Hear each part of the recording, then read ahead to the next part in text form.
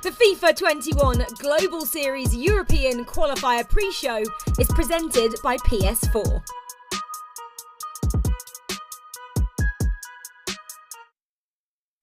In the FIFA 21 Global Series, no competitor has been able to break away from the pack and establish themselves as the front runner. Ronaldo heel to heel, from zero to hero. He's done it on his own. He's a free agent. The journey to the playoffs is still wide open and everything is up for grabs. The FIFA 21 European qualifiers have so far seen many stories. They've been all about momentum, high stakes, drama, and of course, lots and lots and lots of goals. What a turnaround. Is it finally Dux Adriman's time to win a major? Little La Croqueta, it's perfect from Adriman. Is it coming home for #Tom? For me, I think I'm being not biased in saying it's Tom's to lose. Or will Team Hullit's sensation, Levy spoil the party and make his mark on the grandest competitive stage? There's more drama to come. Chance Levy to win! The race for the playoffs and a shot at the FIFA E-World Cup continues in Europe Qualifier 3 right now.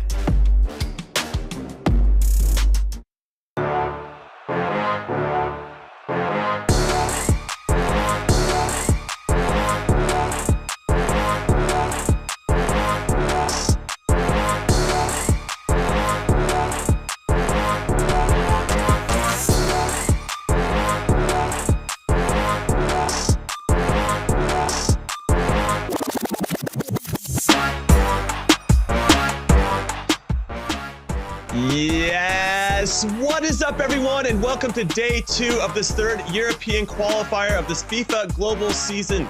It is me, Jimmy Conrad, and alongside Spencer Owen, and eventually the man, myth, and legend known as Mike LaBelle. But Spencer, we are down to 6 players on this PS4 side of things after thousands entered to get here, and I'm excited. I'm ready to have some fun. How are you feeling? Cannot wait, Jim. We're seeing some top quality stuff over these last few tournaments. Obviously, yesterday we saw the Xbox side as well. Did not disappoint. Lots of action. And I think this one's going to be just as good. A few different storylines, of course, but we are starting to see standout performers now on each console. And we're starting to get a little bit of an idea of who might be there or thereabouts come the end of the series. No, I'm excited. There's some big names here. One in particular, Adriman, the Spaniard, who this is his third qualifier. He's been in all 3, the only player in Europe to do so. We're going to break him down in a little bit. I'm excited to see how he's going to play. But before we get anywhere, we got to introduce you guys to some of the rules, the context of how these players are going to play and some of the restrictions that they're under to make this as challenging and as fun as possible. Here are the squad rules, okay? So every squad competing must meet these following requirements. Up to 2 of any combination of icons or team of the year players. So they can have 2 icons or 2 team of the years or 1 of each. And then up to 2 non-icon team of the year 90+ players. Up to 4 non-icon team of the year 87 to 89 rated players. And then all other players must have an overall rating of 86 or below. And I know you guys are taking notes, and I appreciate that. Your goalkeeper also has no restrictions. It does not count towards these limits. And this also applies to your starting 11 and your subs, okay? So all this has to be taken into consideration. So those are the squad rules. How about the points breakdown, Spencer? Lots of important points up for grabs today. Slightly more than we would have seen yesterday on the Xbox. That's because there's a slightly different pool. Actually, you can see 1,162 players try to qualify for this event. And the man that wins it will take home 1,500, which could be a huge step towards the playoffs. I mean, I think that would definitely secure it, in fact. Second place will take 1,200, third place 1,000, fourth place 900. No one today will do any worse than 5th to 6th because these are the top 6. So everyone's going to have at least 800. There's some people that didn't quite make the broadcast. 7th to 8th spot will take 700 points, and 9th to 12th spot will take 600 Global Series points. Now, it's also really important to know how many spots there are available for the Global Series playoffs. Okay, that's the only way in to the FIFA E-World Cup. You've got to have a good playoffs. You've got to get there first, okay? So 19 seats are going to go to those spots that are being made available by various partner leagues. 2 of them are filled already, actually. Lord Hjorth, the E-Superliga champion, and Alex Chardo of the E-Divisi have already booked their space in the playoffs. The top 45, Jim, on PlayStation in Europe will also join them in the playoffs. So you've got to be 45th or above. I'm pretty confident in saying the people we're seeing today are probably going to be there. Yeah, I agree with you. And it's not only points that are at stake, but also some cheddar, as I like to call it, some cash. $15,000 goes to the winner, $12,000 to second, 10,000 for third, 6,000, a little bit of a drop off if you get into the fourth, 6,000, and then guaranteed for fifth and sixth, no matter what happens, $4,000 today. That is a very big deal. Now, Spencer, I do want to talk about just how hard it is for them to get to this part of it. It's called the broadcast. You see it on social media. All the players can we get to broadcast? We just want to get to broadcast.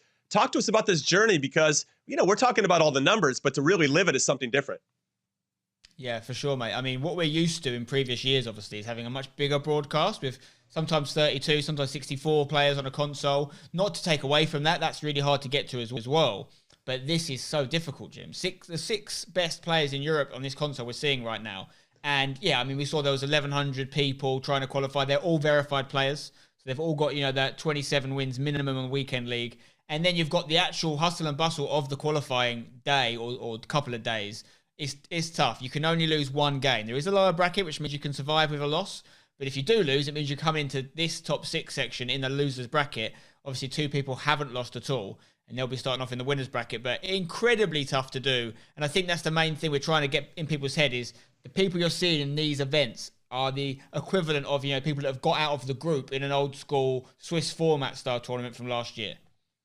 Okay, so you brought up the brackets. Let's take a look at who's playing. And I think I'd say the relief for all the players here is that there are no Germans competing today because we know Germans love winning these types of competitions.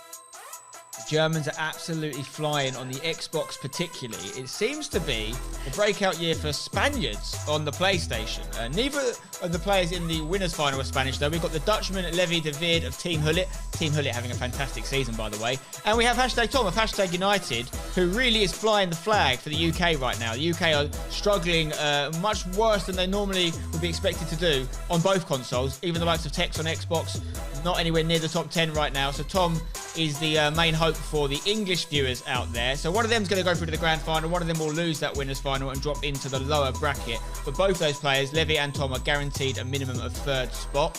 In the losers quarters, we have the Portuguese Diego Peixoto 7 in BDS, and everyone else is Spanish. In fact, two of them are on the same team. Dux Gaming must be delighted with how their season's going. Neat, the youngster, and Adriman, as you mentioned, the only man to be at all three events so far. Both there, along with Andoni PM from Riders as well. So yeah, Spanish players and the region of Spain, very happy. So take a look at the rankings here.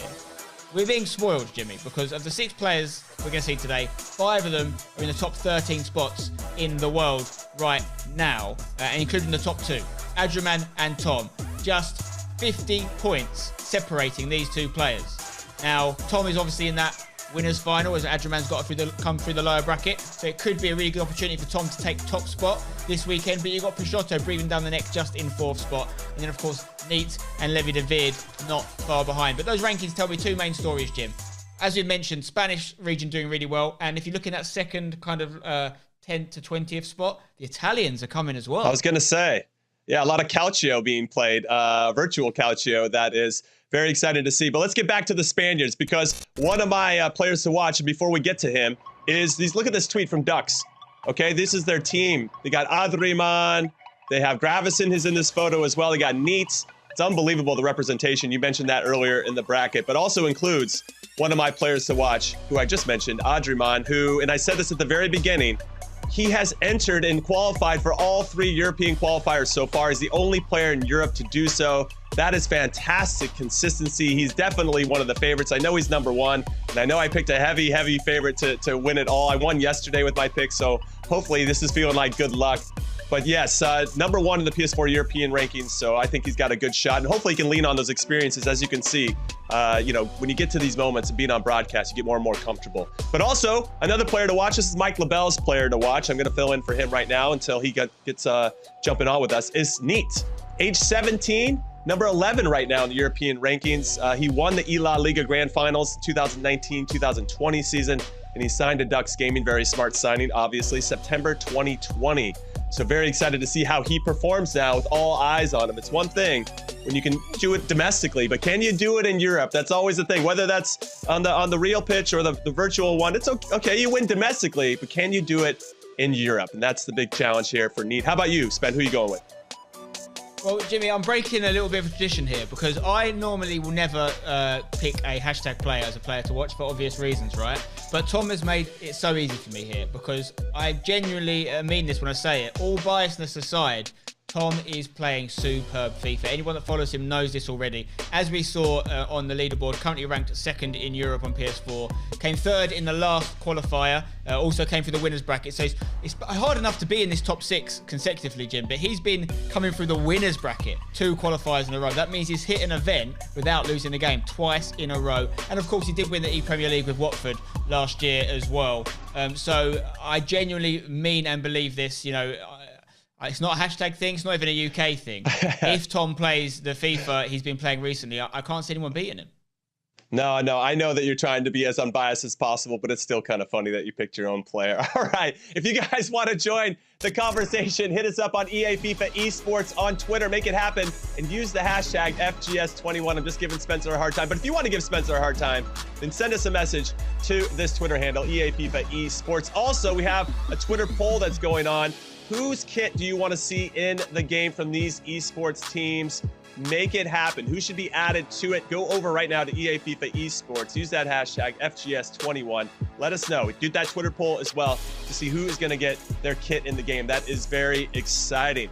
All right, we're going to take a short break, but when we return, it is the first losers quarterfinal of the day.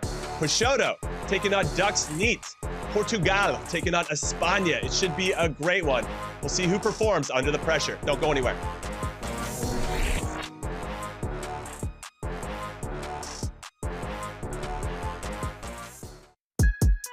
The FIFA 21 Global Series European Qualifier pre-show is presented by PS4.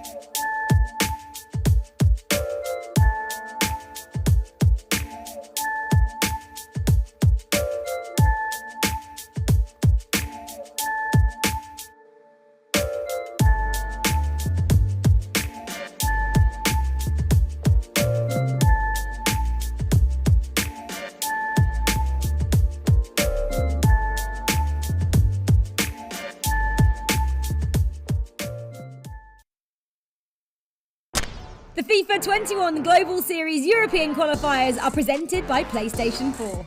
Register and play in FIFA 21 PS4 Tournament Open Series at compete.playstation.com.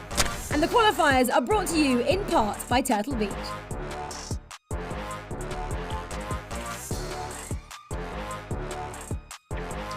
That's right. Rachel Stringer is exactly right. It is very easy to sign up directly from your console to be a part of these events. Just go to the PS4 Tournaments tab. There it is. Click on it. Go sign up. Make it happen. Compete.playstation.com. It is all going down. And remember, you guys can sign up for this. All skill levels. Compete against your friends, rivals for unique rewards. There's cash prizes. There's in-game currency, avatars, dynamic themes. It is all popping off. So if you want more information, go to compete.playstation.com and then sign in with your PSN ID. We want to see you at one of these qualifiers, so go make it happen. All right, everybody, welcome back to day 2, the PS4 side of things for the 3rd European qualifier of this season. I'm Jimmy Conrad alongside Spencer Owen and eventually Mike LaBelle. We can't do this without him. We miss you, Mike. But let's get into this first match, Spencer. Big one coming up between Ducks Neat and Peixoto. But let's take a look at the bracket overall. Who else is here? Yes, so the first game, as you see in that losers quarter section, as you mentioned, Peixoto versus Neat, and then after that we're going to see the two Spaniards go head-to-head, Adriman versus Andoni. The winners of those two games will play each other in the losers semi, and then the winner of that will play the loser of the winners final. to see if they can get a match against the winner of the winners' final, who they'll have to beat 3 times. So we have to start the losers' quarters. Portugal versus Spain, the Iberian derby. But this, of course, is the winners' final. The Levy versus #Tom. It's going to be a great one. Lots of good games to look forward to, Jim. Yeah, lots of great games. And also one competitor in particular I'm really looking forward to, the 17-year-old Dux Neat. This is his first time qualifying for an event of this size. Let's learn a little bit more about him. Te digo el top 3 para mí de Europa. Ahora mismo te diría Oliboli, #Tom y Adriman. Yo creo que ellos 3 están a un nivel increíble este año y son 3 jugadores que me fijo muchísimo en ellos porque parece que lo hacen todo bien. Hola, soy Ander Tobalerrada, tengo 17 años, juego para Dux y se me conoce como Duxnea. Yo he empezado jugando FIFA desde muy pequeño, prácticamente de los 5 años, hasta que vi que tenía un buen nivel, intenté competir, me apunté a los torneos de la liga. Yo empecé a ver a los top de España, siempre veía tanto Gravesen, Ferrea, Andoni y mi sueño siempre ha sido competir igual que ellos, al mismo nivel, y el año pasado conseguí ganar la liga, que fue mi primer torneo que he jugado.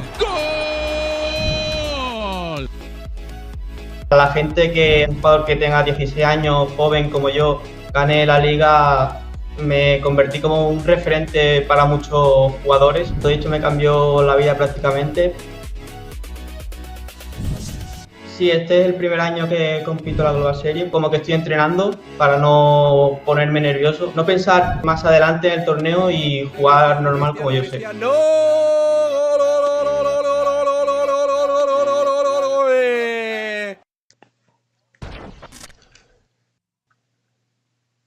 All right, some good information there about Neat. Now, I want to throw this to you, Spencer, before we break down these guys and give up their little player profiles, a tale of the tape on both competitors that we're about to see. Let's talk about Neat. 17 years old, as he mentioned, he won La Liga at 16. But can he handle the pressure that comes from being in your first major event? We saw it with Tex. I'm going to bring him up because he was probably the best young player that we've seen in quite some time that really came out of nowhere and said, I'm here, I'm a force to be reckoned with. Do you think Neat has that in his bag as well? Yeah, well, I think we're seeing a lot more of these sort of 16, 17-year-olds come through than we have in previous years now. And as we mentioned before, I think that's due to the growth of the esports scene now and the amount of years it's been around. But in terms of his nerves, he mentioned there in the piece that he's been training to make sure they don't overcome him. But he's already won the La Liga. That doesn't happen by accident. He's already proven to many of us, if not himself, that he can handle the heat. He doesn't need to get out of the kitchen. So I think he needs to worry less about inexperience or nerves and just more about his opponent. Peixoto is doing very well this year, sitting in 4th. And he actually mentioned the 3 people that he felt the best, which were the current top 3, Adriman, Tom and Oliboli. But Peixoto's the next one down in 4th. So Neat needs to be careful. This 22-year-old, obviously Portuguese, as I mentioned, he's 4th. Already finished top 3 in a qualifier earlier in the year. That's how he got some of those points. But equally, was doing okay last year in his regionalised league, which was the E-League A in France, and he got top 8 in that one. So it's going to be a good game. No, it should be a great game. And actually, Peixoto came out and had a tweet. And this is actually, we're getting a nice look at how he got here at this point. Unfortunately, he lost in PKs to Levy. So it wasn't the fine margins, as we talk about a lot, right? The real difference between success and failure at the highest levels. But you can see he beat a lot of good players along the way, including Neat. So this is another opportunity for Neat to get some redemption. That was 5-4 in favor of Peixoto. But Peixoto's got a little bit more experience, I'd say. So I wonder if it's going to be the I'd say arrogance of a younger player, but just the confidence that comes with I can beat anybody that a younger player seems to have versus an experienced veteran like Peixoto. But let's take a look at this tweet that was put out there by one of these competitors to see what they're thinking before, or actually, I don't know if we have the tweet, unfortunately. Let's throw it over now. Oh, Peixoto one. Excuse me about that. So Spencer, let's get your predictions before we throw it over to Richard and Brandon. Who do you like in this one? Considering they played each other just a few games ago in this process, it was tight. It was 5-4. So it's going to come down to potentially what's happened in between. How have they improved and practiced and changed their game and adapted to the changes in the game? But the form book says, not just in the time when they played each other, but also in the amount of points they've amassed on the Global Series, that Peixoto could edge it. And I think there's going to be loads of time to talk about Spanish players in the rest of today's stream. So I'm going to go to the Portuguese and I'm going to go Peixoto. All right. I respect the pick. Let's throw it over now to Brandon Smith and Richard Buckley. You have the call of this first losers quarterfinal of day 2 of this competition. Take it away, fellas. Thank you very much, gentlemen. And yes, welcome back to day 2 here in European Qualifier number 3. My name is Brandon Smith. Joining me through the action today, of course, alongside Ryan Pessoa a little bit later on, is that man, Richard Buckley. The Blazers out. I mean, it's not a championship Sunday, but it's another day where we've got another stacked bracket, Richard. On the PlayStation, over 1,000 competitors signed up to get into this tournament. We're looking at the top 6, and we're looking at a new name into the FIFA scene in Neat. This is his first ever EA major we've seen him involved in. But for Peixoto, it's 2 qualifiers out of 3 for him, and it's a consistency level that he's also showing this year in the Global Series. Absolutely. For Diego Peixoto, you've got to say that the first qualifier, he underperformed. He didn't score a goal. Granted, he played against Houston and Oli Bolly, but by his standards, you would expect him to have had a better run in that tournament, and going without scoring would have been disappointing. You get to see the team on the screen right now from Diogo, Neymar, Hullet, Kulusevski, Ronaldo, Bruno Fernandes in form, Rashford, and the back 4 of Dalot, James, Walker, and Cancelo, with Nick Pope's red in form in goal. On the other side of that, we get to look at Neat's squad. Team of the year CR7 in there again, with Bruno Fernandes, Ruud Gullit, Maximin, Neymar, and Rashford. A back 4 of James, Walker, Varane, and Mendy, with Van der Sar in goal. You said it's not Championship Sunday, but technically it is, right? Because we're going to see a champion, and it's a Sunday. True. I'll take it back. But moving on about this game, as you said, Peixoto, 2 out of 3 qualifiers he has been involved in. Sits in a very comfortable position in these Global Series rankings. No doubt already has playoffs in the bag. The highest ranked Portuguese player. On the flip side, I mean, for a split second, I just want to highlight Team Ducks, Rich. It seems like there's a great atmosphere there in that camp. I mean, players, I believe, are living with each other. They're training together. They're playing qualifiers together.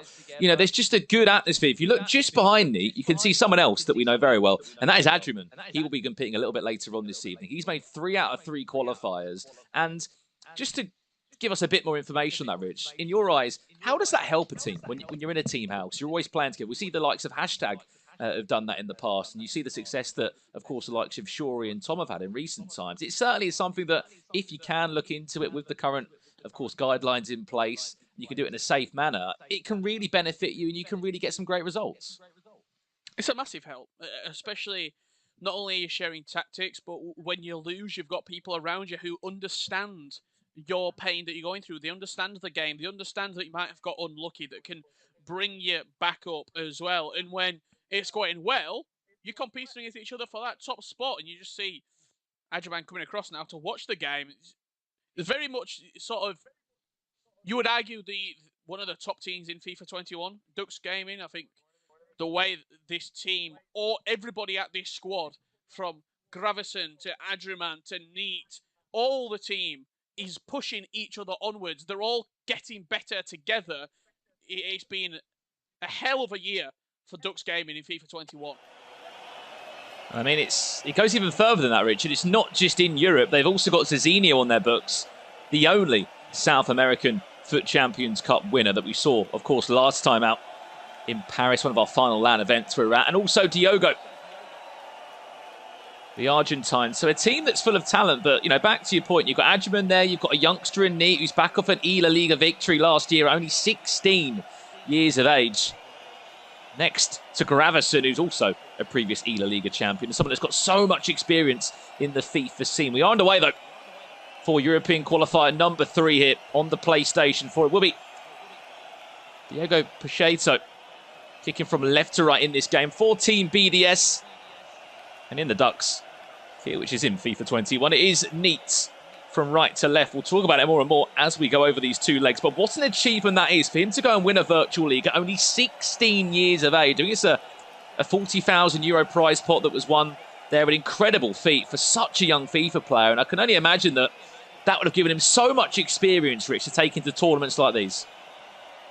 Yeah, absolutely. The number one thing in FIFA is mindset. Is that winning mentality, and he's picked it up at 16. Another couple of players who won trophies at 16, Dylan, Mike and Tex, and they've not had a bad FIFA career in front of him after winning that first trophy either. A little bit more on Duxney. We're obviously joined by Ryan Pessoa on the broadcast, and he's very, very excited to watch Neat. He's been talking about him in sort of the build-up to him playing right now, saying he's something special. He is Dux Neat, and we're fully seeing it on show right here. Could be going 1-0 up. Great tackle from James. Yeah, brilliant tackle there, and a brilliant piece of build-up play from the Spaniard. Ball into the box. It's punched back into the danger area by Nick Pope. Back in again, off the line by João Cancelo, and Shato being very, very risky at the back there, but if he can back himself, then that doesn't really matter. What do we know about this man? He's been involved in the FIFA scene for quite some time now. Yes, he's played in the La Liga. A top 8 finish for him last year there. But he did qualify for qualifier number 1. It was a top 3 finish. Went down to the loser bracket where he had to play against Oli Bolli. As we know there, Oli Bolli went and won the whole tournament. So it's not the worst opponent to lose to. And also, as we'll say again and again, there were 602 competitors on the Xbox yesterday. It's near enough double that on the PlayStation. So many more players all vying and doing what they can to get a top spot, a top 6 spot in a broadcast. Because at the end of the day, there's only so many spots for those playoffs. 47 spots are up for grabs from the rankings, and it's 19 seats available from Global Series virtual leagues, such as the La Liga, the Eredivisie. And the tough thing about those is, Rich, 2 spots have already gone. The Superliga and Eredivisie taken 2 of those. Here's Ronaldo. It's another great block by Reece James. But Neat looking to knock on the door and try and find a way through. You're speaking about how many people are playing in these PlayStation qualifiers.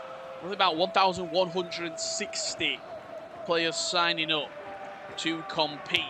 When you consider this is the top 6, is that about the top 0.5% of players? It's the elite of the elite participating right now. These two did match up earlier in the tournament. Diego Peixoto beat Neat in a tightly contested affair. Is it going to be a repeat for Diego? Oh, lovely drop of the shoulder. Shot comes in. Edwin van der Sar will parry that one away. Really nice build-up. Back to the Swede, that future star item that just keeps on popping up in teams.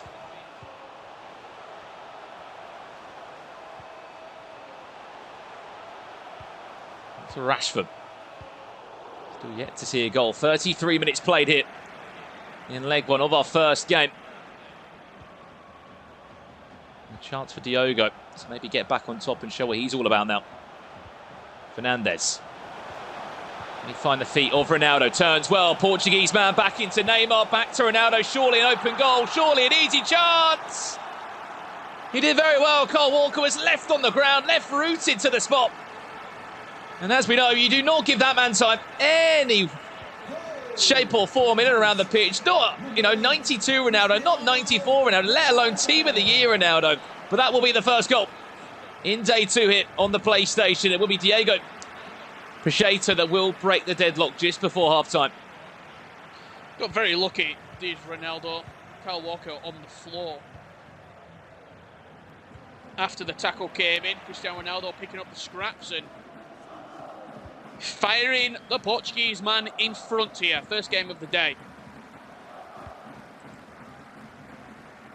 You did say it perfectly. These two did play in the round of 16, Rich. It was a 6-5 win for Peixoto. That meant that Nick had to go down to the loser bracket, and what a run he went on in the loser bracket.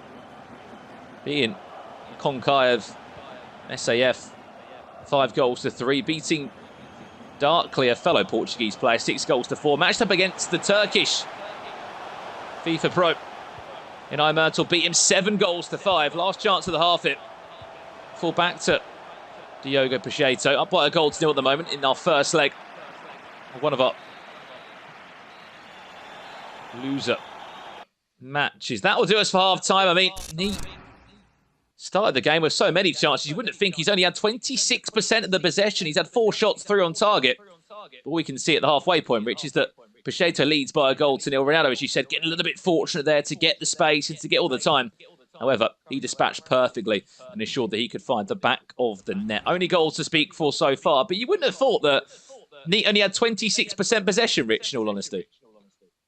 Well, it's the way that he attacks. He's very quick when he goes forward. He's not looking to sort of play 6-7 passes and build up. He wants to go fast. He wants to go quick and direct. And you saw that with a couple of the early chances that he was creating, getting back in the way in the second half here. Whereas Diego, in that 4-2-3-1, quite a conventional formation, it does allow you to keep possession. It does allow you to tick over with the ball. And that's why you're seeing such heavy possession in his favour at half-time. Back underway we'll go. As you may have already realised, we play our FIFA over 2 legs here with an aggregate scoreline being the difference to decide who stays in the tournament and continues their run in the loser bracket. Who will crash out? Here's Ronaldo. Lovely reverse elastico by Neat. Can't find a way around the defender in the end. You look at that back line of Peixoto. Hullit's there involved. There's icons here, there and everywhere. Bruno Fernandes continues to deliver, not on just on the real pitch, but on the virtual one too. He's been so influential for a handful of pros teams. That's a very long ball over the top into the future star.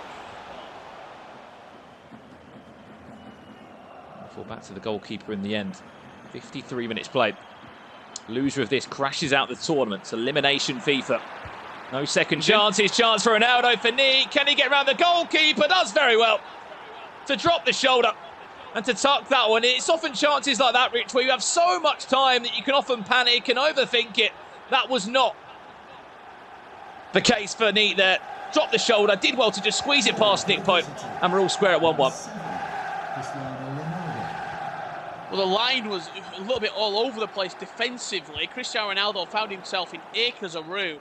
Wasn't even a skill move, wasn't an input on the right stick, just a simple left stick dribble, opening up the left-hand side of his body and trusting Ronaldo at the back post. That's Neymar. Good save from Nick Pope. I hate to say that if that was Ronaldo there, we know that he's got his very own leap. That could have been 2 goals to 1 on. What a response it would have been. The 17-year-old of Spain, La Liga winner, only 16 years of age. What a storyline. It was enough to get picked up by Ducks game, and what a roster they have and what a year they've been having. Chance for Neymar now. For Diogo. Pacheco, Ronaldo drops the shoulder. Lovely touch, and even better finish.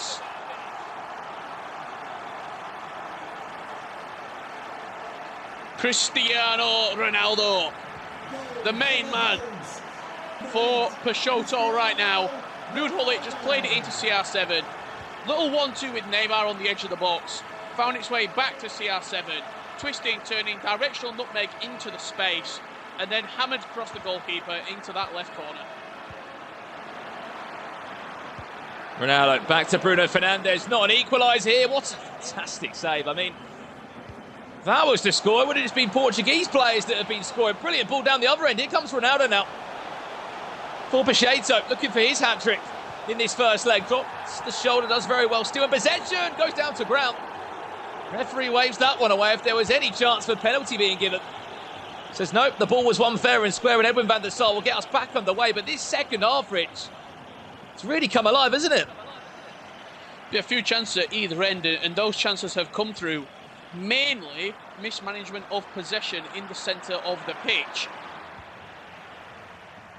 See Ronaldo there just trying to take on that defence on his own a little bit, but both players, especially in the middle of the park, they've gave the ball away, they've been pickpocketed of possession, and that's where the opportunities have come for both players. Been so direct, haven't they, when they've won the ball with either Gullit or Bruno Fernandes. They're pretty much mimicking the exact same central midfield partnership for both teams here. Rashford. Ronaldo will hassle. It will be Edwin van der Sar that just about gets that ball.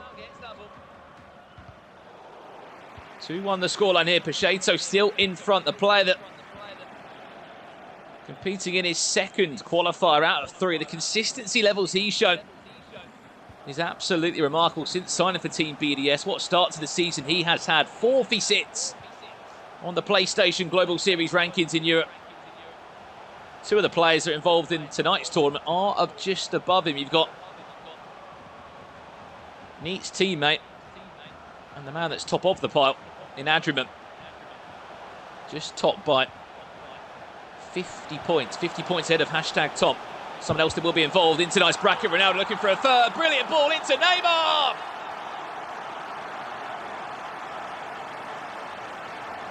And that right there is why the 4-2-3-1 is still such a viable formation. It was the possession play between Hullet and Bruno Fernandes. Looked like it wasn't really going anywhere. Cristiano Ronaldo came out of the box with the La Criqueta cancel and then came back into the box with Neymar. Beautiful play between the two of them. Simple pass across the box and Neymar slots it in. Great play. A masterclass in the 4-2-3-1. We were speaking about yesterday on the Xbox matches that those moments, Rich, where you can just square the ball across goal. You saw it from from Ronaldo into Neymar. Just makes it a 99.9% chance that ball going into the back of the net. You literally just create a goal just from that one more pass. If you can do it well with a skill move that opens up the space and you just slot it into an R9, a Neymar, and then Mbappe. It could be anyone in those sort of areas.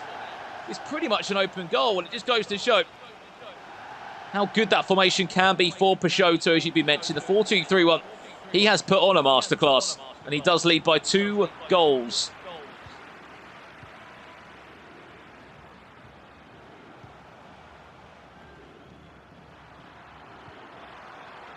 Two minutes. One more chance. In this one. Neymar. Brilliant ball into Neat! It's just going to be offside. That chance, that goes in. Opens up the second leg. It makes it a completely different story. Peixoto will be thanking the linesman there. Just offside was Ronaldo. Rich, that goes in. It's only a 1-goal deficit for Neat to come into the second leg with. Yeah, absolutely. A big, big opportunity right there. Ronaldo just offside. And the ball given away there. You've got to think that will do us for the first leg. Diego walking away with a 3-1 lead. Yeah, 3-1 lead and a masterclass, as you said, in his own formation, the 4-2-3-1. That will do us for the first leg between these two. 3-1. Peixoto will lead in it. And I mean, how much does it play on the mind of Neat, Rich, is that these two did play before in the tournament. Peixoto's been on a broadcast before. He's experienced EA major tournaments. Of course, I'm not saying that Neat hasn't. He's been an La Liga champion. Let's not forget that. But the fact he's already beaten him. I know it was a tight game. It was 6-5 over 2 legs. That game would have happened sort of 2 weekends ago. But it plays in his mind that he's already pickpocketed the Spaniard. He knows how to beat him. But on the flip side for Neat, it's surely got to be that extra 10-50% to go and want to win that game. You saw it at half-time. Only 26% possession. Peixoto just starved Neat of having the ball, in all honesty, let alone a chance. Yeah, he'll certainly have that in the back of his mind, but it's brand new sort of day. It's a brand new game. Every game of FIFA is different. We can have a look at some of the best moments from the first leg of action right here. Diego leading 3-1 at, you could say, half-time in this series. But the fact that they've matched up previously, you'll be able to take things from that game. You'll be able to learn from it. But in regards to this game right now, I don't see it affecting it too much. Yeah, well, let's have a little look at the highlights here, Rich, because as you said, it was Peixoto that got us going. Very fortunate there that Kyle Walker just took a tumble in the box and Ronaldo could get the pocket of space to run away. And by that point, I mean, the first 45 was all Peixoto. We had all the ball, 76% possession. Then Neat did reply. This was a really nice goal. Yeah, it was. And you see the reaction from Neat and also his teammates there. Neymar on the edge of the box. And you see how he comes out and then back in. And it's all about speeding it up and then slowing it down to play in and around the box. It looks like it's going nowhere, this chance with Ronaldo. And then quickly, within 2 passes, he's inside the box. Simple square ball. And Neymar makes it 3-1, and you can see A little fist bump right there because he was happy with that goal right there. The way that he controlled the possession in the first half of the first leg as well, 74%, sort of gives you the impression that with a 2-goal lead, Neat's going to have to get at him. He's going to have to really press from the offset. He's going to have to try and just claw the ball back from Pochettino, because I'm not too sure if he's really going to get the opportunities to create a lot of chances if he can't get the ball. I mean, yeah, most definitely. As I said, he only 26% possession at half-time in leg 1. Remember, you lose this, you are out of the tournament. It's as simple as that. I just want to quickly call back on Neat as well, because he was involved in last month's qualifier number 2, where we saw he's as the free agent from Italy come out of nowhere and go and beat bundled Unser in what was a fantastic grand final between the two players. It was a mental game. But he was involved. He made a top 16 run, did the Spaniard. A fantastic run in the tournament it was. Went to the loser bracket, beat Myrtle, and actually had to play against his teammate in Adriman. I mean, talk about bad luck. That was in the loser round 2. He lost 4-3 to Adriman. As we know, Adriman made it into another broadcast. You just can see him in the background of Neat's camera. He will be up in action a little bit later on this evening. I can assure you, whatever happens in this game between Neat and Pochettino, Neat will be there supporting him and returning the favour.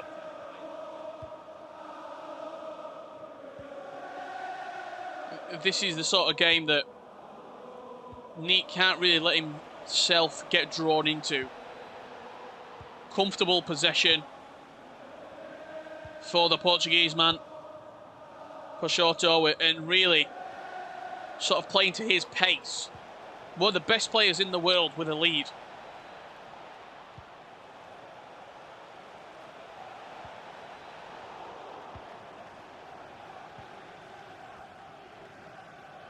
It's all about how Neat can start this game and counter the way that she said Pochettino was held on to the ball. This could be a chance. There's an option in the box. Ronaldo's there. Ball in. Did he need that one on the floor? I thought he could have been sort of in the air.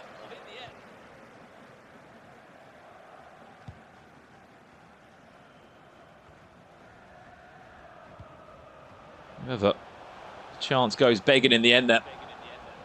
Better though from Neat. Looking to find his groove, find his rhythm. 2019/20 La Liga champion. You move on a year, you look how big the La Liga is now. It is the biggest virtual league in terms of pricing. 300,000 euros up for grabs, spread across all their tournaments and fan cups and everything they're doing. Leading the way. Incredible, isn't it? And why that's relevant, I hear you ask, is because there's Global Series spots on the line. The seats there, Rich. It's changed this year. There's no points. It's a direct seat. You win that. I mean, you can still compete in these qualifiers for the money and of course, to get that backup in the playoffs. Chance to come forward now for Pochettino. Can he find the one more ball? Tried to delay. Unfortunately, runs the ball out of possession. But how virtual leagues have changed this year, it can really just change up a lot of players' mindsets in terms of what they prioritise in the Global Series. Yeah, back to the old sort of way where the leagues gave you the spot into the playoffs, and then at the playoffs you had to perform very, very well. I think it was FIFA 19 where it was the points, the top 16 after the playoffs still got the spot. So people might have won at an event, Joxan, back in sort of November, and already known that he had enough points to take him through to the grand finals. That's not the case this year. You have to be consistent throughout the year, or decent throughout the year, and then peak at the playoffs. Yeah, if you're wondering what those playoffs are that we keep on alluding to, those are the tournament that will take place in the summertime, which takes us into the FIFA E World Cup. Here comes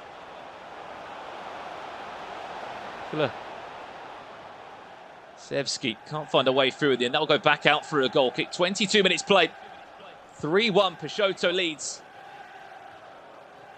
Winner of this will play either Adriman or Andoni. If Neat was to win and turn it around, there's a good chance he'll be playing against his teammate, who's only about half a metre away from it at this moment in time. Lovely ball around the corner. Ronaldo composed. Lovely from Pochettino. Lovely turn. The Hilton made it a guaranteed finish.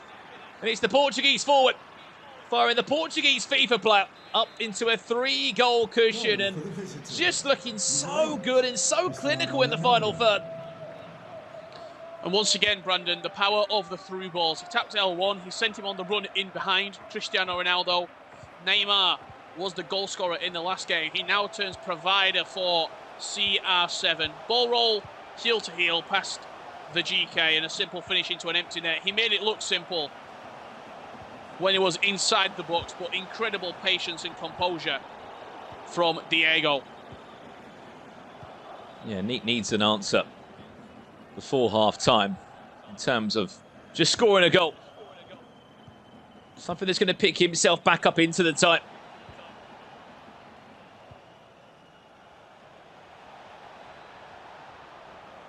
Look forward to seeing these possession stats at half-time. How much has Peixoto been in control? That's the big question. You can see by the scoreline, he's got a 3-goal cushion behind him, maybe a 4-goal cushion. Ronaldo with a lovely arcing run. It's nearly a stitch-up. Back to Evan van der Sar, who just about get the ball and keep it together. Neymar. Can he find the feet of Ronaldo? It was a good idea. Tried to force the through ball. We know how effective they can be this year. Now on the flip side, left back out of position. Ferland Mendy nowhere to be seen. Lots of space for Peixoto to maybe exploit Rashford. Back to it. Works it well round. Back to Bruno Fernandes. Neymar. Can he find Ronaldo in support? We'll try to squeeze that one through, but Varane is there and is able to stand strong for Neat. Neat has to have an unbelievable turnaround in this second half if he wants to try and get back into this game. For the simple fact, he's just not creating enough in the final third. It looks a little bit rushed. The only word, pardon the pun, but it's anything but neat in the final third. It's a little bit scrappy, in all honesty. I hate to say it, Rich, it's nearly 45 minutes in leg 2 and he's yet to score a goal, let alone really created a proper chance. Because this man has been piling on all the pressure, looking for another goal. It's Peixoto. Rashford back to Ruud Gullit, does very well. That's the great thing that he's had in the balance. The opportunity to go forward, the opportunity to score goals, but also the ability just to hold the ball and work it well. That will do us for half-time in this game. Peixoto with a very comfortable 3-goal score. Look, again, in control of possession, in control of the game. And it's these moments here, we're not looking at the POV of Neat. Is it the time where we see a big change? Maybe a 3-5-2, a different type of formation, which is going to create an overload, create more opportunities to go forward, to squeeze more bodies into that final third. Because at the moment, Rich, I mean, let alone scoring a goal, I said it in the first leg, sounds like deja vu. He can't really keep possession at this rate because he's had so little of it. He's 36% in that game. And I try and think back, not really a proper chance created either. Can't score if you don't have the ball. It's as simple as that. He needs to press high up the pitch. I imagine this is what the pause is right now. We got the opportunity to look at Diego's POV, and that was ready to go. He was set for the second half. However, on the side of Neat, changes have to be made if he wants to try and turn this game around. Trailing 4-1, only 35% of the ball at half-time as well. He's not had the opportunities. I said it in the game. It's looked a little bit scrappy in the final third as well. Not trying to manufacture the perfect opportunities, but trying to get any chance on goal is proving difficult for Neat right now. He's got 45 minutes to save his tournament status. Otherwise, it will be back to the drawing board. And all eyes will be not only on the La Liga, but on qualifier number 4, Ronaldo. Just offside. If he was, that was dipping. I know it was going to go over the bar. That would have been the perfect way to start the second half. Here comes Neat now. Needs 3 goals if there's any chance of extra time or to keep this game in the balance. Well, into Ronaldo. Still back to Ronaldo. This could be a bit of a gift of a goal if he can turn his man well. Brilliant reverse elastico and just didn't have the bounce in his favour. It fell back to Nick Pope in the end. But a more positive start in this second half from Neat there. Brilliant use of the skill move. Just couldn't find the space that he was looking for. And he was looking to create from the chance. A kick. Sorry to cut you off there, Brandon. That is an unbelievable kick from Diego, I have to say, as well. He's pinged that with his goalkeeper, Nick Pope, about 80 yards on the diagonal, and that's one of the reasons 4-2-3-1 is really good as well. The left cam and the right cam, from those goal kicks, you can angle them in such a way where you almost get a one-on-one chance. Well, that could be a mistake from the goal kick. Chance Rashford goes for the cutback, finds Neymar. Can't find the back of the net, let alone a shot. And chance for Ronaldo to drive forward to put the game to bed. To send Peixoto into the next round, drops the shoulder, one more into Kuleveski. And there's a reason why this man is involved in every single team, so it seems, for pros at the moment. The future star Swede, Piemonte Calcio, will make it 2-0. And in all honesty, Rich, will send Peixoto, you'd have to say, into that losers final. Had to play the high line, did neat. One through ball, Ronaldo in behind. Dead stop, Elastico. And just as he thought maybe he was going to shoot with Ronaldo, a beautiful little back heel just to tee up his Juventus teammate in Kulusevski. Slotting it past the goalkeeper. And you could say, maybe regarded as the old guard in FIFA, showing the youth how it's done.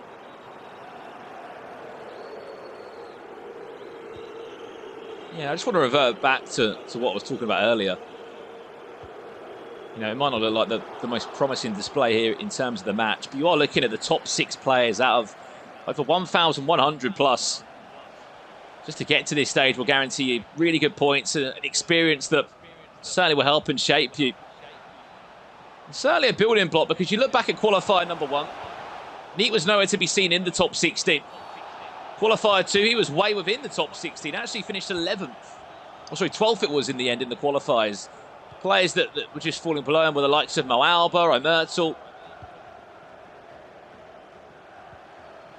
Just to name a few.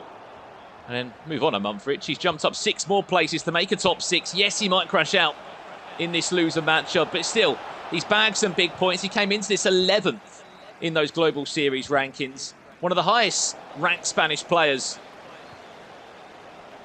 And certainly should be very much proud of the performance and the start to the year that he has put in. As you said, the current La Liga champion.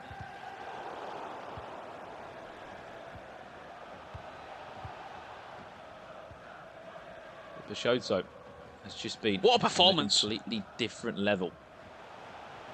Yeah, I mean, he just looked in control from minute 1 of the first leg to, what are we in, minute 74 right now of the second leg, and I'm sure this is going to continue until the 90th minute. He's looked in control. He's been in the driver's seat. The game's gone in any direction. He's felt comfortable with it.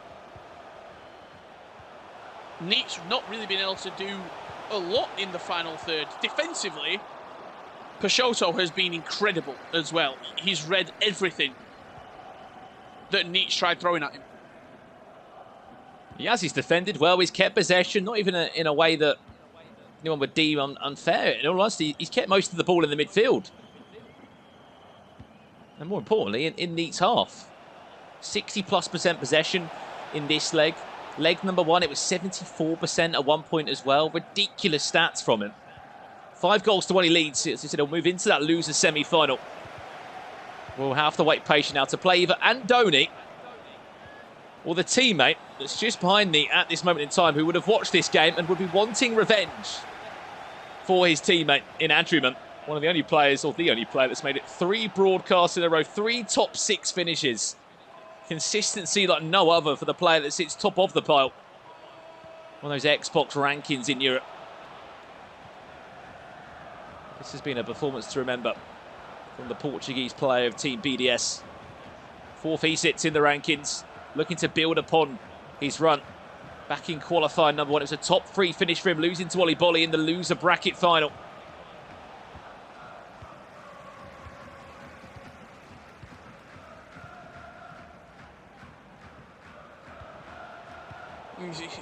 He's played Neat twice and he's got 2 out of 2 wins as well, Brandon. Played him in the winners bracket, beat him by a goal. It's been a much more convincing performance that will see him into the losers bracket semi-final. He might be on a Ducks Gaming sort of rampage if Adriman gets past Andoni. He might be taking down all the players from Ducks Gaming. What a performance. Well, there was one loss that Neat did suffer to go into the loser bracket in qualifier number 3, and it was against this very player. Wind on 4 rounds of FIFA. They rematched on the broadcast in the losers quarterfinals. And it will be that man with a smile on his face, Diogo Pacheco, that will book a spot into that top 4 now. He will move into the losers semi-final. As you said, we'll either play Andoni or Adriman. And you have to say, Adriman sat back and he's watched all of that game. I'm sure he would have soaked up all the knowledge and the play style of the Portuguese player of Team BDS. But for him to get into that game and to make that rematch happen or to get the revenge for his teammate, he has to take down Andoni of McDonald's Riders. Again, that will be our next game coming up this evening. But first game of the day, Rich, and you have to say, Diogo Pacheco looking like an even better FIFA player than we saw in December. I mean, he scored. That's the full stop. He scored a goal. He didn't score back in December. He lost 3-0, 3-0. He scored 5 in the first game. And as crazy as this sounds, you might be like, Richard, are you waffling again? But hear me out. He played very conventional FIFA. There was no 5-back. There was no narrow. He played a 4-2-3-1. He held possession. He took his chance in the final third. He was very good with the through balls down the wings and into the channels. But it was just a super conventional 4-2-3-1, sort of back to basics, you could say, and it worked perfectly for him. Yeah, I mean, as you said, didn't score back in December. 2 months on, he's not only scored, he's flying forward in games. 5 goals to 1.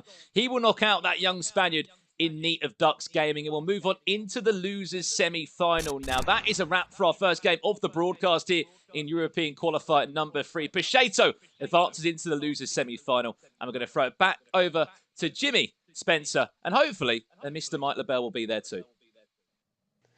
Thank you, Brandon and Richard. Unfortunately, Mike LaBelle isn't with us, but it's just me and Spencer. We saw a terrific performance by a grizzled veteran. As the boys just discussed, he didn't do so well in December, but coming back with some goals, doing it traditionally. Spencer, what do you think of his performance today? Very solid, very convincing. I'm delighted that I picked him as my pick. Also, Mike messaged me and said he would have picked Neat, so I'm technically 1-0 up. So even though Mike's not here, but yeah. No, I mean, it's good for the Portuguese, obviously, region. The Swiss esports team, BDS, will be happy with his win. And as the guys mentioned, he might be setting up a rematch, sort of rematch, if you like, against the Ducks esports team. But this time, Adriman, obviously, Andoni of Riders standing in his way, an all-Spanish affair. We know that we're going to have a Portuguese versus Spanish game in the losers semi, though. Pacheco stays alive. Very convincing, I thought. Yeah, he looked great. And actually, let's take a look at the highlights now to see how he took down Ducks Neat, the 17-year-old from Spain, who seemed to be maybe a little overwhelmed, outclassed today. Obviously, you can see some of his talent, but it wasn't on full display today. He'll get another opportunity, though. That's how much skill he does have. But here, Pacheco gets that all-important first goal for me. Stays with it. Unlucky there from Neat not to get a little bit more. His defender was in the right spot, just couldn't make the play. But Neat comes back here, Spen, and creates an opportunity. We think, okay, all right, I see it. It's 1-1, all to play for, but then it was all Pacheco from that point forward. Yeah, I mean, Neat showed some signs, and I think he's a very young lad, as we talked about. He's going to chalk this one off to experience. I'm sure he'll be back. Pacheco taking the extra pass there, doing the right thing, not snatching at his chance. Neat's goal that we saw previously there, really a result of Pacheco stepping up with his centre-back as well. But into the second leg here, and it was very convincing there. I mean, lovely bit of skill, extra touch. Maybe he wouldn't need to take it. Some people might have shot earlier, but he was composed in the box. 4-1 up at this point, again, taking his time. Nice little pass there. Not many people would have seen that. I was looking more at the extra man in the box, but he went with that kind of little layoff to the advancing run on the overlap. So really decent stuff. You know, 5-1 against Neat, and we know Neat's a really good player. As we've mentioned before, La Liga champion. So he goes on Pacheco, and he'll be looking to go further. So one of the things I noticed, maybe for the first time when I'm doing these, and I was trying to sit in the seat of Ducks Neat or Pacheco, how hard would it be to have somebody right on your shoulder coaching you and maybe even kind of telling you what to do? It's one thing if they sit behind you and you can't really see them in your peripheral, but if they're right next to you, I feel like that just adds additional pressure. When you play FIFA, how do you like to play, Spen? Well, no one's ever offered to coach me. But when I've obviously coached some of the esports boys a hashtag before, And when I am doing that, I'm very aware of the peripheral vision, and I try not to be in their kind of eye line. But equally, I'm quite old now, so I have to be quite close to the monitor else I can't see it. So I try and find the sweet spot, sort of behind the player. Because, yeah, I mean, to be fair, none of the guys have ever complained about it. But for me personally, if I was playing, I'd want it just focus. You know how they put like blinkers on horses? I almost need them on me when I'm playing FIFA because anything can distract me. No, I respect that. I feel the same. It would throw me off just a little bit. Well, we're going to ask everybody on Twitter to do the same. If you're in the chat, go over and tell us at EA FIFA Esports. Would that distract you guys? If you were playing, in this big moment with the broadcast, having somebody right on your shoulder, I'm curious what you guys think. And use the hashtag FGS21. And while you're there, actually, make sure you go to the Twitter poll and vote to see which esports kit you want to see in the game next. Here are some of your options. Some pretty cool logos there. So make sure you guys go over and do that. EA FIFA Esports is the Twitter handle. Use the hashtag FGS21. All right, we're going to take our next break. But when we come back, it's the other losers quarterfinal, an all Spanish affair. Andoni taking on Adriman. This is going to be a great one. Don't go anywhere.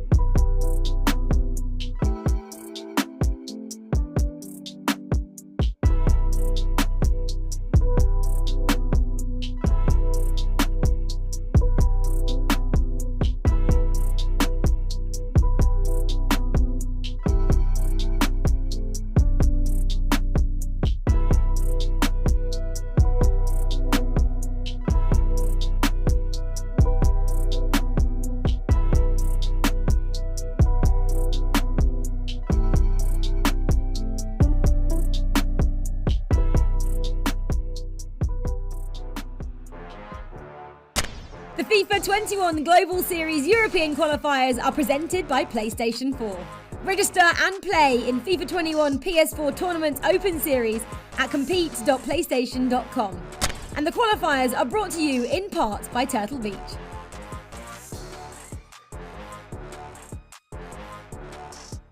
Okay, everybody, here is the deal. Make sure you follow at Turtle Beach on Twitter and tweet using the hashtag AudioGoals for your chance to win a Stealth 600 Gen 2 headsets.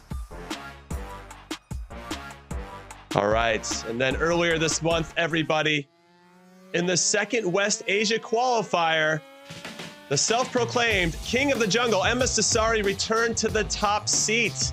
He's the big man once again after securing his first FIFA Global Series title of the season. The former world champ had not won a major since last August. So this is a big deal to see him back. Look at that. That is the celebration we have been missing, and that big smiling face, one of the best smiles in all of FIFA esports. It's great to see him back at it. We'll see if that maybe lights a fire under Tex to pick up his game a little bit. We miss you, Tex. All right, the next upcoming broadcast in West Asia, April 10th and 11th, Regional Qualifier 3. For more information, for anything about this stuff, go to futchampions.com. All right, everybody, welcome back to day 2, the PS4 side of things for this third European qualifier of the season. I'm Jimmy Conrad alongside Spencer Owen and eventually one of our BFFs, Mike LaBelle. Now, Spencer, let's get into this. We saw the first losers quarterfinal. Catch us up on what's happening and what the bracket looks like at this very moment.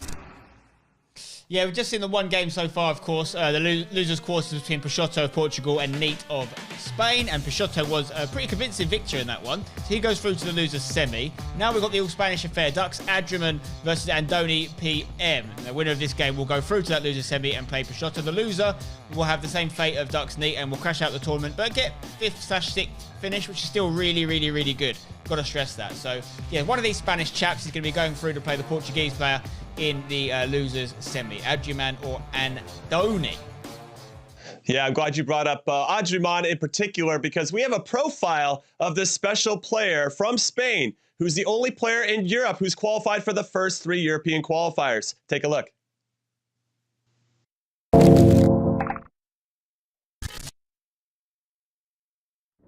Para mí mantenerte a un nivel top en FIFA durante varias temporadas es muy complicado. Es un eSport de 1 contra 1, con lo cual dependes de ti mismo. No es como un eSport de equipo en el que quizás una temporada mala tuya, tus rivales, o sea, tus compañeros pueden equilibrarlo. Aquí el juego cambia cada año, te tienes que amoldar, y aunque trabajamos con unos entrenadores muy buenos, y al final en 1 para 1 tienes que estar fino. Hola, buenas a todos, soy Adrián, tengo 19 años, juego para Dux y me conocen como Dux Adrián. Yo llevo viendo FIFA eSports competitivamente muchos años. Tras mi fichaje por Dux, tuve muchísima motivación desde el principio. Me propuse ser el mejor jugador posible y luchar por todo. Banda derecha, ojo que está Rashford, mano a mano, Rashford. Las derrotas son muy difíciles de manejar, yo creo que es lo más complicado de manejar en FIFA. Pasan bastantes días hasta que doy un paso adelante, es decir, me cuesta olvidar una derrota dura. A mí las restricciones me parece que están bien aplicadas. En otros FIFAs atrás, cuando no existían restricciones, se notaba demasiado la diferencia de la gente que se podía permitir meter mucha cantidad de dinero en el juego por la gente que no podía hacerlo. Ronaldo Nazario, caracolea, busca el espacio, Rashford. Pues yo realmente para el portero me baso en que yo tenga confianza en él, porque creo que un portero en FIFA es más importante de lo que parece. Luego en la línea defensiva yo priorizo los centrales. Tengo a Walker y a Varane. Tengo 4 jugadores en la línea del medio. Para mí lo más importante son los 2 mediocentros. Yo, por ejemplo, tengo a Gullit y a Bruno Fernández. Las bandas y los laterales para mí son menos importantes porque el juego se suele llevar más por el medio en FIFA. Si te puedes permitir tener un Cristiano Ronaldo Totti, un Mbappé Totti, un Ronaldo Nazario, tienes que tenerlo, porque realmente sin goles es imposible llevarte eliminatorias al más alto nivel. Ronaldo que gana línea de fondo por el pase atrás. Gol.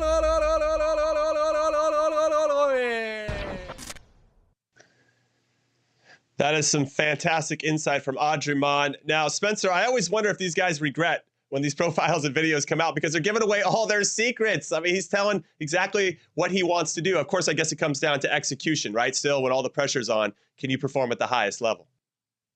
Yeah, and there's still a lot of subjectivity with FIFA as well. You know, we've seen Dull Mike obviously dominate with the back 5.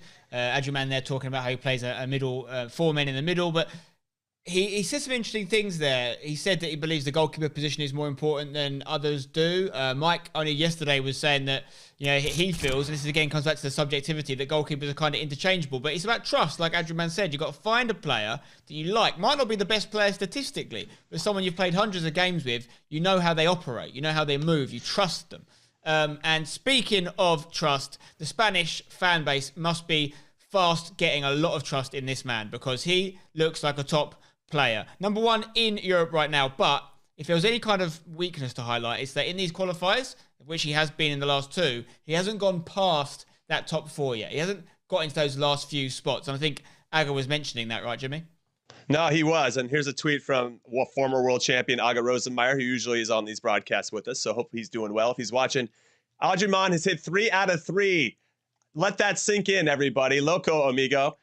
And that is pretty crazy, Aga. So yeah, it's a great tweet. That's good recognition and respect. But to your point, can he actually get to the top of the mountain? Because right now he seems to be bottling it a little bit. I don't know which team that would maybe liken him to. I guess Tottenham Hotspur would be with a team that comes to mind per se. But you know, you don't want to be living in the top 6 now, Jim. He's in the top 6. That's fair. That's fair. And his consistency has been fantastic. So I didn't mean to disrespect Adriman in any sense there comparing him to Spurs. But let's take a look at his opponent now, Andoni, who he's going up against, a name that's been on the lips of people throughout the FIFA scene for many years. He's been right there hanging out and one of the toughest competitors from Spain, Spen. He has, Jim, no doubt about it. One of the best players from Spain from the last few years. If I was being critical, the only thing I could say is you look at these accolades. You know, top 32, FIFA 19. Top 16, FIFA 18. You know, winner of La Liga, more recently, sure.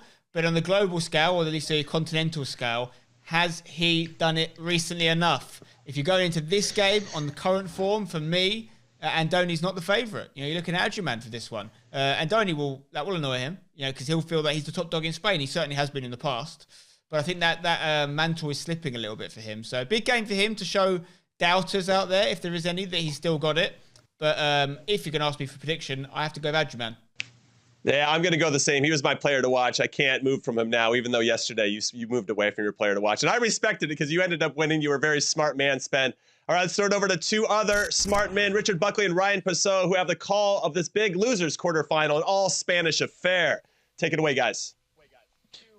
Thank you very much, Jimmy and Spencer. Adriman across the board in the analyst desk, but in the commentary booth, you join myself, Richard Buckley, and player, competitive FIFA player, commentator, analyst, content creator. He can do everything. Ryan Pessoa.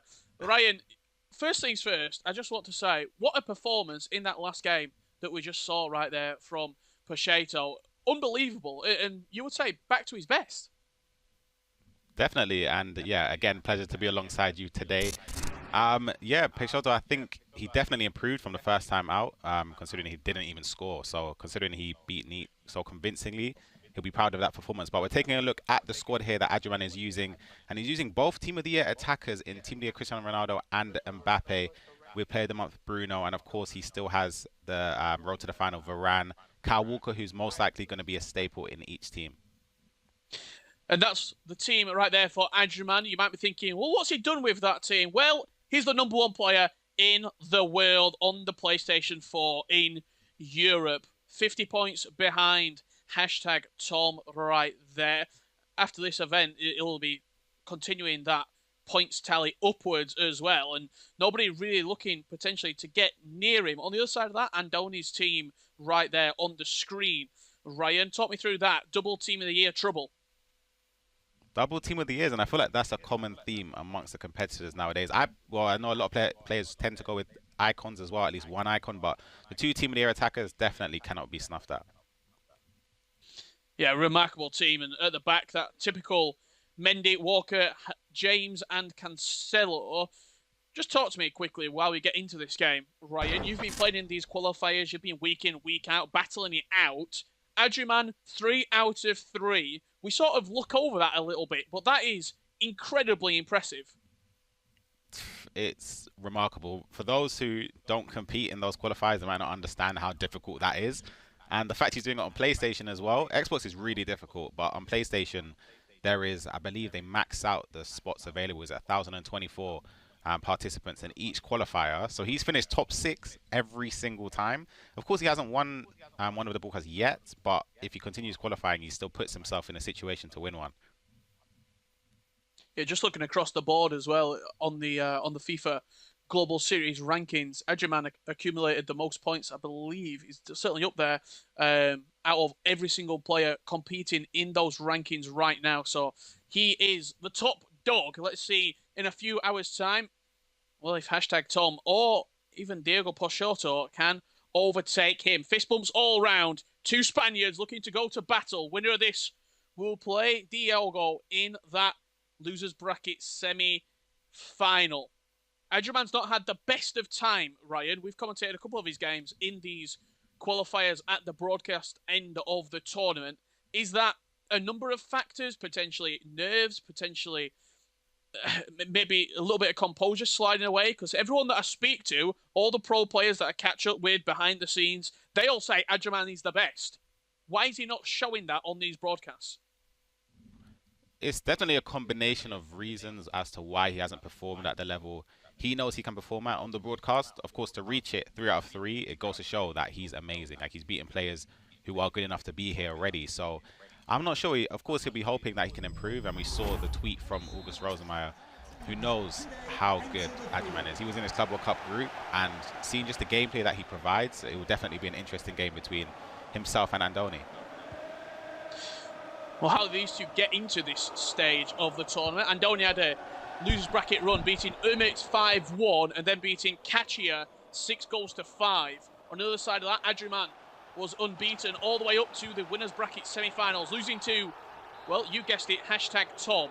Early foul going against Adriman right there. Kicking off in the yellow, Brazil strip from left to right. It's going to be Andoni from right to left in the white. Andoni actually lost to Peixoto 7-4 to send him down to the losers bracket. A lot of repeat matchups coming up throughout this tournament potentially. It's things that I love to see, seeing those rematches, what's changed in the 2 weeks from the qualifier to the broadcast. All those questions will be answered. Exactly, and I'll be interested to see today in terms of gameplay if the directional nutmegs will be as used as we saw yesterday. The champion Musti was incredible with them. He knew every angle to stop it, and it was literally unstoppable, especially in the final against Ololito. And both of these players, I know Andoni, he's been in the scene for quite some time. I remember watching his gameplay back in FIFA 18. I remember he was a player that I thought was really, really good. And he still is. He still is a fantastic competitor. Adriman is a player as well that's come on this year because he's played Club World Cup on Xbox as well. And I've heard a lot of good things about him. So we're seeing today if he could just finally, can he get to the level he knows he can reach at this top 6 broadcast. Absolutely, and it seems as though both of these two, by the looks of it, rolling with a 4-back as well. The 5-back, I don't want to say it was just a flash in the pan, Ryan, but we've certainly seen less of it in this particular broadcast.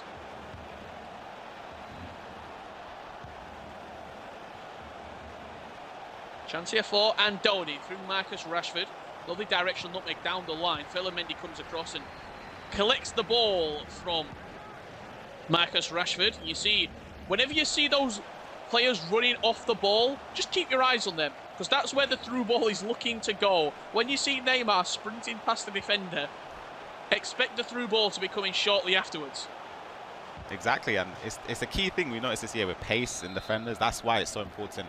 Why people have Reece James in centre-back alongside Kyle Walker. Varane is, of course, used as well. This could be a chance here, not as punched away by Nick Pope. But yeah, defenders, they need pace, basically, which is, I think that's just on side it is. But pace is very important just to defend those through balls because, as you said, they're very, very common. When you see the run being triggered manually, the player is on the shoulder of the defender, you know there's only one thing coming, and it's key just to have pace to defend against the likes of Team of the Year Ronaldo, Team of the Year Mbappe, Neymar, R9 Ronaldo, the list goes on. Certainly seen a lack of the big icons. Chance here for Marcus Rashford inside the box.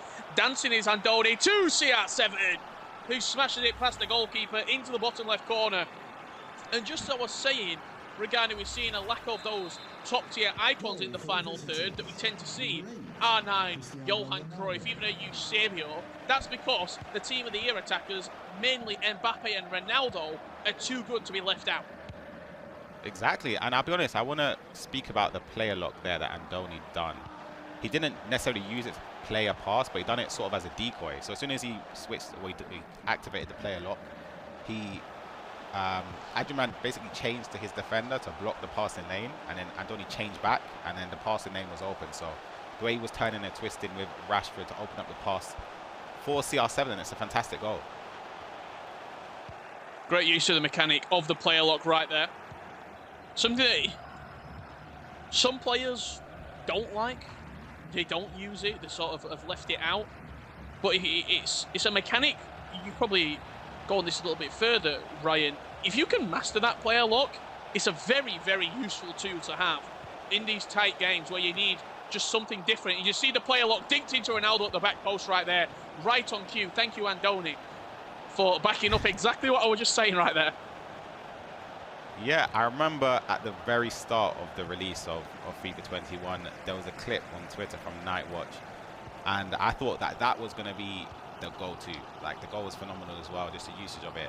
It's still, the players that use it, that have mastered it, as you mentioned, is still very important in the final third. to create goal scoring opportunities. I myself don't use it that much. I guess it depends, of course. There's different scenarios. I think this is just onside here. Just onside is Marcus Rashford. Beautiful ball down the line. Adriman getting himself back into the game. No player lock needed on that occasion. Well, beautifully weighted ball, and then Marcus Rashford keeping his composure in the final third. Definitely, as you said, he kept his composure. The angle was tight for a first-time shot anyway for Rashford, and the keeper was coming out, so there's pretty much only one way to score there, which was the ball roll towards the byline, and it leaves an open goal for Rashford to equalise for Adriman. But as we were mentioning with the player lock, I tend to use the creative run a lot more, the one where you can activate it with just the right stick. You don't need to change to the other player to make his run yourself. It just, there's a way you can activate it for a player that you've triggered yourself, if that makes sense anyway. But I prefer to use that because it just takes a lot less effort compared to the player lock. But both of the new additions in FIFA 21 are very, very useful. Yeah, certainly a lot more usable than you might think at a glance. Creative runs and the manual player lock. Manually stepping in right there is Kylian Mbappe with intention to win the ball back high up the pitch. Bruno Fernandes releasing Kylian Mbappe as well. Inside the box, this is where he's dangerous. Scoop turn back into Bruno. Renato Sanchez comes across. Neymar gets caught. And it will be João Cancelo going into the referee's book. 28 metres out. Maybe a dink into the near post. You can see he's locked onto Ronaldo. And Ronaldo's going to be making a dart in, running to that near post. Just chipped in, only as far as Bruno Fernandes. Free kicks in that sort of area, you don't really have a go-to. If you're on the angle, you can't shoot. You're probably looking for a layoff or maybe a dink into the box. Yeah, as you said, I think there's basically two options there. As you said, you can lay it off short and try and work your way into the box, or you could control CR7 if you've got him or someone that's useful in the air and try and just dink it near post, which he done. You saw that he selected CR7, and also Andoni selected CR7 himself just to try and block the run because he sort of knew it was coming, but it didn't work out that time. Rashford, final chance of this half for Andoni. The player lock cancelled again, used to perfection. And once again, CR7 might be getting deja vu. Same area, same assister, and same goal scorer. Wow, we spoke about the player lock there. Maybe it's something that I need to add into my repertoire. He's doing it the same way each time. He's not necessarily using it to play the pass straight away, but it decoys. Because whenever someone player locks against me personally, I'm always wary that he's going to pass it straight away, because obviously some players might not, I guess, understand that they can flick back to the person in possession. But he's doing well there to create a lot of goal-scoring chances, and you can see both goals that he's scored have been from the player lock. Yeah, almost throwing up that smoke screen. You're doing the player lock, and then as you're flicking onto Ronaldo, you're then pressing both analog sticks back in to player lock back onto the original taker. It's sort of a creative way of using the player lock, and that's what yourself and many other pros do. You find creative sort of new ways of playing FIFA, and that's where the meta comes from. Exactly, and it's about being unpredictable, especially in the final third. That sort of separates the top players from each other, just because you want yourself anyway to be as unpredictable as possible, just to create different avenues to score chances from. And I guess the players who are sort of one-dimensional, who do the same thing every time and it's sort of basic, are easier to read. And of course, if you can have different things in your arsenal where you can score different chances at different angles, use different mechanics to create chances, that's where I guess you get into your opponent's head when they're defending. Andoni getting us back underway. 2-1 up at half-time. In our first leg of action here. Losers bracket quarter-final. Hashtag Tom against Levy de Weed coming up in around 30 minutes' time. That will be your winners bracket final. We need to find out who's going to be eliminated from the tournament. 6 has already become 5, as Dux Neat has crashed out of the competition. And one of these two Spaniards will be joining Neat in the losers column.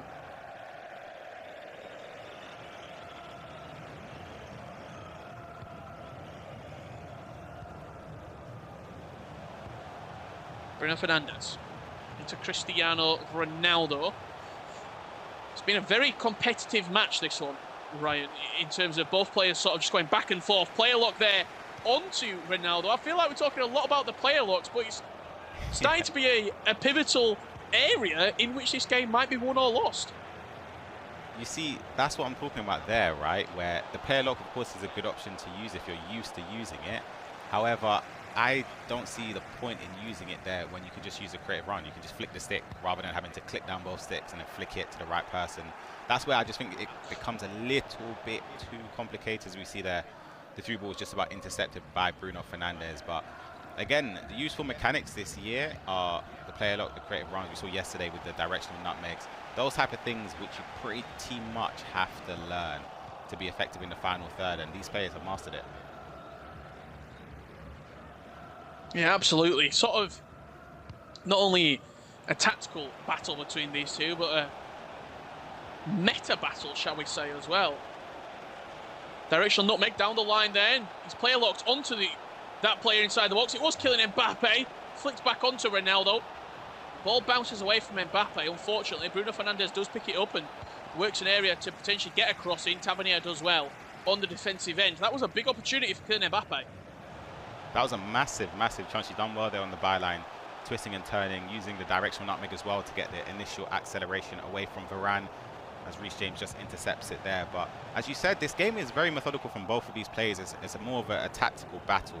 The way that they're playing, perhaps they've played many times before, both being Spaniards at the highest level, competing in many competitions. So you can see here the way they're just sort of biding their time, waiting and seeing if one person makes a mistake.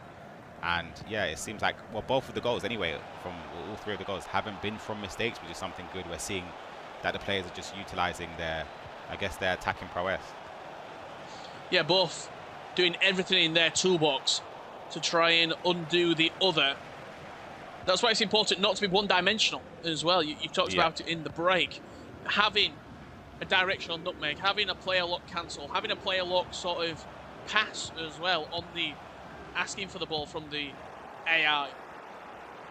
A finesse shot from the edge of the box. Lots of different avenues where you can score is imperative if you want to succeed. Marcus Rashford down this right-hand side. Played into Cristiano Ronaldo, heel to heel away from his man. Renato Sanchez leaves it on Ronaldo. Referee lets it go. Finds its way back outside to Rashford. Mbappe now into CR7. Looking to turn past Varane. The Frenchman stands up strong to the challenge. And Andoni, another opportunity squandered thanks to some good defending from Adriman.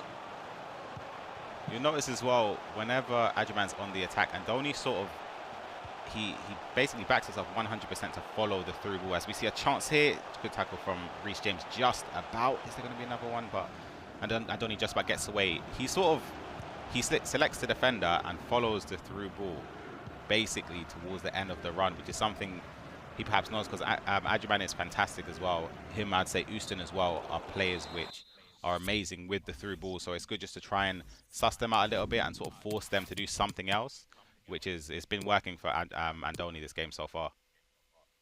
And how important is it to, you talked about Adriman being unbelievable with that through ball, doing the research before the game, learning tendencies, learning sort of, I've watched a few of your games, Ryan, the past couple of weeks.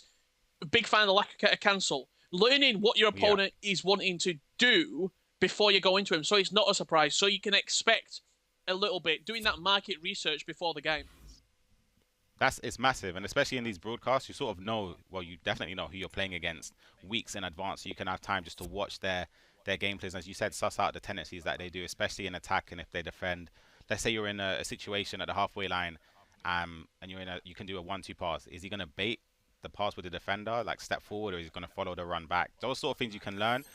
For your first competitor, though, you of course can gain some understanding of the potential matchup you can get in the next round. If one of the two opponents, you can try and learn things about both, but it's very difficult just because you don't want to, I guess, put yourself mentally ahead of where you actually are. The key is just to focus on that current game. But yeah, these players, they're not new to competing at the highest level, so there's plenty of gameplay footage you can see from them competing. That is outstanding from Adriman. The beautiful ball roll followed by the dink over the goalkeeper. Nearly perfectly weighted. Catches off guard a little bit, in all honesty. So close.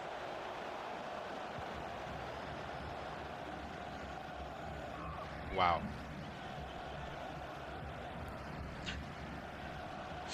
That is all that needs to be said. That is all that needs to be said. What a chance. As you said, caught us off guard. I feel like that's what I'm talking about. There could be a potential chance here. Neymar, fantastic save from Van der Sar. The ball's falling back. Mbappe turning back on that left foot. It was a ball roll scoop turn through the legs out wide from Neymar. Mbappe keeping his composure when the ball fell to him from 10 yards out and rifles it into that bottom left corner to give Andoni a 3-1 lead. The width of the crossbar separating Adjuman and a 2-2 scoreline to an Andoni 3-1 scoreline. It's extremely unfortunate for Adjuman. However, that there from Andoni, the shot cancelled just to put it onto Mbappe's left foot. Before the patch, I'm not sure which number it was potentially about a month ago, where if someone did shot cancel, the defender would attempt a blocking animation. However, it still doesn't, they still don't do it, but just a transition to the other foot from Mbappe just to put it onto his left. I was just about to say it anyway. The chance there that Adjuman missed, I wonder if it was Neymar or R9 Ronaldo, someone with a 5-star weak foot, would he have scored it? Or perhaps maybe the chance would have ended up hitting the crossbar anyway. But that's why I like to have 5-star weak foot attackers up front, just so I don't, I guess, get caught up in my mind, get caught in two minds anyway, if the chance would have gone in or not, if I didn't have them. But Andoni takes the 3-1 lead over Adjuman in the first leg. What a performance from Andoni right there. You could say under the cosh for a little bit of that game, but when the time came, I can't recall too many clear-cut chances Andoni got, but he was clinical in the final third. All 3 shots on target that he had found the back of the net. A real sort of masterclass, you would say, in finishing and finding space inside of a crowded penalty box. Exactly, and it was a massive tactical masterclass from both of these players. In fact, they didn't really do too much wrong. Of course, the chances were tucked away from Andoni when they came, and for Adjuman as well. But we'll take a look at the highlights on the goals that were scored. Yeah, absolutely. Let's get into these clips from the first leg right here. You talked about the player lock, Ryan. He flicked onto him, then he flicked back to the taker. Just beautiful work inside the box as well. The composure and the dribbling technique from Andoni was a sight to behold. Talk us through this goal right here, though, from Marcus Rashford. Threaded needle pass from Renato into Rashford. Those type of passes are ones you have to be wary of, but he done well to ball roll past the goalkeeper. We're going to see Andoni again with a player lock, and you see how Adjuman gets baited in. The pass from Rashford to Ronaldo on his weak left foot, arrows it into the near post.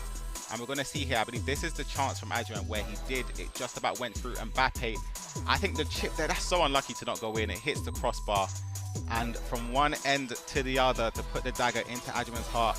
Another run down the byline, a shot which is a good save, and it sort of rebounds. The shot cancelled to Mbappe's left foot to give Andoni the 3-1 advantage. Some unbelievable goals right there in our first leg of this losers bracket quarter final. If you're enjoying what you're seeing right now, well, there's plenty more broadcasts coming your way in Europe. March 20th through 21st, we got the regional qualifier number 4. Join me for that one because I will be a year older, the weekend of my birthday right there. And regional qualifier number 5, April 24th through 25th. For more information, go to footchampions.com to find out when all the broadcasts in your region will be taking place. I mean, I certainly suggest watching all the different broadcasts as well. Me and Brandon would be down in South America, and Matthias Banano won 2 out of 3 on the PlayStation, qualified for all 3. Certainly a player to watch, sort of up there with Adjuman in terms of what he's been doing. Some incredible FIFA being played across the planet right now. Going back to our game right now, we're about to get underway in our second leg of action. Andoni leading 3-1, Ryan Pasola. What does Adjuman need to do? He's got the people behind him giving him the advice. What are they telling him at halftime? For me personally, in these situations, it's 3-1. You're still in the game. We always speak about 2-goal leads being the most dangerous leads to hold, and he's got 90 minutes to score, well, basically at least 2 goals to draw or to perhaps win the game. So he's still in for it. Of course, he's conceded 3 goals, which is a difficult thing to take at the highest level as well. But the key thing is he hasn't really done anything wrong. There isn't an error which I'd say has led to the goals. Of course, he was unfortunate. He might be reflecting on that chance that was missed. But yeah, the key thing is to understand that the game is still all up for grabs. Certainly up for grabs. We've seen bigger scorelines turned over in the second leg of action. The game that we just saw was 3-1 at the sort of halfway point in between the two legs, but Diego came out and was just incredible in that second leg. Didn't let Neat have possession, really. Didn't allow him to get any sort of tempo building in that second leg, and that's what Andoni is looking to do right now. Kicking from left to right in the white. Adriman from right to left in that yellow Brazil strip.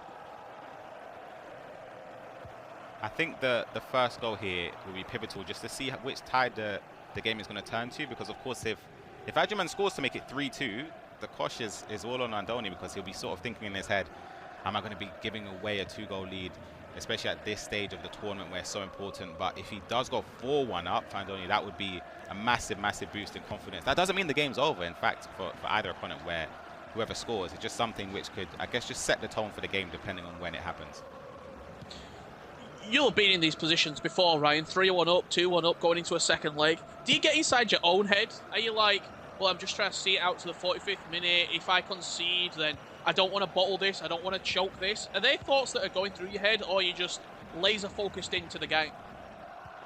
I'd be lying if I said I was laser focused into the game, I'll be honest. These leads are tough to hold this year, because it's, as you said, it's not even the gameplay side of things. It's more so just the mindset part. When you're winning 3-1, you're thinking, all right, I'm in control. However, I don't want to choke this. It'll be like you're having negative emotions or negative thoughts going through your mind, thinking it would be awful if I give away the lead. I don't want to make a mistake. And then you start panicking a little bit. You get caught in two minds thinking, should you go defensive? Should you keep going attacking, doing what's been working for you in the first leg? But then, let's say if you stick the same way and it ends up becoming 3-3, you sort of think to yourself, oh man, if I had switched to something more defensive, maybe the game wouldn't be in this situation, and vice versa. So you're battling against your own mindset and your beliefs that's going on. Well, I mean, we've all been there ourselves. I think it was 17-0 on Foot Champions a couple of weeks ago, and the first thing that came into my head, you talk about the mental side of the game, was this tweet's going to bang if I go 30-0. And I'm already thinking about that 13 games ahead. Yeah. Like, there's no reason, but it's just the way that the game is, and your brain will sort of give you these waves, but you have to be so focused on what is in front of you. 15 minutes gone right there. Andoni didn't even let Adriman have a kick. Exactly, and I know some players, they sort of, when they're in the lead, they sort of play the game in small, oh, that was a chance there, or half a chance anyway, straight into Nick Pope's arms. But they play it in, like, for me, when I think of it, if I'm winning 3-1 and 10 minutes goes by, right, all right, I've got to do this another 8 times. And then the 20th minute, all right, I'm getting closer and closer and closer. But I don't know if that's the right mentality to have. The key is just to focus on what's going on at that moment in time. Of course, it's so much easier said than done. You've mentioned how you're already thinking about the tweet before the game's even done. It's anywhere near done. You always think far ahead, but I guess that's what separates the top competitors. I always speak about Olelito having such an elite mindset, the way he performs, and yeah, I admire it. What a goal from Andoni. That McGeady spin and then just hit him down the line, cut it across the box. That is an exquisite, glorious piece of play from Andoni. It's beautiful, and you saw the raw in emotion. He knows that having a 3-goal advantage against someone like Adriman is massive. When in these situations, he's got, what is it, about 65 minutes or so left. But you spoke about the McGeady spin into the arrowed cross across the box, and it's always going to go in from that angle as well. And 4-1 with the lead to Andoni. It was the way that the McGeady spin was done as well. We talked about unconventional skill moves, doing things in different areas, throwing sort of moves and dribbling techniques up that you're not expected to see. When you're playing, you probably talk on this a little bit more, Ryan, in this break. When you're talking pro against pro, you expect tendencies, you expect a directional nutmeg, you expect these things to happen. But when you get completely thrown a red herring, that is what throws you off. Exactly, and I remember I spoke to you about this before.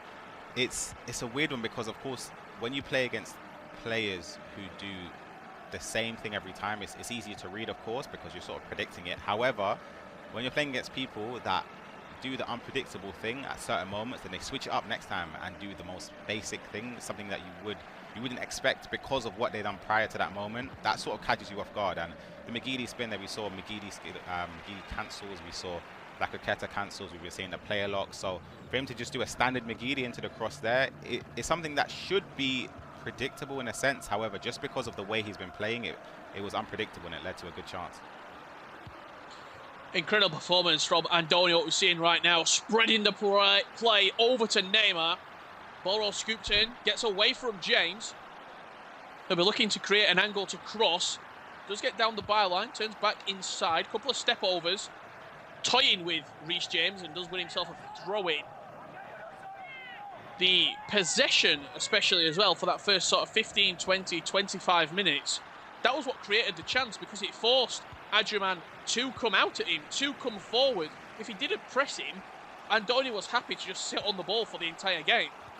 And that's where the chance came from, with that goal-scoring opportunity. Exactly, and you see there again, Andoni's just sort of reading the through ball. He's allowing Adriman, basically saying, do something else. You can do anything you want, but I'm not going to give you the through ball that easily. And you see Mbappe through and goal here. A finesse, Van der Sar just gets a fingertip to it to give Andoni the corner, but it's very difficult. Oh my God, oh my goodness. That could have been a horror show from Van der Sar, giving Ronaldo a free header there, but we see here the way Andoni is playing now, he's basically baiting Adriman into just, I guess, committing a few more players forward because he knows that he needs to score now if he's going to put himself into or give himself any contention to equalize or to come back into this game. And it was very unfortunate for Adriman there. Bodies on the line defending right there for Andoni. He did the ball roll past the goalkeeper. I think a little bit of goalkeeper, a little bit of defender, making sure that there wasn't a clean opportunity for Adriman to get away after exiting the skill move. Cristiano Ronaldo with Varane on his back brings the centre-back out into almost central midfield. But Andoni, once again, happy to keep possession and says to Adriman, you come and get this ball back.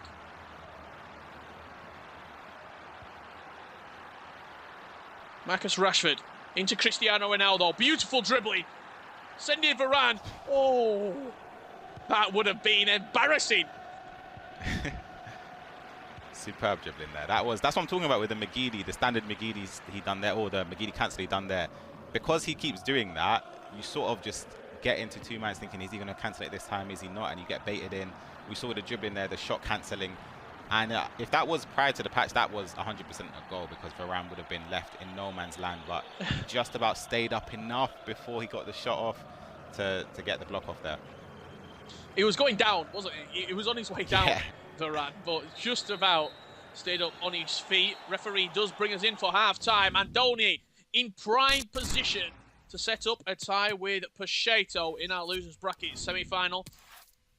Both Dux Gaming players could be exiting in the losers bracket quarter-finals in Neat and Andoni. Just seeing the changes here that are being made. James Tavernier coming on at fullback. And you see the custom tactic changes, Ryan, at half-time. Very offensive from Adriman. Yeah, he needs to do something. He's got 45 minutes left just to try and give himself the best chance to get back into this game. But it'll be very difficult, as you mentioned. Andoni's a pro who's been on the scene for ages. He knows. He's very disciplined. He knows if he has to resort to game management, he will do, and it's going to be done. But he knows that because Adriman has to push so many more players forward to commit to the attack, just to give him more options, there's going to be a lot more space for the counter-attack for Andoni. Yeah, so much more space in behind. And it's sort of the attack versus defence, isn't it? Adriman puts more bodies forward. What does that mean? More space in behind for Andoni to hit those through balls. Back underway in our second half here, second leg of action. Andoni PM leading 4-1. You see a couple of the personnel changes. Only one change, actually. James Tavernier coming on at right back. Even though everybody wants James Tavernier to be upgraded, I'm sure there's a few pros out there that are like, no, just stay at an 86. Yeah. Let me get you in on the under 86 requirements. It's been an unfortunate blessing in disguise. Of course, we want the card to be the higher the better, but as you mentioned, we've got restrictions. So 86 is genuinely perfect because he doesn't take up any spot between the 87 and the 89. But he's still a fantastic card. The Rangers have had the potential to to get him up to an 87, which unfortunately hasn't happened so far. Player look onto the edge of the box. No real conviction in that one from Andoni. And potentially a counter-attack opening up here for Adriman. Cristiano Ronaldo spearheading the attack. Now brings Mbappe into the equation. Renato Sanchez getting involved as well. Back into Mbappe. Fake shot past his man. Nick Pope scrambles onto the ball. What a tackle, to be honest. That tackle from Kyle Walker there literally just got a toe onto it to push it away so Nick Pope could get there. But we see Adriman's attacking a little bit more rash just because this is what happens though when you're losing in a game and you know you have to score to give yourself any chance. You sort of force the attack a little bit more. And that one he done well there to sort of wait, but it's very difficult to attack against someone like Andoni, who's very disciplined in defence. Just simply not let you have a kick. If you don't press him, the opportunity just will not come for you. That could be a mistake out the back. Rashford comes short for it. Opportunities coming few and far between right now for Adriman. He needs at least a goal before the 65th, 70th minute potentially. Has to be a goal from this attack. Bruno Fernandes looking to play into Kylian Mbappe. Kyle Walker stands strong at the back. And defensively, Andoni has been pretty incredible, Ryan Pessoa. He has been. His player switching has been amazing there as he sort of read the pass there. That's the key, what I'm talking about being unpredictable, because Bruno Fernandes there, because it's sort of that pass, he knows that that's the only other option he has other than taking a finesse shot, which he didn't do. But Bruno Fernandes again. Ronaldo. Oh my God. Oh my gosh. What a chance. Yeah. Oh my gosh. What? That is... Wow. I'm lost for words. How that has not gone in. It was the opportunity. Mbappe and Ronaldo linking up. And that simply has to go in. Has to go in. Cristiano Ronaldo, 12 yards out, on his left foot. That's the only thing you can put it down to. He's on the weak foot, but still. That has to hit the back of the net. Yeah, I spoke about him rushing his attacks. He done that perfectly. He even played the extra pass across the box from Bruno to basically not an open goal, but a chance which it has to be on target at least. CR7 on his left foot. This is what I'm talking about, Rich. I always say it. This is why I have to have 5-star weak foot players up front, just because I don't want to get caught in that mindset of thinking, oh crap, if I had Neymar or even an R9 or anyone like that out front on their weak foot, would they score it? And if I miss that, I talk about mentality being key. I would be so close to giving up because nothing's going my way. Yeah, the controller might not be surviving much longer if that doesn't go in. Player look off the ball. Back into Bruno Fernandes now, looking potentially at the back post. Is Bruno. Does keep hold of it, in no rush whatsoever. Player lock onto the edge of the box. Varane steps in. Andoni. All has to do is defend, but Adriman coming forward yet again. Renato Sanchez picking up on that loose pass. And now, if you are Andoni, Ryan Pessoa, you're starting to look at that time and thinking, I should be pretty cushy here, unless Adriman can pull a rabbit out of the hat with Heung-min Son getting the first goal back. 20 minutes left to play. Literally, you couldn't get closer to the top corner about hitting the post or the bar there. That is inch perfect. And that's what he needs. There's 20 minutes to go, 2 goals. He's been pressing really well, just getting the ball back there. We saw when the way Andoni's playing anyway, he's sort of waiting on the ball. And this is what I'm talking about. For me personally, if I'm Andoni, of course it would make sense to go a bit more defensive. I wouldn't. Now, like with this mentality I have now, I'm not going to go defensive. I would carry on going just because we see the fullbacks are bombing forward for Adriman. There's going to be so much space on the counter-attack, and you don't want to invite pressure because if you keep the ball in your half and you lose it, you're in big, big trouble. So the key is just to keep the ball high up the pitch as possible. Going all the way back to the goalkeeper, Pope punts it long. Kyle Walker does win the header, and Adriman comes forward yet again. If he scores from this attack, well, we could be in for an unbelievable final 15 minutes. Bruno Fernandes into Renato Sanchez. Back into Bruno. Now Cristiano Ronaldo. Son is on the overlap. Quite a weak pass from Son. Ronaldo salvages it. Tavernier looking to get the better of Neymar. Tavernier gets past Neymar. Ball roll inside the box. Looking for the cutback. Somehow there's a white shirt in the way. But Adrian comes forward yet again. Cristiano Ronaldo, directional nutmeg. Past James. Ball roll, scoop, turn away. Renato Sanchez. Big shot inside the box. Oh my goodness. What a chance. Why? See, he got caught up in two minds there.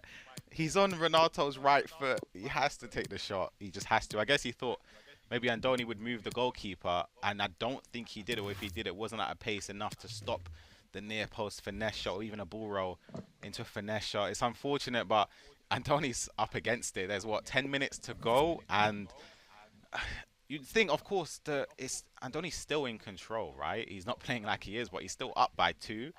And the key is, this is what I'm talking about. I lose games because of inviting pressure on when I'm in the lead. The key is just to keep pushing, but there's so much space in behind. Maybe there could, of course, be slight tactical changes that are needed, just to perhaps maybe go to a formation where, because there's the fullbacks for Adrian are pushing forward. Maybe you could even go to a 4-3-3 or false 9 or whatever, just because the wingers are going to be on the touchline, away from the centre backs and away from the fullbacks who are on rushing going forward. So maybe there could be a slight tactical change that could be useful. Short goal kick played into Ronaldo. He won the header. Mbappe with green grass in front of him. Oh, what is that? That is heartbreak. Heartbreak for Adrian. Adulation for Andoni. And that surely sees him through to the losers bracket semi-final. As I said, when it's not your day, it really isn't your day. That's he didn't even react, so credit to him. As I said, many controllers could have been lost there, but wow, commiserations to Adrian. Very, very unfortunate to concede like that, especially just after having a chance. That's the thing, he's had multiple chances, and as soon as they haven't gone his way, we saw the Renato one was more so his fault, but the chip from Mbappe that didn't lead to a goal, and Andoni will be heading into the next round. Ball played into the box. Van der Sar saves this one. Kylian Mbappe, not too sure what the goal was. I have got to compliment him though, because he played a short goal kick. I was about to bring you up on it, Ryan Andoni. But because he played the short goal kick and then played it into Ronaldo a little bit further in front of sort of where the goal kick was, Ronaldo had a much better chance of winning it. Just like that one right there. Just like that header on the screen. Getting very lucky with these 100%. comments.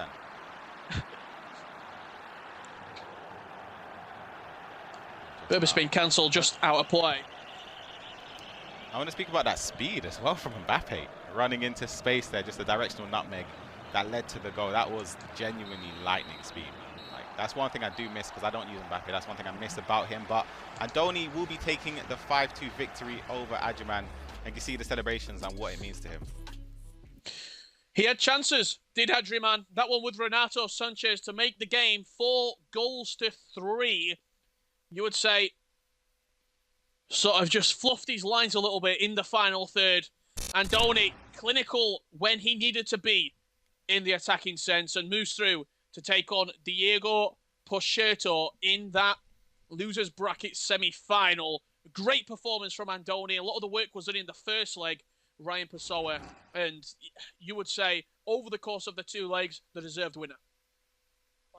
Definitely, I would say he was a deserved winner. It would be interesting to see who comes out on top between him and Diego Pocheto as well. So I guess it will be a very, very entertaining affair. Yeah, very entertaining indeed. Well, that's the losers bracket quarterfinals over, I should say, done with. We're going to head back over to Jimmy Spencer and I believe Mike LaBelle. 6 becomes 4 here in EU qualifier number 3. Jimmy, take it away. Richard and Ryan, thank you so much. Incredible game between those 2 Spanish competitors. And yes, look who's with us with his glorious hair and his handsome face. Mike LaBelle, great to see you. How are you doing? Can you hear me? Am I good to go? My energy is still uplifted. We got to see some good FIFA on display. I want to be welcomed back. Thank you guys so much. Sorry, I know you missed me. I did. Not too much. So I'm trying to decide what was Mike doing, Spen? What do you think maybe a nice long shower, or what were we thinking? Well, I think the truth is there were some technical difficulties, but Mike is back. So I don't want to throw him under the bus too much. I actually quite enjoyed Mike not being here, I'm not going to lie, because I got to talk a lot and a little bit more. You know, I like to chat. I do know that. All right, let's get to the updated brackets. I was folding close. I was folding close. That's what I was doing. That's the last thing you were doing. Come on. All right, so here we have it. Andoni gets past Adriman, my player to watch. So sad for Adriman. This was his third straight European qualifier. He cannot get past the losers semifinal. That's the farthest he's gone so far. We'll see if he gets back to qualifier number 4. But yes, here we go. Andoni taking on Peixoto. That will be the losers semi. But the one that we're going to be watching right after this is the winners final between Levy and #Tom. That is the one we've been talking about and thinking about and hoping to see, and that's almost upon us. So very excited to see how those two perform. But let's get back to Andoni. With regard to Adriman in particular, as I mentioned, this is his third qualifier, Mike. What does he have to do different to get to the top of the mountain? He just can't. He can't get past it. He had some opportunities to get a little bit closer to Andoni, but couldn't finish his chances in the attacking third. Well, first off, I think we have to credit Adriman for being able to achieve that. The only player that's achieved that up to this point. 3 successful and consecutive broadcasts. Well done. However, and you build him up before you bring him down, I will say that Adriman is not replicating what he's doing in the qualifier when he gets to these bracket play. He's been struggling. He's not getting the results. It might be a mental hurdle. It's pretty common in the FIFA space or in the competitive FIFA ecosystem that the big difference between players is often that last stage of having the mental fortitude, as you see the opening goal here from Andoni. And Andoni's a very difficult player to go up against. Really good at holding the ball and controlling games throughout his kind of history within the FIFA world. You see the rebuttal from Adriman. Look at a player switch, cancels back over, hits the volley first time, near post, and the player lock, is very successful and very effective if you know how to use it well. What a goal that was, almost. Nearly, man. I was going to say I got excited when I saw the chip. Made me think, okay, we got good things to come. As you see Mbappe with a couple cancellations, that's just not easy to do. You got to give credit where credit is due. That is very technical, and you almost have to have an octopus type of hand movement in order to pull that off in quick succession like that. As you see the McGeady setup, which is just trying to bait that defender. You got the layoff, and that was the go-ahead. And at that point, I would say that Andoni knew the game was done, or it should be done. It would be his game to lose. I know we saw a little bit of late action from Adrian, some missed chances. He gets a goal back, but it was too little, too late, as you see Andoni bursting into pace. And this is maybe a reminder that it's just not your day. Andoni kind of says, yeah, I was a little bit lucky there. Maybe I had some good fortune. But when you're Adriman, you might say, it's not your day in FIFA, it's not your day in FIFA. When the goalkeeper comes out, it bounces back like that. But the game was already decided beforehand. So when you have to go all-out risk, or you're pushing bodies forward, at that point, you know that you're playing the game where it could go a little bit this way or a little bit that way. Okay, Spencer, I got 2 questions for you. Have you ever seen an octopus play FIFA before? That's 1. 2, what does Adriman do from here? I mean, it's going to be hard, I think, not necessarily to be motivated, but just be like, man, I got to get back to broadcast, and then what happens? How do you take that step forward? The first question, no, I haven't seen an octopus play. Maybe we can make it happen. I don't know. An octopus versus Andoni, it could be a great matchup. I actually can't remember the second question you asked me, so I was too busy thinking about the octopus thing. What was the second thing you asked? No, it was about Adriman, and just Mike had his 2 cents on it, and I appreciate it, but I want to get yours as well, because I just think about it from a mental perspective. Just how you have to kind of regain that confidence. Even though you got to broadcast 3 times in a row, nobody else in Europe has done that. There's still that sense of, I didn't accomplish anything yet. I didn't get to the top of the mountain. I don't have a trophy to show for it. I don't have all the money and all the points on top of it. What are your thoughts on that? How does he recover? Yeah, well, he's going to lose top spot. I think I'm right in saying mathematically now. I think Tom, at least, maybe someone else, but Tom will get more points than him now because Tom's got a guaranteed third and tip him. It's a great achievement. And he's going to be in the playoffs, but I do worry about his kind of seeing it through the final hurdle element to his game. And ultimately, the form he's on and the points he's been getting, he should be thinking about himself in the chance of winning, if not a World Cup, then a European Cup or whatever, major at some point, because he's got the most points, or he did do. So he needs to kick on. He needs to improve, but he's still a young lad. And he's just got to find the difference between the qualification section, where he's probably a little bit less pressure on his own, maybe with his teammates with him, but no one really watching, to when the cameras are out, and even if it's online, more pressure, that's where he's not quite lifting it. But there's loads of time for him to find that form. Yeah, there's no question. Obviously, he's going to make the playoffs as well, so he'll have another opportunity to showcase his talents at the highest of stages. All right, if you guys want to be a part of this moving forward, there's a way to make that happen. You can go to your console and go find a little tab that says PS4 tournaments, and this is a nice gateway into what these guys are doing right now on this broadcast. Go to compete.playstation.com. You can win and compete in you can win a lot of prizes.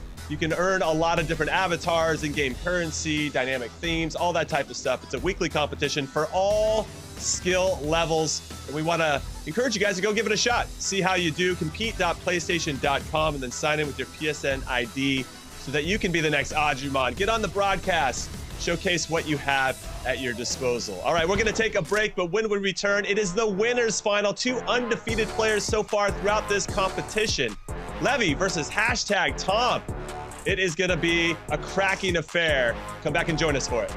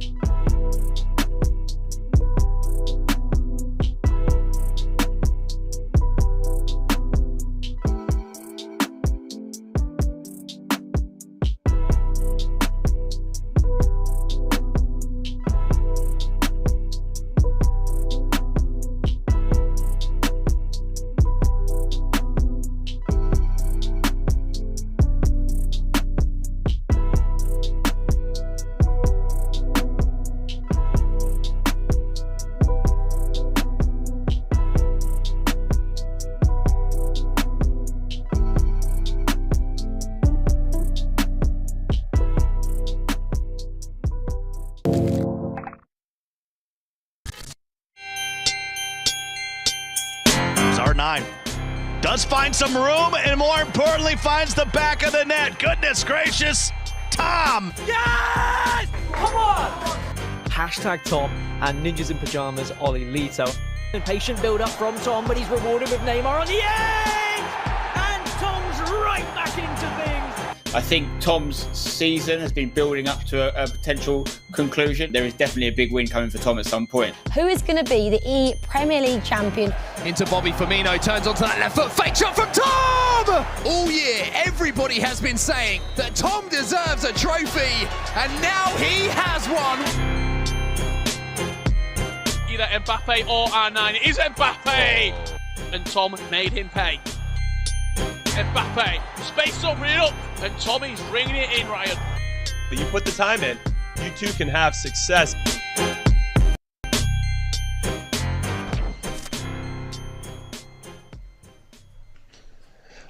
Welcome back, everyone, to day 2, the 3rd European qualifier of the season.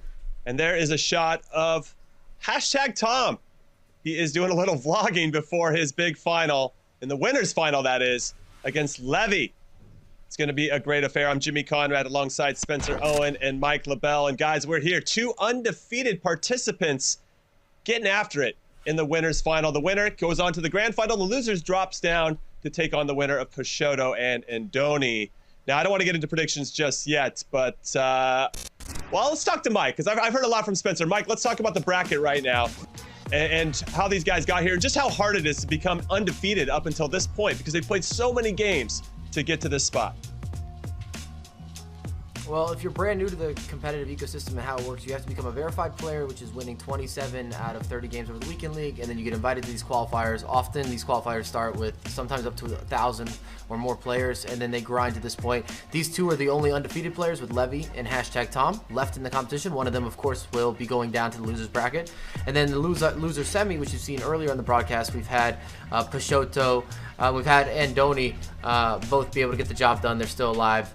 But it's coming into kind of the bread and butter zone, or the nitty gritty, or the final stages of the tournament. My favorite point of perspective. We've seen Tom in action this year. We've seen the Team Holik gang also kind of in action this year as well. We saw Danny yesterday, looked pretty confident. So what they're building there in terms of young talent, developing that talent, it being domestic talent as well, with multiple Dutch players, and then the success they're having internationally, it says that they're doing a lot of things correctly from an esports perspective, because so much is about prepping your talent. No, I'm glad you brought up Levy and talent, because he put together a masterclass for us to teach us some skills. Check this out.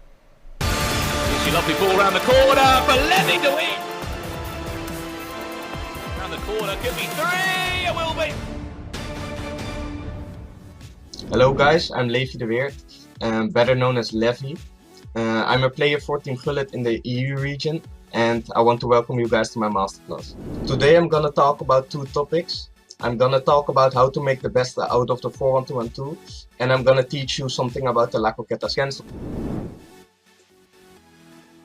In the defense I use balance 5-5, that's nothing special, but in the attack I use fast build-up with 1 whiff and 5 players in the box, and especially this 1 whiff is because I want all my players to be in the central and get my left and right wing back to bunch down the wing. In terms of instructions, I put both of my STs on getting behind, my cam is on stay forward, my left center mid and right center mid are both on balance in the attack and both on cover wing. My CDM is on stay back and cover center, and my left and right back, as I explained before, because I'm using 1 whiff, they have to make the wall whiff and bunch down the wing.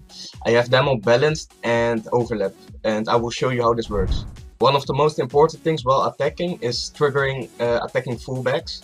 As you can see here, I have many people in the center, and because I have triggered attacking fullbacks, I got the option to Mandy, and I get a good space and make the combination, and it was an easy pass back to Ronaldo, and then it's an easy finish.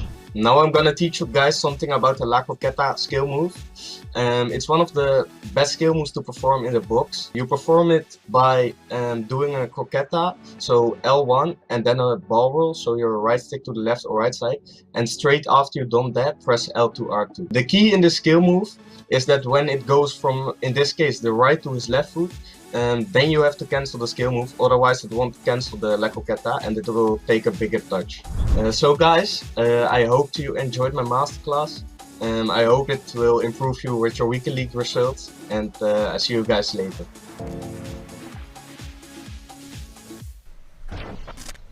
For more full matches, player profiles, and master classes, make sure you go to youtube.com/EA FIFA esports. All right, we got some good insight and information from Levy there. Again, showcasing all of everything that he's doing, Spencer. I can't get enough of these guys saying, here's the playbook of how I play. What try to figure it out. I mean, I mean, they're giving their deepest, darkest secrets away. Should I not be shocked about this, or is this kind of standard protocol? Well, I don't think they're telling the other pros anything they don't already know necessarily. You know, I think it's more for the hobby player that can pick up a lot of tips. You know, I used to speak a lot to one of our previous players, very well-known player in the scene, Boris Legend, who's kind of really synonymous with his online tutorials. And I used to say to him, "Do you ever think like you're giving the secret sauce away?" And it was always like, "Yeah, all the other pros already know this stuff. I've got to be expected to be there, and I've got to be one step ahead." You know, he might tell them about one little skill or trick, but really is working on something different by the time he does that, you know what I mean? So, yeah, I mean, in an ideal world, would every pro keep his actual secret tips secret? Then yes, they would. I don't think they're giving away anything that's going to hurt them. Okay, same question to somebody that does make tutorials on FIFA, Mike LaBelle. I mean, I feel like these guys give away a lot of their secrets when they're doing these master classes. I'm glad that you redirected that question this way, because I've competed for so many years. And when I first got started, we all kept our secrets to ourselves because content creation wasn't really this transparent activity the same way. If you're looking at YouTube and Twitch, it wasn't a thing. It really wasn't. It wasn't an impact in the community. So of course, when you got to a tournament, you were hoping to unleash or then showcase what you've been learning, what you've been working on. And it was a mastery of having these little intricacies that give you skill gaps and just bigger, I guess, standout moments, those key moments, how you were going to execute or take advantage of them. So that was your answer from back in the day. Now, though, we just looked at him telling us how to do a La Croqueta cancel. Great. But he didn't go over all the situations and scenarios. He didn't give us when he's going to use it. He just gave you a quick little example in the box. So he's not giving you every detail. It's just a matter of implementing it in. The same with his tactics. A lot of people can play those tactics, 4-1-2-1-2, with a 1 for the width. I'll tell you right now, if you do that at home, if you're not good with quick passing, you are going to struggle dramatically because you have to be a tiki-taka mastermind in this FIFA because everybody's so compacted. All right. No, I respect that. That's great insight from both of you guys. Let's get into Levy now. Here is his bio.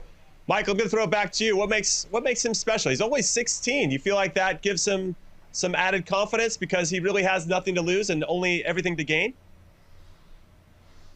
I think, if anything, a lot of his confidence got to come from the people that he gets to train with. And there isn't an age restriction in terms of how successful or lack thereof you're going to be in the FIFA scene. We just keep seeing it getting younger and younger and younger. You see a 240-0 run in the FIFA 20 weekend league. So last year, number 13 currently in the European rankings. And a lot of it's just identifying and then developing talent. And I feel that we're always going to have new, fresh faces such as Levy that are going to be able to go for runs. All right, well, Levy also put out a tweet. Let's take a look at it now. He says, some credit to the mastermind / the best coach in the world, Renzo. Because of him, I switched back to a 4-2-3-1 on Thursday. We went all the way to the top 3 in this competition. So interesting. Got away from the 4-1-2-1-2 a little bit and has had some success, with the 4-2-3-1. All right, we've talked about Levy. Let's talk about his opponent now, Spencer. And I think you know him well. #Tom.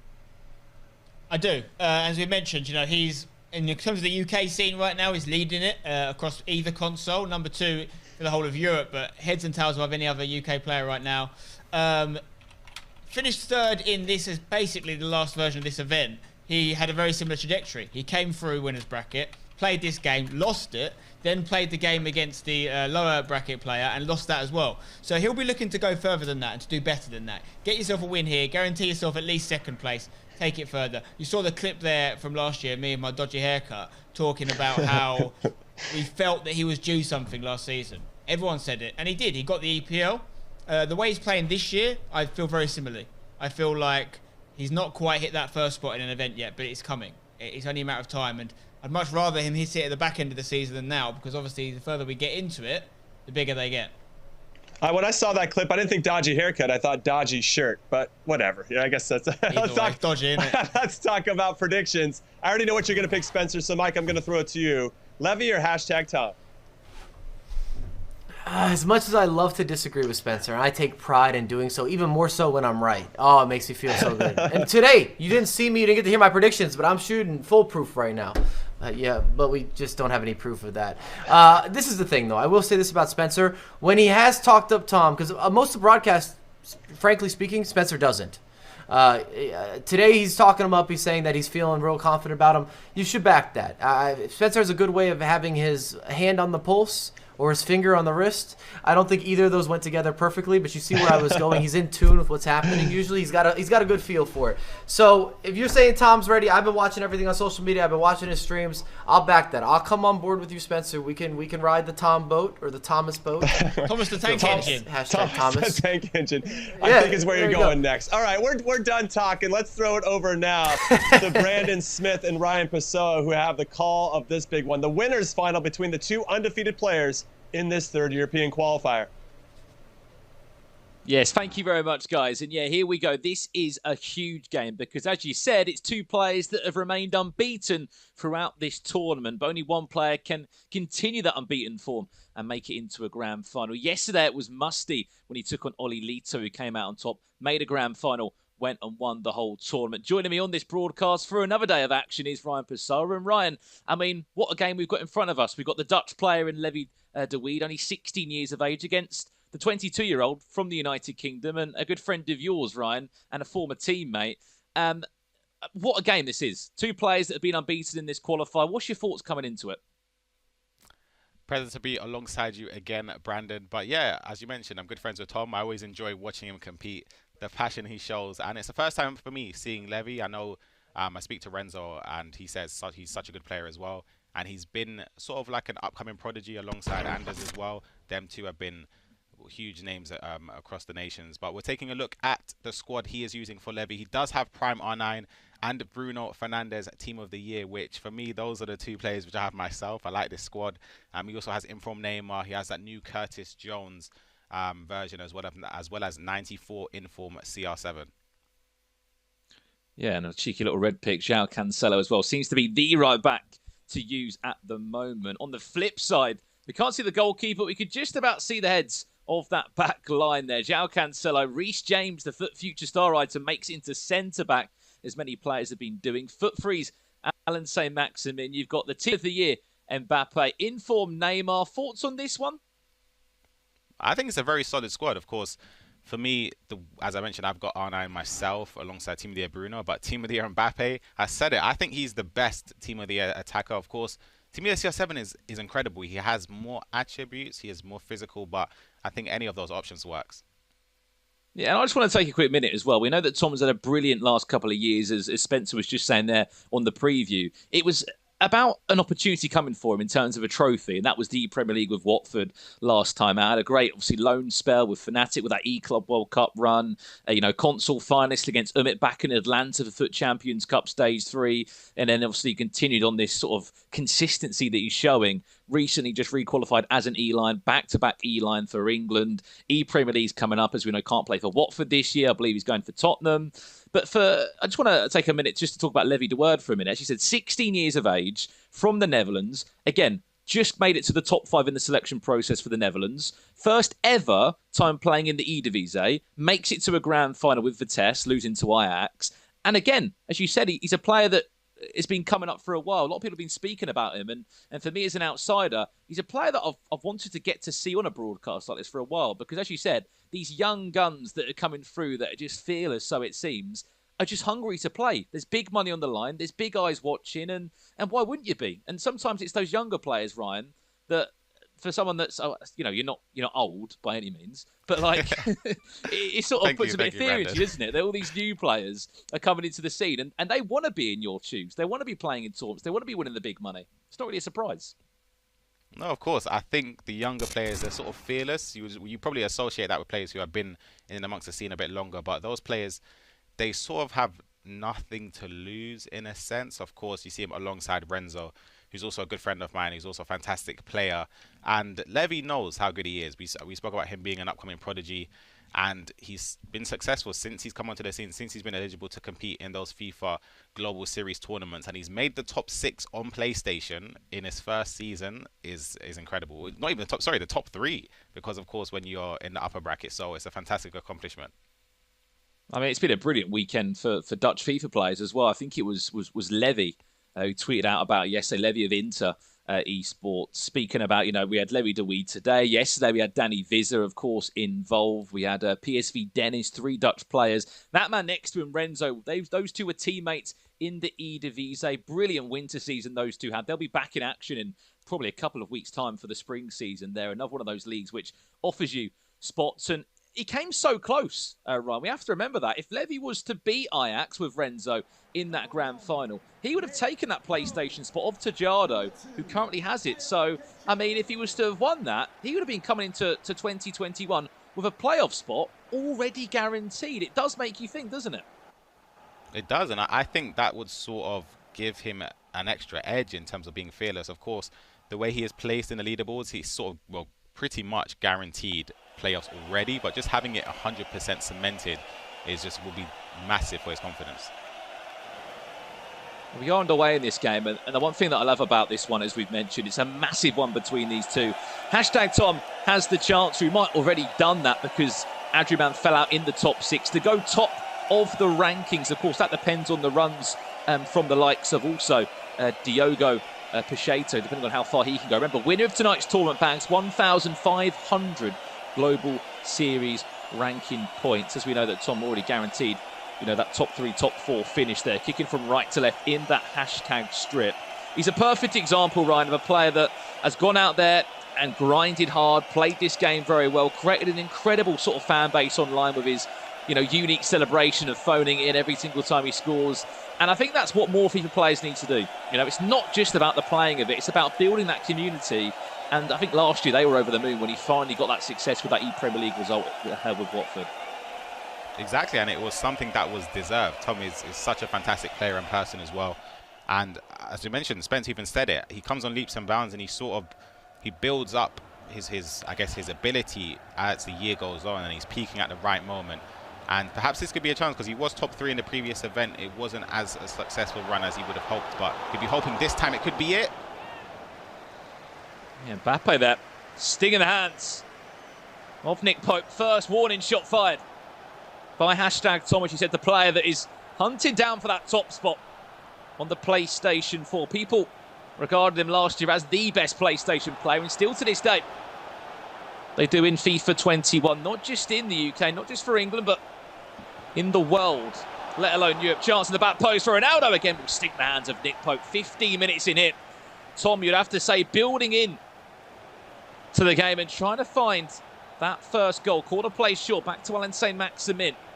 Nice heel tool into the icon of Ruud Gullit. I mean, that would be a story, Ryan, if it was Ruud Gullit to score against Team Gullit's very own Levy de Weed. It would, and I'm interested to see the likes of Gullit used for Tom, because a lot of players, the way that he's useful anyway, it's just those late bombing runs into the box where I played against many players we saw with Team Gullit Danny, that when he does those last-minute through balls, that's where Gullit is useful for. You see him in midfield defensively, he has that just incredible ability and his physical stature, and of course offensively, 5-star weak foot with those late runs in the box is incredible going forward. As we said, this is the winners' final. These two unbeaten in qualifier number 3. I'll sound like a broken record, but I will not stop, you know, going over the fact. Over 1,000 players, these were the only 2 that remained unbeaten after we've got 9 rounds of action. Win after win after win after win, just building confidence, building momentum into this tie. Of course, that took place a couple of weekends ago, and if you're in these shoes of these 2 players, you wish you could play that game those 2 weeks ago, really, Ryan, because as you said, you're just in an incredible patch of momentum. 9 rounds or so of just winning games after game. You know, looking at some of the results that they both had. Levy beating Diogo Pacheco in his match to get into this one. On the flip side, Tom going and beating Adrian of Spain, that big name who was top of the pile with all the eyes on him. That would have given him some huge confidence. Definitely, and I think you mentioned just being, I guess, having these games, if it happened straight away, it would have been extremely interesting to see what would have happened, as both of the players, the momentum that they would have carried into the game would have been huge. However, just having those weeks off where you could sort of learn about your opponent, you know who you're going to play several weeks in advance, so you could just do that research. They both know, well, they would have gained an understanding, especially with coaches being involved. They would have seen what those little intricate details the player uses, especially in the final third. Oh, brilliant feat from Ronaldo there. Went for the finesse. It's the first chance we've seen from Levy. Ball whipped into the box as an aerial threat. Bounces back into the feet of Varane. We'll need the defensive help of João Cancelo, the Portuguese fullback. The hashtag Tom to get the ball away. One thing you've noticed about all of our competitors here, have teammates with them, coaching staff in their team's chance now for Levy. Brilliant heel tour into Neymar. Trying to be unpredictable in the box. Does he need the support? Goes for the directional nutmeg. Can't brush past Rafael Varane. There's a FIFA pro yourself, Ryan. Are you someone that likes to have a coach? Say in an ideal world, you could have your teammate in Shells, for example, with you in a, say, a Man City esports gaming house. Would that be something that would benefit you as a player, or are you someone that likes to be in your own zone with your music in, or the game sound, so to speak, and to sort of play within your own company? I'd say being around a teammate is very, very, very important. They could just lift your head up in those moments where perhaps your morale might get a little bit tainted because of perhaps a performance you might have had a loss. Or even before the game is done here, it was a good chance with Tom with Neymar as Pope saves. But I say it's very, very important nowadays. And we see a lot of clubs now, or organizations involved in FIFA esports, who do have gaming houses and headquarters that they're able to play from for the players involved. No, definitely. You've seen the wonders it's done for the likes of Hashtag and Ducks. Gaming chance for Tom. Brilliant save again. Nick Pope earning his paycheck at the moment. That's 3 or 4 brilliant saves he's had to make. Still yet to find a goal in this winners matchup. If you join us in the first leg of 2. Levy. The word from left to right. Hashtag Tom. Kicking from right to left in this game. Still 0-0. Last chance of the half will fall back to Levy. Fortunately, just cannot get the ball into the feet of Alan St. Maximin. That'll do us for half-time here. I mean, you'd have to say, all the chances have fallen the way of Hashtag's very own Tom. Just been the difference of a couple of brilliant saves. There you go. 50-50 on the possession stats, but 4 shots, 4 on target.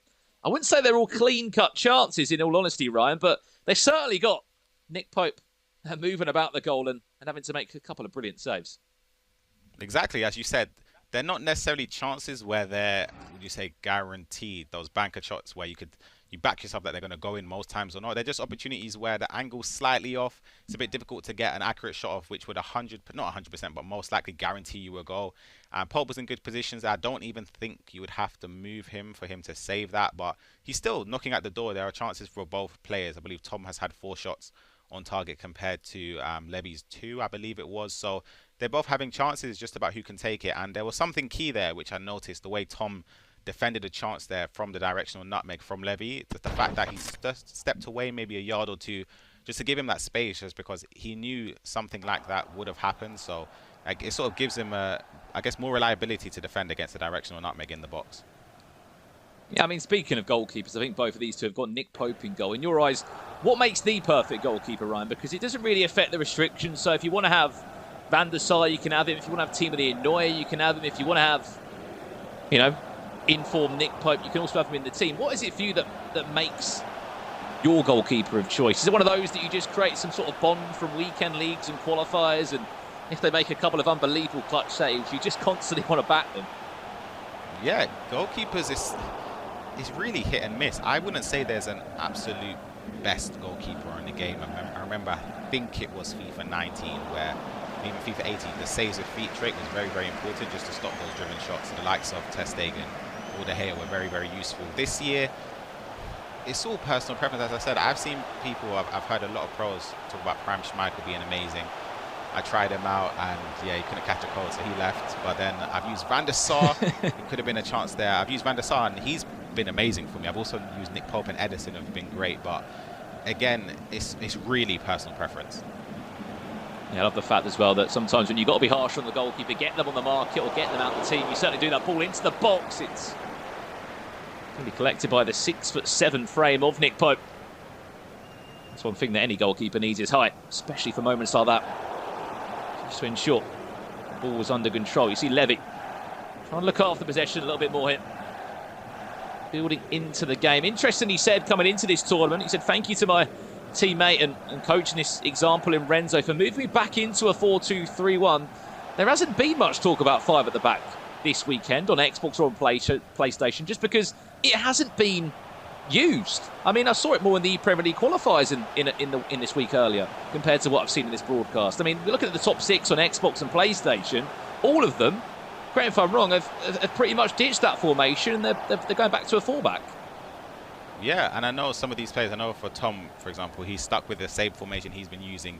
He hasn't changed anything. There are some players who, of course, have bought into the 5-3-2 and try to play it. It's all personal preference. You have to play a certain style if you play the 5-3-2, which isn't always going to be accustomed to everybody, as we see the switch there that didn't work out for Tom. But again, the 5-3-2 it's not some, I wouldn't say that it's the best formation on the game. It's still a formation that's useful. There are many formations, but I don't think this year there's a formation where it's undisputedly the best. You've seen 4-2-3-1 throughout the years of competing has been the go-to formation. 4-4-2 last year was very useful as well as being effective this year. But again, it's all based on how the person plays. If you play the 5-3-2 well, like Dynamite did to win so resoundingly as he did, then perhaps that's the best formation for the way he played. However, some players I know on Xbox, the likes of Diogo, uses a 4-4-2 and he's amazing with it.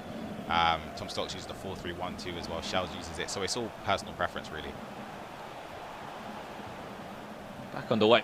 25 minutes gone in leg 1 between these two. Only 2 players you're looking at that went unbeaten. The 1,000 that signed up for qualifying number 3 here in Europe. To myself, Brandon Smith, and Ryan Pessoa guiding you through all of the action.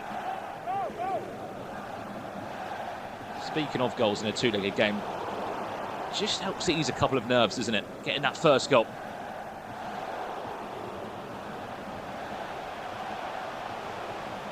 To come forward for Levy. Ronaldo into Ronaldo. The 2 Ronnies linking up perfectly well.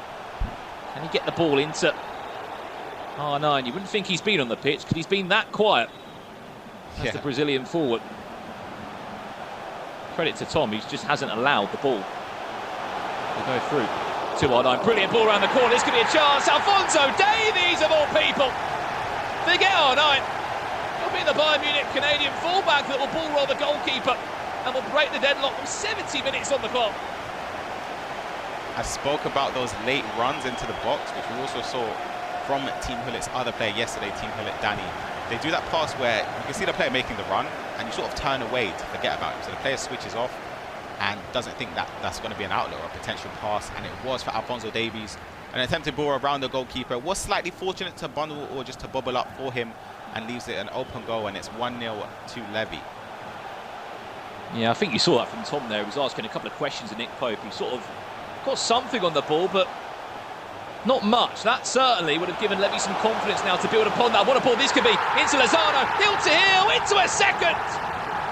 And you feel like that first goal has just allowed Levy to find his flow and to find the player that's going to reel that one in, because it's a 2-goal cushion heading into the second leg. Brilliant through ball, fantastic little heel till to open up the space and to make it 2-0. Fantastic heel to heel, as you said, to open up the space on Lozano's weaker foot to put it into the bottom corner. I was just about to speak about Tom's resilient defending. He's sort of narrowing as many options as possible, but for that chance there, it just looked really, really open, and it gave Levy just so much space basically there to pick and choose. He could have even turned on his right foot, he could have turned on his left. He just had so much space, and he chose the correct option there to give him the 2-goal lead. I certainly feel like it's wake-up time now. Hashtag Tom. There is still a second leg to play here. The key thing is hashtag Shore, I'm sure behind him, will just be like, just got to relax. You know you can get back into this game. Look across to all the results that have happened in the bracket building up to it. Both of these 2 won 6-5 in their match to get into this. As we said, Levy beating Diogo Pacheco. On the flip side, it's Adriman, a player that's made 3 out of 3 broadcasts that Tom beat 6-5. And certainly of how FIFA's played this year, 2 goals is an achievable scoreline to turn around, right? It's definitely achievable when we speak about the time that's left. Not only in this game, of course, he could generate a last attack, potentially even more than that if he goes forward now, but there's still 90 more minutes at least to be played in the second leg, so there's still plenty of time here as Hullet goes forward. Goes on his own. Tom just saying there, not that time. Surely it's got to find its way into the back of the net. Nick Pope, brilliant save to keep out the, should say, the owner and the founder of Levy's current organisation, Imrud Hullet.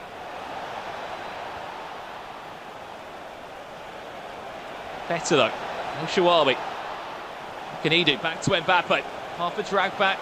Finds the feet of Reece James of all people. That's that far forward. Back to Hullet again. It's the wrong players on the ball. Don't get me wrong. We know Hullet can score goals. We know he can be dangerous. You want it to fall to Mbappe. Neymar. Chance again. Finds the feet of Neymar. Surely got to be a goal. A brilliant save by Nick Pope. Wow. What a save. We speak about goalkeepers being the difference. That is a remarkable save to keep it 2 goals at least anyway. And that mistake, that could have been so costly for Levy, but he was very fortunate that Nick Pope managed to save it. I would say out of all the chances that Tom has had, that's probably the one where I'd say that's more of a key goal scoring opportunities. The other chances, of course, the Hullet one, you could argue could have gone in, but again, I say 2-0 is more, I'd say, yeah, I would say it's definitely a fair result. Yeah, and you can see the frustration there for Tom, which you fully understand. 2-0 down after leg 1 in this winners' final. You join us here in European qualifier number 3. As we said, 5 of these in total. We've seen qualifiers take place from December onwards. Ryan, that's going to be a disappointing first leg there for hashtag Tom. 4 chances were created in the first leg, as we touched upon. Not clear-cut chances. For me, those last 2 chances there at the end, one with Hullet, one with Neymar, those are the ones that Tom's going to be thinking about right now. You saw the disappointment when both of them were saved and missed. One of those you'd have to think, it's got to find its way into the back of the net. Exactly, he'll be upset about it, but again, there's still 90 minutes to play and he'll be hoping he can create some more chances. No, definitely. On the flip side for Levy, I mean, very much calm, collected. That first goal allowed him to build into the second. It was Alphonso Davies, of all people, that scored the first goal. Let's have a look at the highlights, Ryan. Talk me through it, because this is what we're talking about. In the first half, Tom was creating chances. I think 4 shots, as I said, all on target. All were saved by Nick Pope. Yep, exactly. And we saw that first chance. I wouldn't say it's an out goal scoring opportunity. That Ronaldo one, again, you could argue sometimes that arrows into the top corner. It all depends. And again, another chance which came for Tom at the end of the half, that Mbappe chance. That one's another one you could argue could have been a big chance. It was those slight margins which stopped. We're going to see that late run there from Alphonso Davies. A ball roll is very fortunate to drop back to him, but it gives him the 1 goal advantage. And the goal for number 2 here, very calm and patient play from Levin. You see at the back post there, Lozano peels off, heel to heel, and arrows it into the bottom corner. Just a quick word on that, Skim. If you saw the heel till at the end, we'll talk a bit more about that in a split second. This was the golden chance of Neymar. You expect him to find the back of the net. Tough angle, but Nick Pope, as we said, 6'7". He's that tall. He was able to stretch out and make the save. How important is that? Just to add a little skill move into your repertoire, Ryan, in those final thirds. Anyone that's watching that's a casual weekend league player, you know, whether it's a heel to, or whether it's a ball roll, scoop turn, whatever it is, it just adds a little extra something, doesn't it, in the final third to your attacks? Gives your players more time, more space, the ability for them to be composed. Would you agree on that? Absolutely. You don't even have to do the most intricate or extravagant skill moves in the box to open up a chance. A heel to heel is very simple to use. A ball roll as well. Of course, the more intricate ones like the La Croqueta cancel or Magidi cancel, there's different skill moves that you can cancel to exit in different angles. But you don't have to do too much. Just the basic things work. As we mentioned, the ball roll. The drag back is somewhat useful, not as much in previous years, and the elastico as well, but there's still useful skills to do in the box. Yeah, most definitely indeed. Of course, if you're enjoying all these tournaments that are taking place here in Europe, this is not the last one. As we said, there's 5 of them in total. We do it all again next month in March for regional qualifier number 4, and then we'll finish out all 5 qualifiers. And April will be the month that you look at the likes of North America, South America, and of course Europe. Some of the few regions that have been running 5 qualifiers in total. I mean, there's no doubt that these two have already booked themselves a playoff spot. It's a case of climbing up the leaderboards now. It's a great opportunity as well for Tom tonight. I think it might already have been done, but if he moves into a grand final, it certainly will be done. The chance for him to go top of the pile, Ryan. Everyone talks about him being one of the best players on the PlayStation. He makes it to a grand final tonight. It ensures he guarantees himself those extra 1,000 points. We'll take a look at the rankings to back this up, but that's got to fill him with confidence. End of this qualifier, Ryan. Top of the pile. Everyone's looking at him and saying, what have we got to do to beat this man? Massively, and we see the players that are involved in the top 30. It's remarkable. So many top players who we've also seen today in Adrian. There's Tom, Diogo Peixoto, who's also through in the loser bracket, Neat, Levy. There's so many top players. So to be ranked number 1 amongst them is something that is a massive accomplishment, and I'm sure he'll be proud of.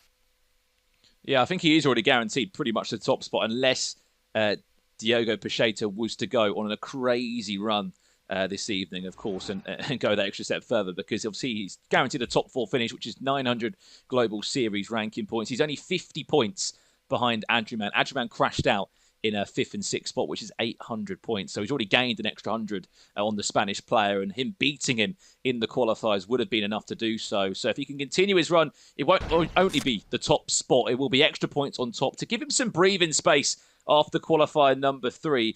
But if you are in the mind of Tom, what has got to change and what's got to be better? Because, you know, he's 2-0 down at this moment in time. It's not like he didn't create chances, Ryan. It was just trying to create good chances and to try and find a way past, as we said, this absolute giant in goal of Nick Pope. He just has to be a lot more calm, a lot more composed in the area. Just use the right skill moves just at the right time. Of course, we spoke about the chances. He had chances that goal. They weren't necessarily 100% clear-cut. There are opportunities where on any other day they sometimes go in, they sometimes don't. But the key is just to stay composed, just to try and stay in the game, because he knows how good he is on the front foot. We're back on the way. If you have just tuned in, Levy, the word, is up by 2-0 in this winners' final. Do not worry, though. Whoever loses this game will not be out of the tournament. They will just drop down to the loser bracket final. Be the first time they would have suffered a defeat after being unbelievable for 9 rounds of actions. We said these are the best 2 players we've seen that have been the only 2 unbeaten. Out of an incredible number of 1,161 players it was that took part. There's just something about not wanting to play on the PlayStation in Europe, it feels like at times, Ryan, with that many players, that many good verified players there are. PlayStation is remarkable. The amount of players that are so good that don't get anywhere near the broadcast is craziness. Like, people don't really understand, of course. Try and monitor it. I don't play it myself, I play on the Xbox side of things, but PlayStation, there's so many players which are really good here. And this could be a good attack for Tom if he can just find the right pass, and unfortunately I believe it's a foul. It's not. So Levy's able just to retrieve the ball back with Team of the Year Bruno, who I think is the best midfielder on the game. I haven't been able to use the new Prime Moments cards that have come out. That Vieira looks astounding, but for me, Bruno Fernandes just offers everything, and the way he is able to just to help transition, especially in if you're using the 4-2-3-1 or 4-4-2 where you have the central players anyway, you need somebody that can bring the ball forward, and Bruno offers everything. Got to remember, 16 years of age, Levy is. And in that first breakout year where he's been able to play, 16 years of age, of course, is the required age to compete in the Global Series. He's representing his country. He's been representing Vitesse in the Eredivisie. Top 2 finish there. Guaranteed a top 6 finish here as well. Potentially to go further than that, I should say, in a top 4. Up by 2 goals. Still sending out a statement. Not just into Europe, but in the world of FIFA esports. And also just showing what a lot of hard graft can do. I remember commentating on this man with Richard Buckley, probably back in sort of August last year on the PlayStation tournaments. You saw that advertised earlier on in the broadcast. He was playing France against France. Against just European players, top European players. Just getting in those reps. It's not Ultimate Team, but just getting in those reps. I think it might have been the first, might have actually been October, sorry. It might have been the first FIFA 21 tournament that was on the Open Series. But we saw that from Jesus last month as well, Ryan. What was the story of Jesus? He went and won the tournament in the end. He was a champion in Italy. Exactly, and it's very commendable to those players that are putting in the hours, getting in the practice in tournaments, because it's so important. Of course, you can be as good as you can, as we see a fantastic ball over the top here, and Pope is just about going to get there ahead of Saint-Maximin, but just practicing, just getting in those minutes, getting in those practice tournaments, getting amongst it, getting your name out there, and practicing against players who are at the top of their craft as well, because it sort of improves you. There's only so much you can do watching back your gameplay or playing against the same players. However, when you play against in practice tournaments where there's different pro players involved or top players, you learn just your craft a little bit more. Here comes Levy now looking for a third. Can he get into R9?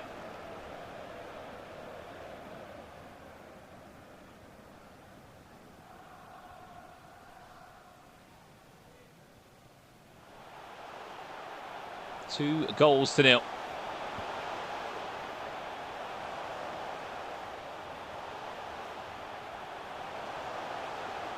Can Tom find a way back? Pull it now.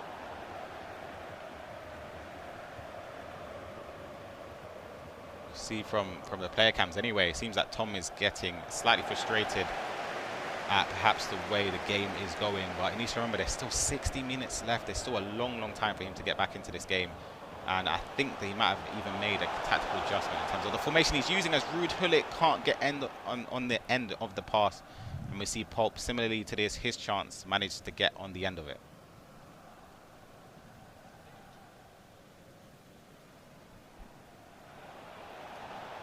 There's still a long way to go left in this game, but 10 minutes towards the end of the half, and I think the way Levy's playing, he's very disciplined, and he's just going to keep control of the ball because he knows Tom is very effective at pressing in, but he knows he's winning 2-0, and again, there's still a little bit left in the half. I will be joined by Richard, as there is a slight technical difficulty with Brandon Smith, but Rich, what are you thinking so far with this game? Yeah, remarkable game, in all honesty. Turned up for the books. We thought that Tom, coming into the winners bracket final, arguably is the favourite on this side of the bracket, and again, struggling in that winners bracket final matchup. He has been unlucky, but Levy taking his chances in the clutch moments, and you have to say, Ryan, deservedly winning so far in this matchup. Absolutely, and again, it's something that Tom, he definitely won't be happy about it, but I always speak about how good Tom is offensively and the way he manually presses, so there's still a lot of time left for him to get back into this game, but it's been a very mature performance for the 16-year-old from Levy. He's been very calm, very controlled, and of course having someone like Renzo over your shoulder who's been very, very accustomed to competing at the highest level across the years and is a fantastic player, just sort of disciplining him, letting him know. And that's the key thing I speak about with coaches, because sometimes you can just get tunnel vision and forget about the occasion and forget about the game. If you're 2-0 up on the 44th minute, you've got possession, or the 40th minute, for example, you don't need to bomb forward instantly. You can sort of wait for the final attack, which he is doing, and he's just about got it back, but it will be blown for half-time. And yeah, definitely disappointing from Tom's perspective. You can see how, I guess, upset and frustrated he is, but there hasn't even been a shot in this game between both of the players. That will do us at half-time between these two. I believe Brandon Smith will be jumping back onto the show to join Ryan Pessoa in this big second half of the second leg. Huge performance coming up for #Tom in this second leg, Ryan Pessoa. If he needs to do something different, you've been watching this game, what do you think? Formation change potentially, personnel change? What needs to change for Tom? It's approaching a time now where there's 45 minutes left, so of course you need to get 2 goals to at least draw the game, but I wouldn't necessarily change anything too dramatic. There's still 45 minutes to go. You don't want to throw the kitchen sink too early and then end up conceding a third and then perhaps a fourth and then the game getting out of reach. You're still in contesting with a 2-goal deficit. As long as I'd even say if you can score one by like the 80th minute, there's still enough time, as long as you just don't concede another. So it's just about waiting and sort of hoping that you can just get the ball back, because Levy, as we mentioned, has been very, very disciplined with keeping the ball. So Tom will just slowly, or just have to wait for him to get the ball back. Certainly the opportunity is there for Tom, but Levy de Weed showing unbelievable maturity past his age, you have to say, in this matchup. 16 years old and controlling the tempo of the game, controlling where the game goes. He's in the driver's seat. He's in pole position right now to take this matchup and find his way into a grand final. He is, and he's on that way. Definitely, he's on the correct path to do so.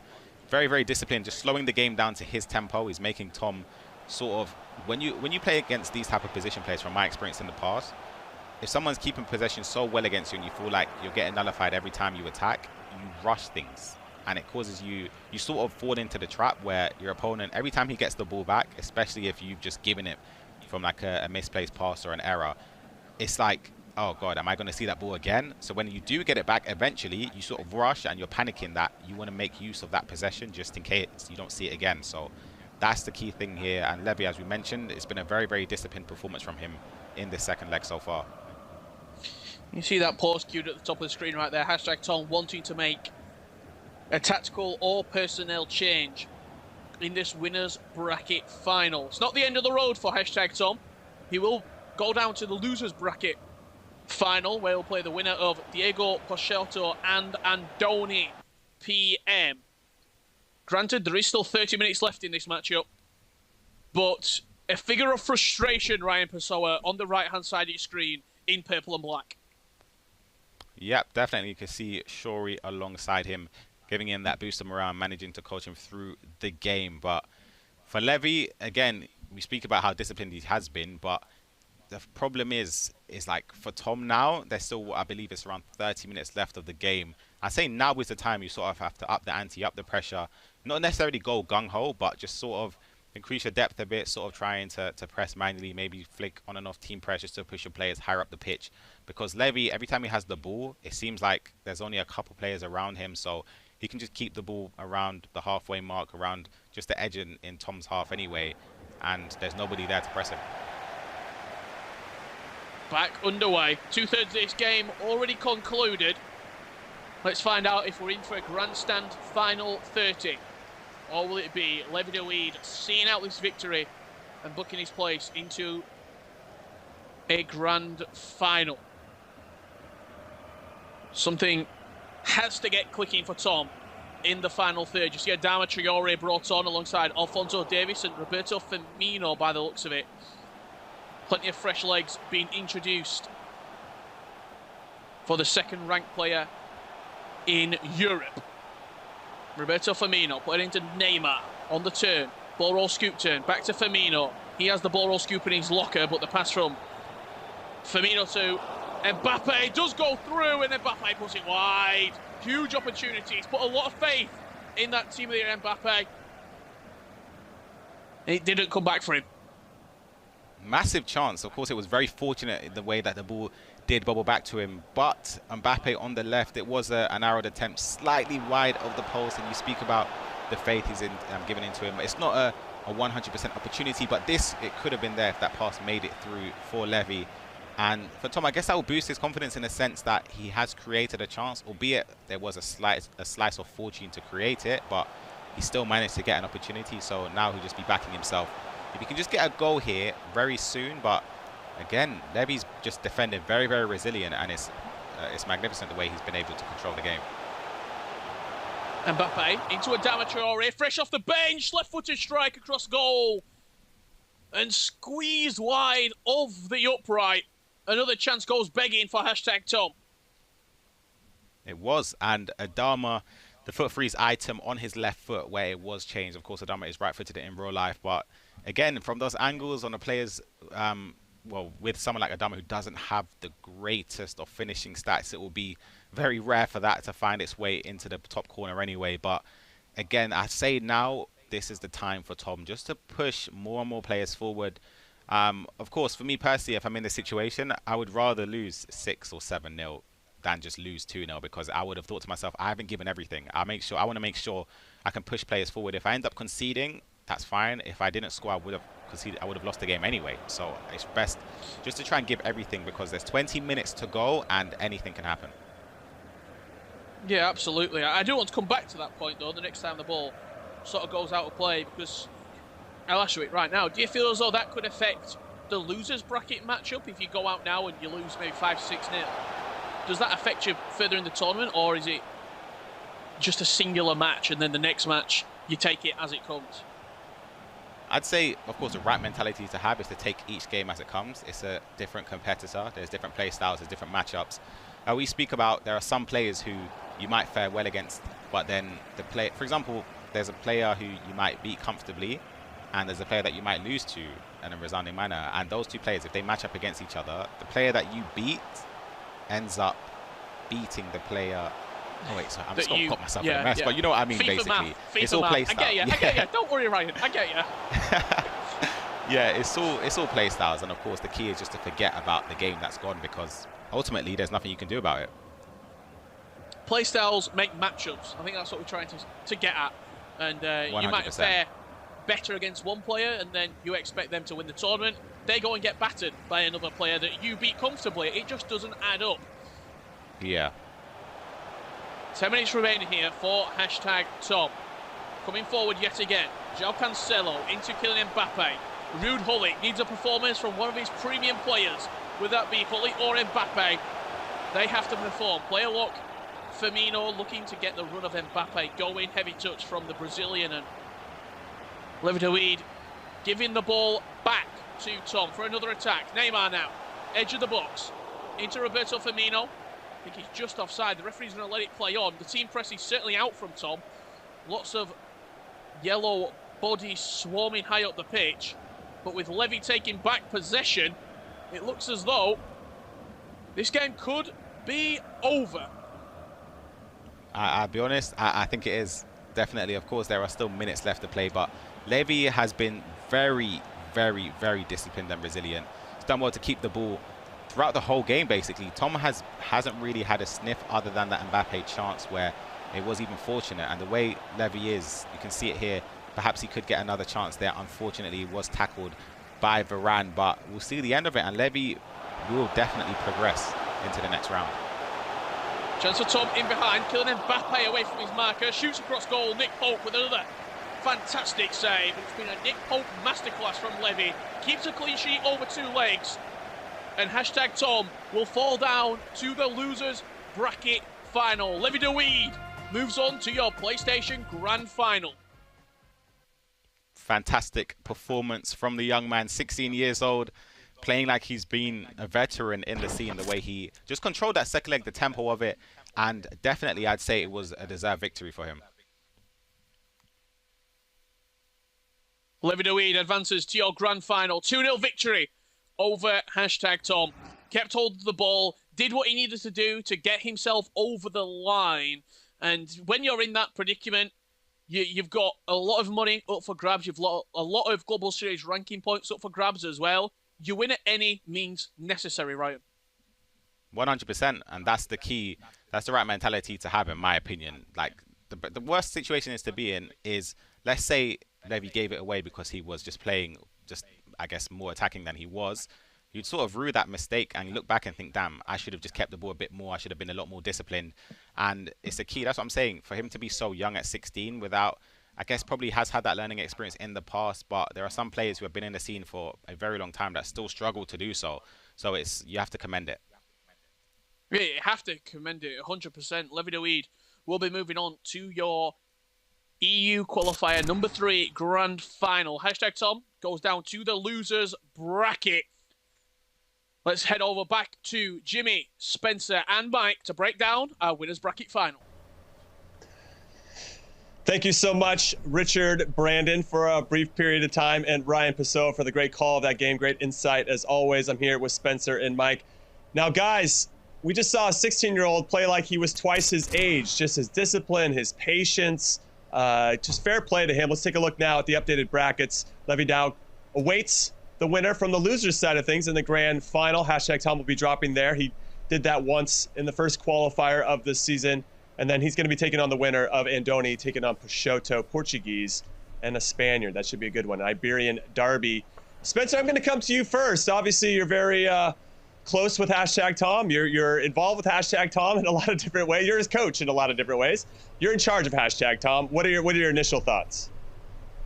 Well, you've got to say well done to Levy, first and foremost. Obviously, I was concentrating on the Tom angle before the game because I know more about Tom, but Levy has done really well there. You know, it wasn't a game for the neutrals. You know, it wasn't one for the ages in terms of action, but he did what he had to do. Defensively, very, very solid, and Tom was unable to break him down ultimately. A couple of chances could have gone differently, but what I've learned from that, Levy is a player you don't want to give a 1-0 lead away to. So he's looking really strong. Tom's been in this position before. He's dropped down into that lower bracket. Even if he doesn't do any better and he finishes third again, it's still fantastic. He'll still be right up there, potentially number 1 in the world after this in terms of rankings.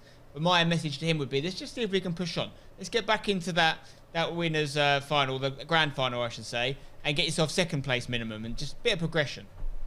Right, that's all you can ask for, just getting better bit by bit. All right, Mike, what were your thoughts on this one, in particular Levy, who just was tremendous in almost every facet of the game?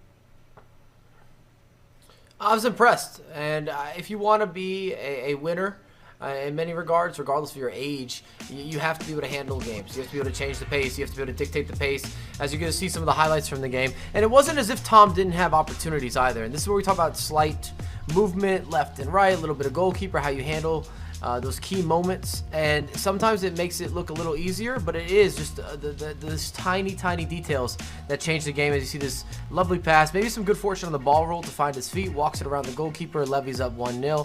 I really think the good takeaway, or the big takeaway, is how he was able to close out a game or take Tom out of a game afterward. I love this extra skill move here with the heel-to-heel flick.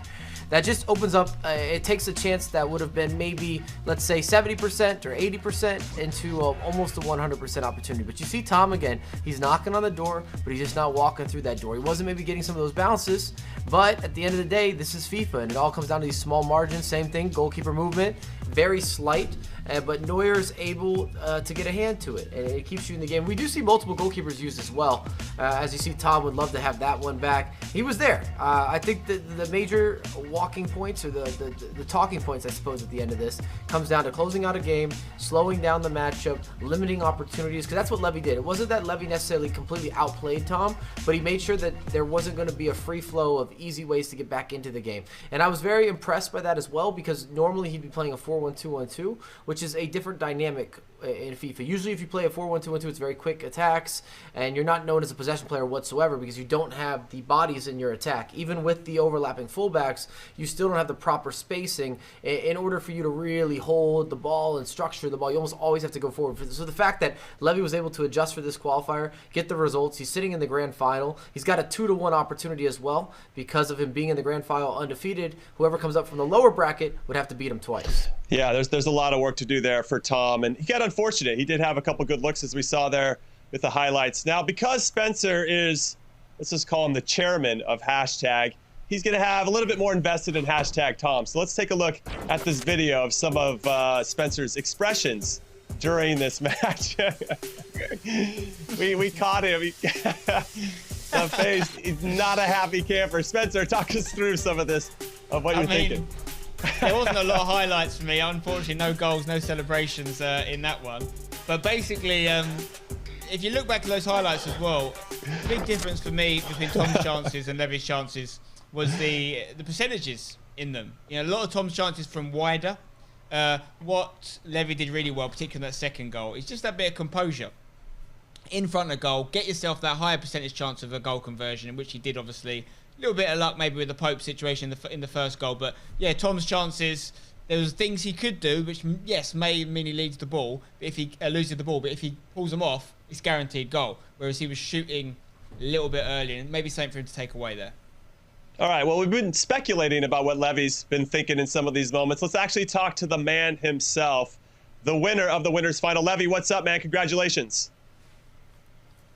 Yeah, thank you, man. Thank you. Okay, so what did you think you did really well there? We're all kind of applauding your patience and your discipline. I thought your defending was tremendous, and you took your opportunities when they came. What did you think you did the best against hashtag Tom? I think when I was 1 and 2-0 up, the thing that I killed the game is just the important thing. Levy, well done, mate. Really solid performance. How do you feel now going into your next game, which is the grand final? You've got that advantage where the other player will have to beat you twice, and you've only got to beat them once. Do you feel like you've got very close to winning this tournament now? Nah, not thinking about that yet, because the first two FIF Champions Cups, both winners came to the losers bracket, so I have to focus. We've witnessed multiple players have a lot of success under the Team Hullet brand or ecosystem or group or organization. Do you feel that having that organization behind you has helped you develop really quickly as you're a really young player in order to be ready for these big moments? Yes, and especially this guy here, my coach, he helps me a lot, and he helps me to improve in FIFA 21. Well, Levy, we appreciate your time. Congratulations again, and we look forward to seeing how you play in the grand final. Yes, thank you. All right, everyone, we are going to take a quick break. But before we go, make sure you join the conversation. Hit us up at EA FIFA Esports on Twitter. Use the hashtag FGS21. We want to hear from you guys. We want to hear what you think. Levy's performance. Good, bad, indifferent? Hashtag Tom, what could he have done different? Hit us up on EA FIFA Esports on Twitter. And then, of course, we have a Twitter poll going on as well. Who are you guys going to vote for? Whose kit do you want to see in the game from these esports clubs? Let us know there as well. EA FIFA Esports. All right, when we come back, the break is now upon us. We have Peixoto and Indoni. The losers semifinal coming up. The winner will take on hashtag Tom, who's going to be an upset hashtag Tom. But first, it's going to be these two competitors getting after it. Don't go anywhere.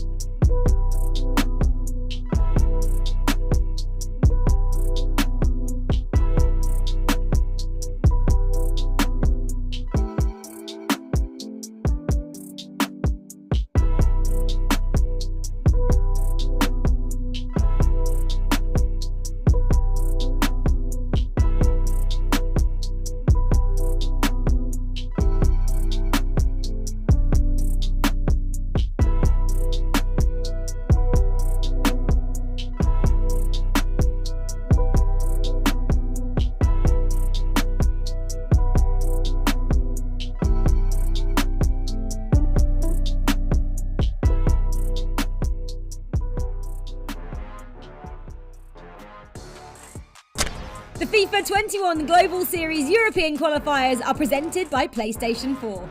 Register and play in FIFA 21 PS4 Tournament Open Series at compete.playstation.com.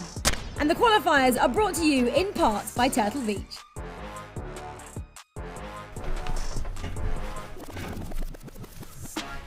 Well, earlier this month, in the second North American qualifier, we saw Yaxin take home the top spot yet again. He claimed his second FIFA Global Series title of the year after defeating NYC Chris, the first ever E-Champions League winner, 5-3 over the course of 2 legs. Qualifier 1 champ and Qualifier 2 champ to the man, the myth, the legend, known as Yaxin. Congratulations to him for continuing his triumphant run throughout North America. Here are some of the upcoming broadcasts for you guys. March 6th through the 7th. That's coming up. That's really close. That just happened, did it not? What day is it today? No, it's coming up. Sorry. And then April 10th through the 11th. I'm just giving you guys a hard time. Regional Qualifier 4. And then a month after that, May 8th through the 9th. For more information, of course, go to futchampions.com. But that's not the only update we have for the Americas. Let's go down to South America because another player is on a roll. It's Matias Bonanno, who's been stamping his authority in South America all season long.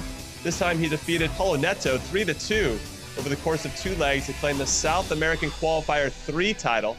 This is his second FGS title of the year after also beating Paulo Neto, poor Paulo Neto, in the grand final of Qualifier 1. So well played to him once again. Here are the upcoming broadcasts for South America. March 13th to the 14th.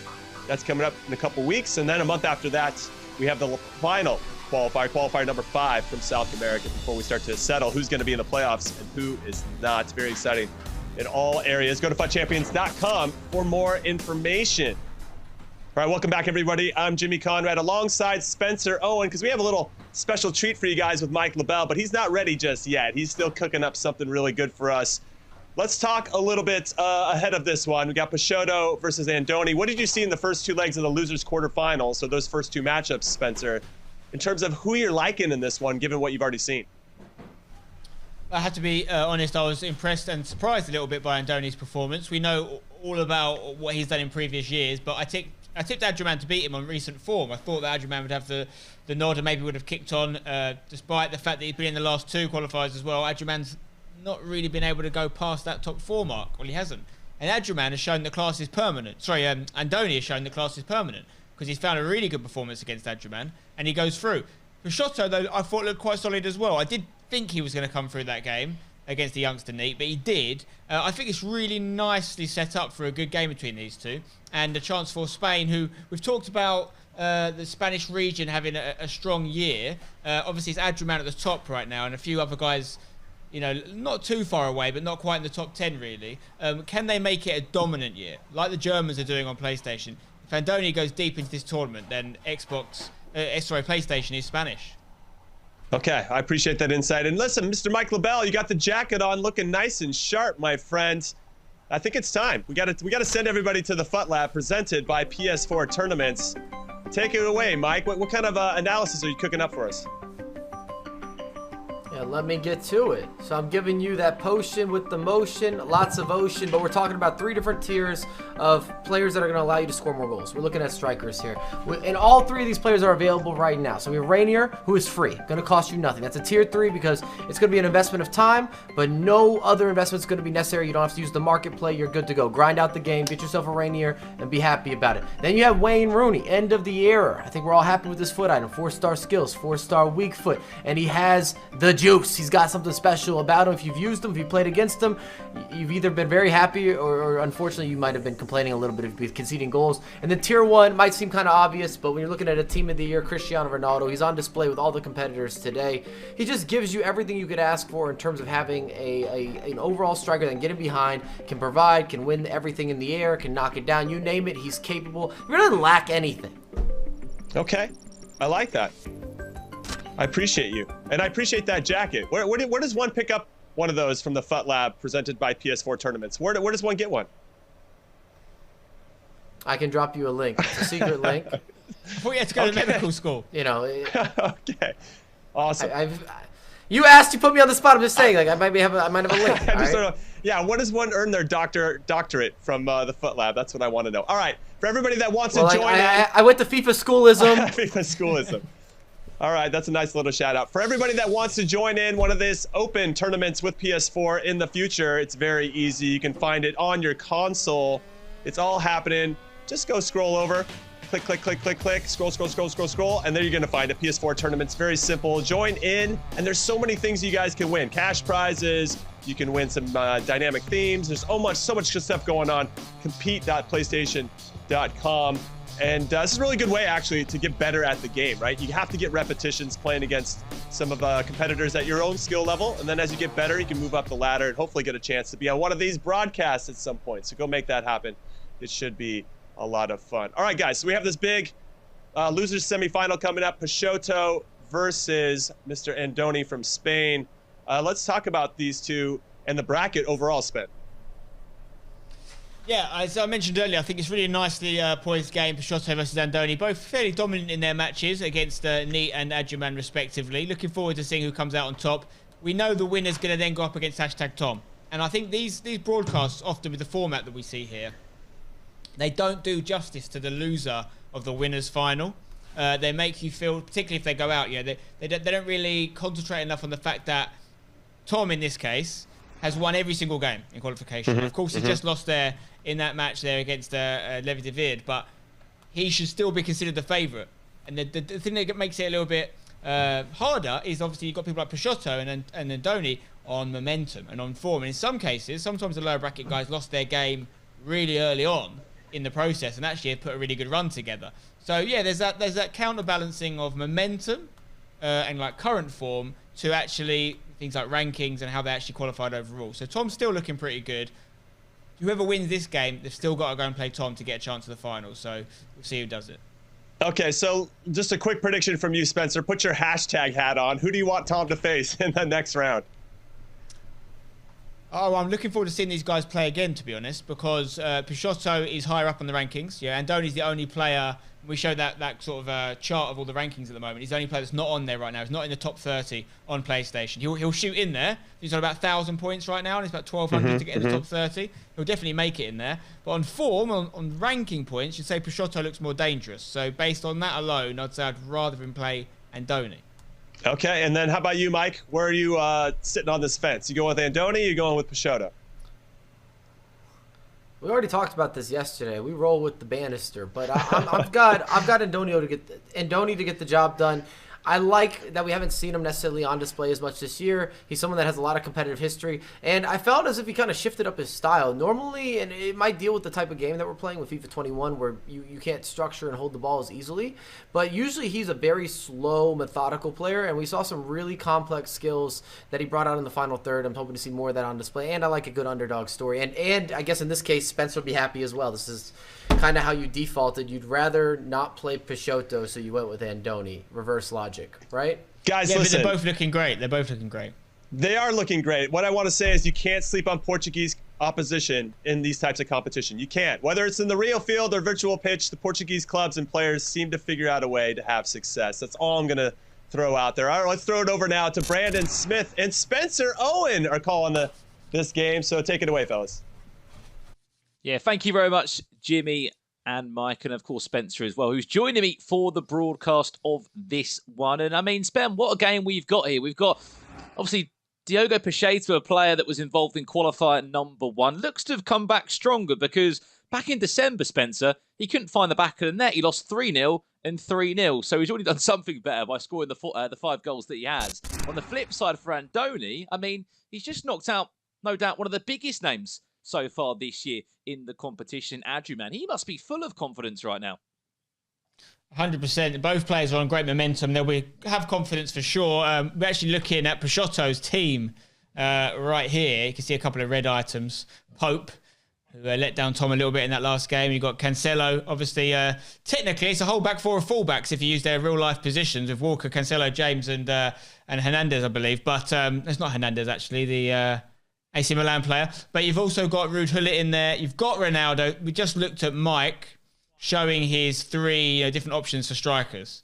And Ronaldo was that top tier option. Team of the year. You can only have one team of the year and one icon, of course, of a certain rating, and that's what he's gone with. Hullet and Ronaldo. If we go across here to Andoni's team, you also see that same Ronaldo, but instead of an icon, he has gone with Mbappe. So 2 team of the year options, and they're pretty much the best 2 options you can have. The best 2 players, some would argue, in attacking the game.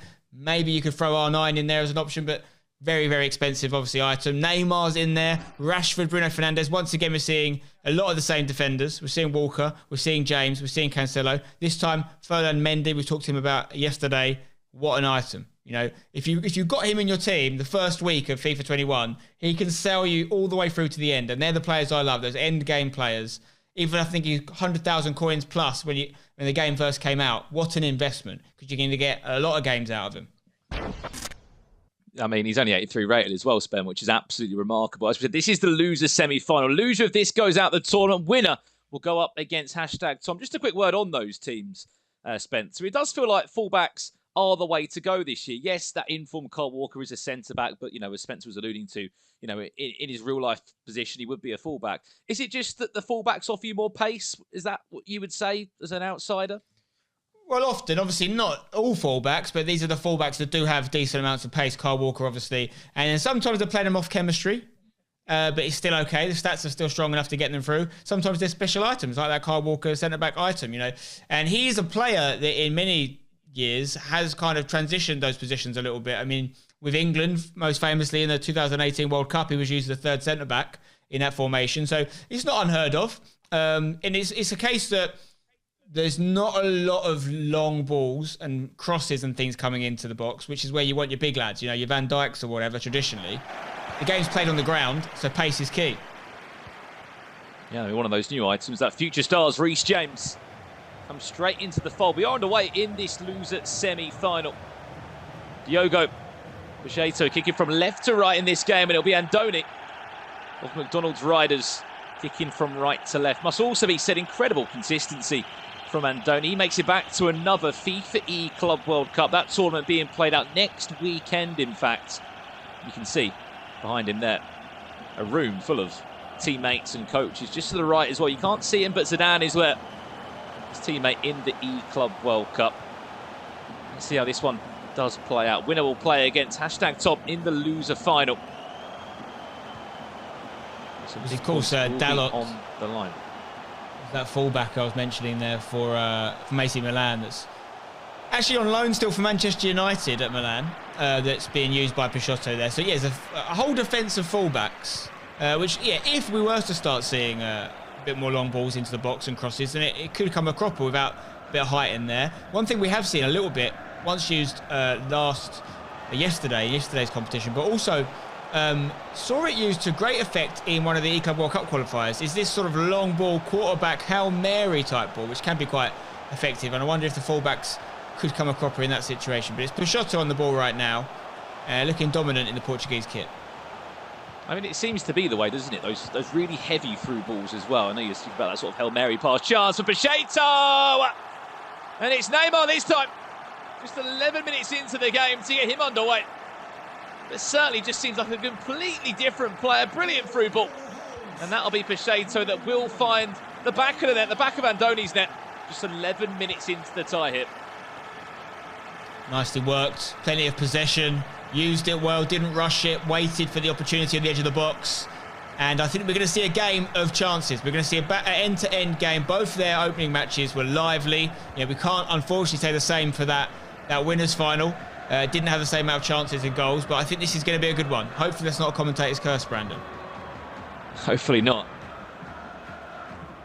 One player that we want to speak about as well, the recent promo of future stars. Look, it's the Swede on the wing of Monte Calcio. Kulusevski. He pops up again. We saw him yesterday in the game we commentated on together, Spencer. What is it about that player? It's just the pace he offers. He's not the highest rated. Still, he's a sort of a top 80 rated plus player, but he looks to be so good and so influential in pros teams. Chance for Andoni. That's fantastic. What a save. I mean, what the hell has happened there? Nick Pope looked to grab the ball. It was a time-red finish from Mbappe. Did he take the ball out of Nick Pope's hands? I'm not quite sure. Popey. Pope's been having a shocker. Last two games, honestly. in these questions asked of him, Brandon, this is a horrible one. You have to say, and Donny's done really well to make the chance. I think sometimes when these sort of fortuitous goals happen, people gloss over the fact that the build-up play was really good. However, once Pope gets that ball in front of him, he needs to be looking after it. And that is going to be a painful one for Peixoto to watch back. Painful one indeed. Burnley's number one. Seems to be one of the most popular choices in goal. Not too sure if you are still rocking about the weekend league, Spencer, as a dad now. But if you were to have an ultimate team, who would be your goalkeeper of choice?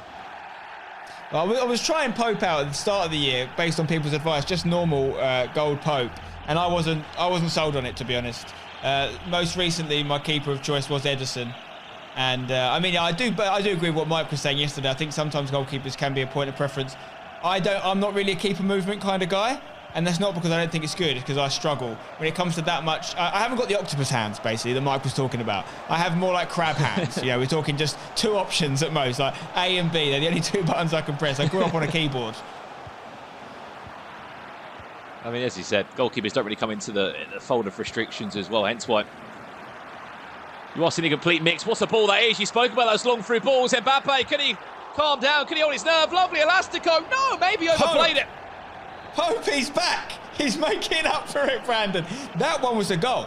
The deal was signed, sealed and delivered. It was finished. But Pope claws his way back and gets that ball. And I would say he's made up.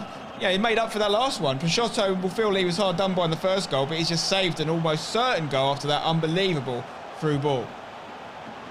Did very well, Andoni, to get into the space, tried to ball roll his way around the 6'7" frame of Nick Pope, and then he provided an elastico, and I thought after that point, that is when the shot needed to come in, but there was an extra touch or 2 in there. It gave Nick Pope seconds to react and to dive upon the ball. Worked out to be a brilliant save at the end. 32 minutes gone in this one. End-to-end FIFA. Peixoto's now chance. What a ball that is! Oh, superb. Unbelievable FIFA from the Portuguese FIFA player, feeding into the Portuguese forward. Brilliant ball and a brilliant finish. 2-1. Peixoto back in front. You cannot let people just dilly-dally in the box like that. Andoni is letting Peixoto just take these little baby steps in the box. Of course, eventually the pass is going to come, much like his first goal. Patient build-up on the edge of the box. Andoni needs to stop Peixoto getting that close to his goal and having that much time, because we know he is a danger. It's not 92, Ronaldo. It's not in form. It's team of the year, Ronaldo. 98 overall. Can't have that man bearing down at your goal. Especially in those sort of areas where it's pretty much a guaranteed finish. Chance for Peixoto now to get the ball forward. Look to use that future star, and just away on him quickly, Spencer. The Swede from Piemonte Calcio, that future star item, seems to be a very good addition to teams.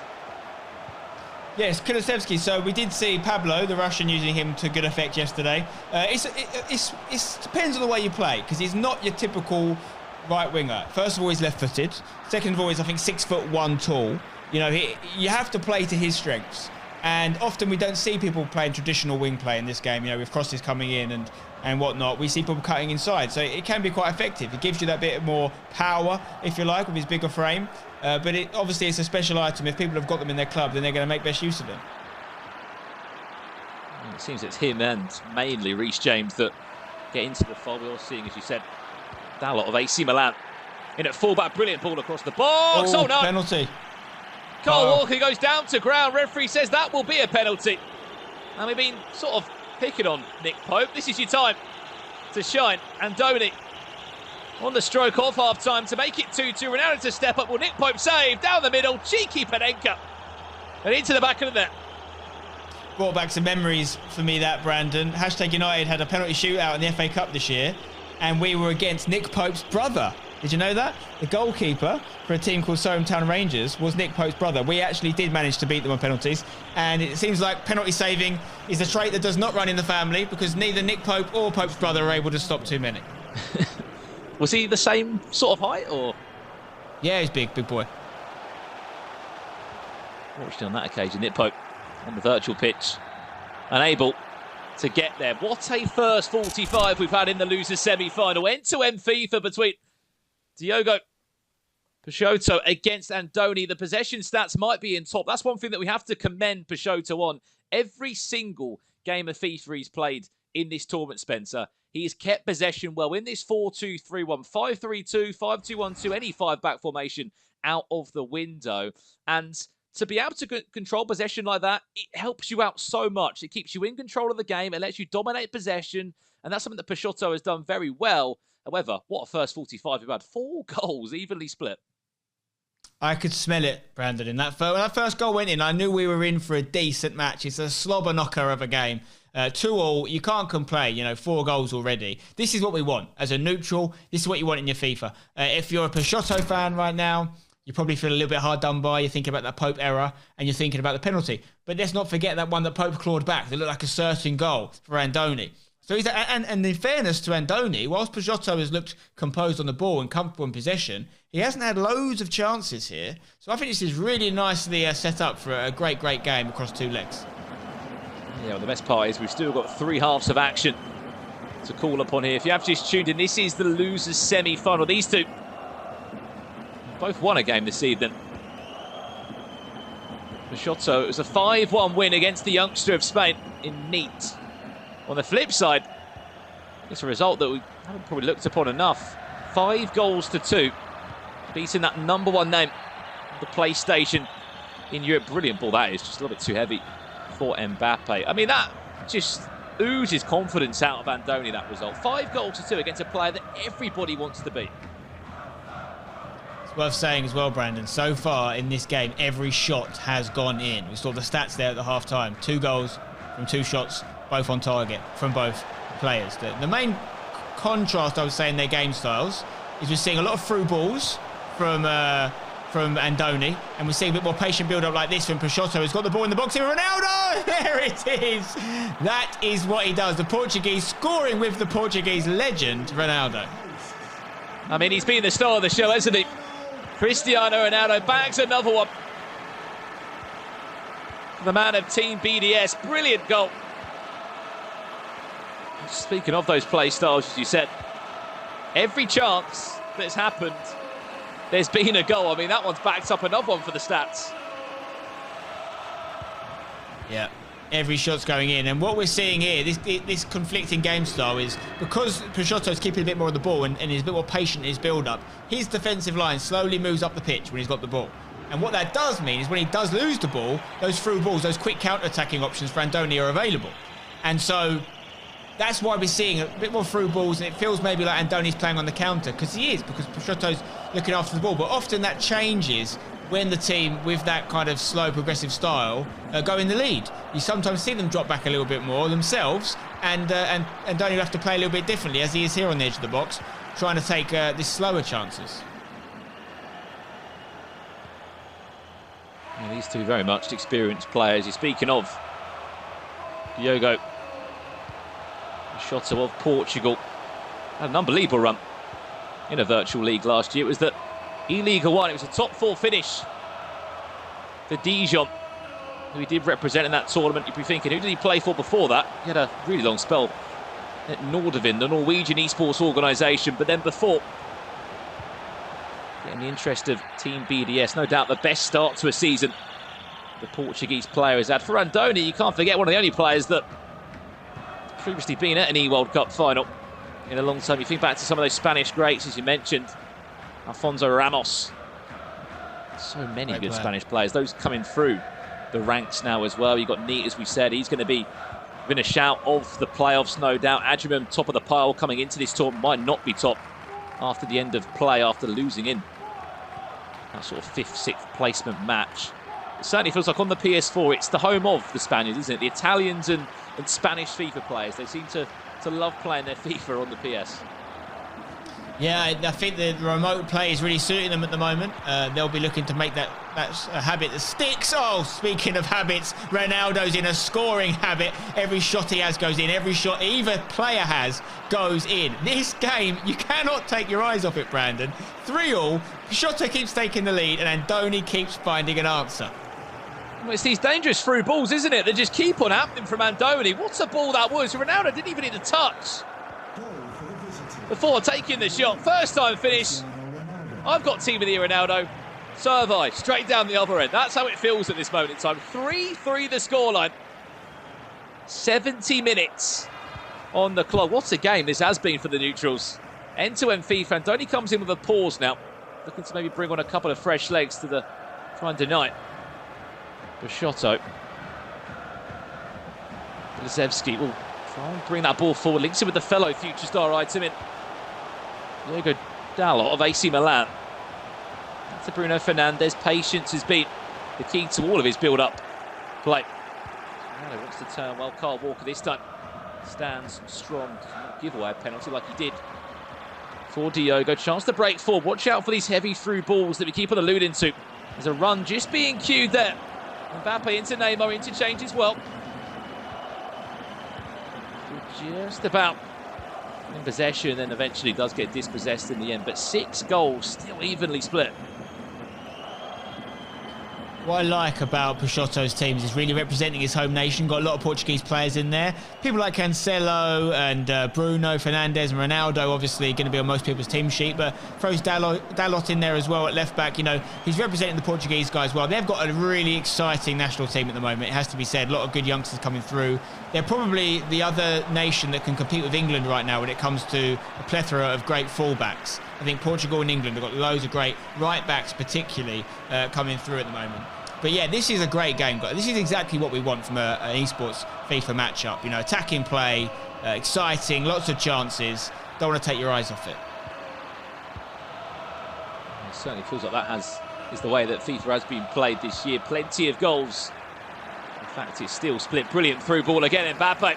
Can he pull away from Kyle Walker? Went for that ball roll into the drag back through the legs of the defender. We'll go into a pause menu for the first time in a while. What does that do in terms of that team atmosphere there? I know, of course, Hashtag have got that same sort of vibe with the HQ and players supporting each other at the sort of live events or at home events, we should say. Now, what does that do, that sort of team vibe that's created of players supporting you, picking you up when maybe you're feeling down across 2 legs? Surely it just aids the team's overall performance.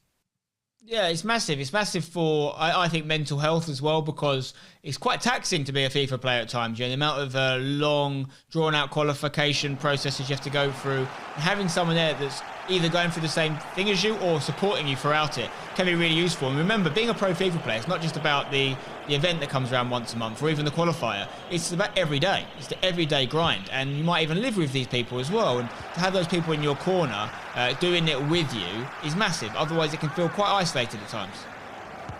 And also, it just adds on that extra element there. Ball into the box. Going to be... Oh, wow! Wow. Oh, shot that hasn't gone in. Nearly. Just getting pickpocketed there. Ball was lumped into the box. Ronaldo there flicked it on and it just went away at that left post. But just on the flip side of that point, to your point, Spencer, is that it also picks you up. If your teammate is playing really well, you feel inclined to back up similar performances. Look at what Ducks have been able to do, for example. You've got all those Spanish players, Gravison, Neat, of course, Adriman. Then on the flip side, you've got players in South America, Diogo, Zizinho. It just feels like when everyone's playing well, you know, the whole team's moving forward in the right direction. Oh, totally. I mean, success breeds success. You want to be around those winning mentality, people that will not accept defeat. They're the people you want in your team. They're the people you want around your players. So, yeah, it's really important. It's also important to get the right people. You know, you don't just want to get people for the sake of it. You want to get people that do embody whatever it is your team represents. And, yeah, when you get that right, it's amazing and it feels great. And wins feel better. Losses, you could argue, feel worse because you feel like you get your teammates down sometimes, particularly if it's a team-based format. But, no, I mean, this game is so nicely set up for the second leg. I mean, that one chance that we saw Andoni have before the corner that he had the header that went wide, before that, he went through with Mbappe. And I think he actually had a chance to shoot on that left foot. With Mbappe's stats, even on his weak foot, I back it to go in. And he didn't. And I think that says a lot about these two players is, with the exception of that one header from a corner, which you're going to take anyway if it falls in your head, these guys aren't shooting unless they really feel like it's going to go in. And that comes back to my points from that winners final where Tom was maybe snatching at his chances a little bit. So, again, it comes back to percentages. It all goes back to the point we talked about yesterday as well, Spencer, with that winners game, I believe it was, or the rematch. It was a loser final where we saw Olilito, a player that looks to play for those extra passes, because we talk about percentages a lot of the time. You know, you speak about that Mbappe chance. Yes, it's Mbappe. Yes, it's in a great position, but might not be a 99% chance of the ball going into the back of the net. These pros will sort of pride themselves on those extra passes, those extra sort of thought process they go through to ensure it is a guaranteed goal, because these are the players, we went through 70 minutes in that game, Spence, with every single chance going into the back of the net. These guys don't miss. They're that clinical. Yeah, exactly. It's a combination of great finishing, but also, like you say, setting up the perfect chance. And let's take a look at some of these chances. This was the opening goal. Really simple. Not the only goal we saw a first-time finish from a through ball in this game. We'll see another one in a minute. But that was Peixoto who takes the lead. Lovely bit of footwork from Ronaldo and Mbappe. And now it's a little bit fortuitous, yes, because Pope makes a mistake. You can see a red-timed finish from Mbappe in the box. But the build-up play was good. The 1-2 between Mbappe and Ronaldo, for me, it warranted a goal. Here, he's been allowed way too much time in there, Brandon, to pick out that pass. If you let him do that, you will concede a goal. Had to get close with his defenders there, Andoni, but he kept finding an answer. Maybe a little bit lucky again, you could argue, to get a penalty on this one. He puts it away, little dink down the middle, cheeky and confident from Andoni. So on the balance of those chances alone, you could say that Peixoto's had to work a bit harder for his goals. And a great bit of skill there, just sends his defender the wrong way, takes the lead for the third time. But once again, Andoni, the Spaniard, had an answer. Very similar to Peixoto's first goal. This, just a through ball straight to Ronaldo, one-touch finish on the weak foot. He hasn't got a weak foot. He could score with his shoulder, he could score with his knees. It's all 5-star. Yeah. Incredible stuff there in the end. And it goes to show as well, you spoke about it, not always the Hail Mary through balls, but those through balls are so good. Even if you have got fullbacks in centre-back, where you've got informed defenders, team of the years, you can't catch Ronaldo, let alone normal Ronaldo. This is team of the year Ronaldo, or a Neymar, and Mbappe. And the pros are just timing these passes in such a way, Spencer, that they are guaranteed goals when the ball does fall through to them.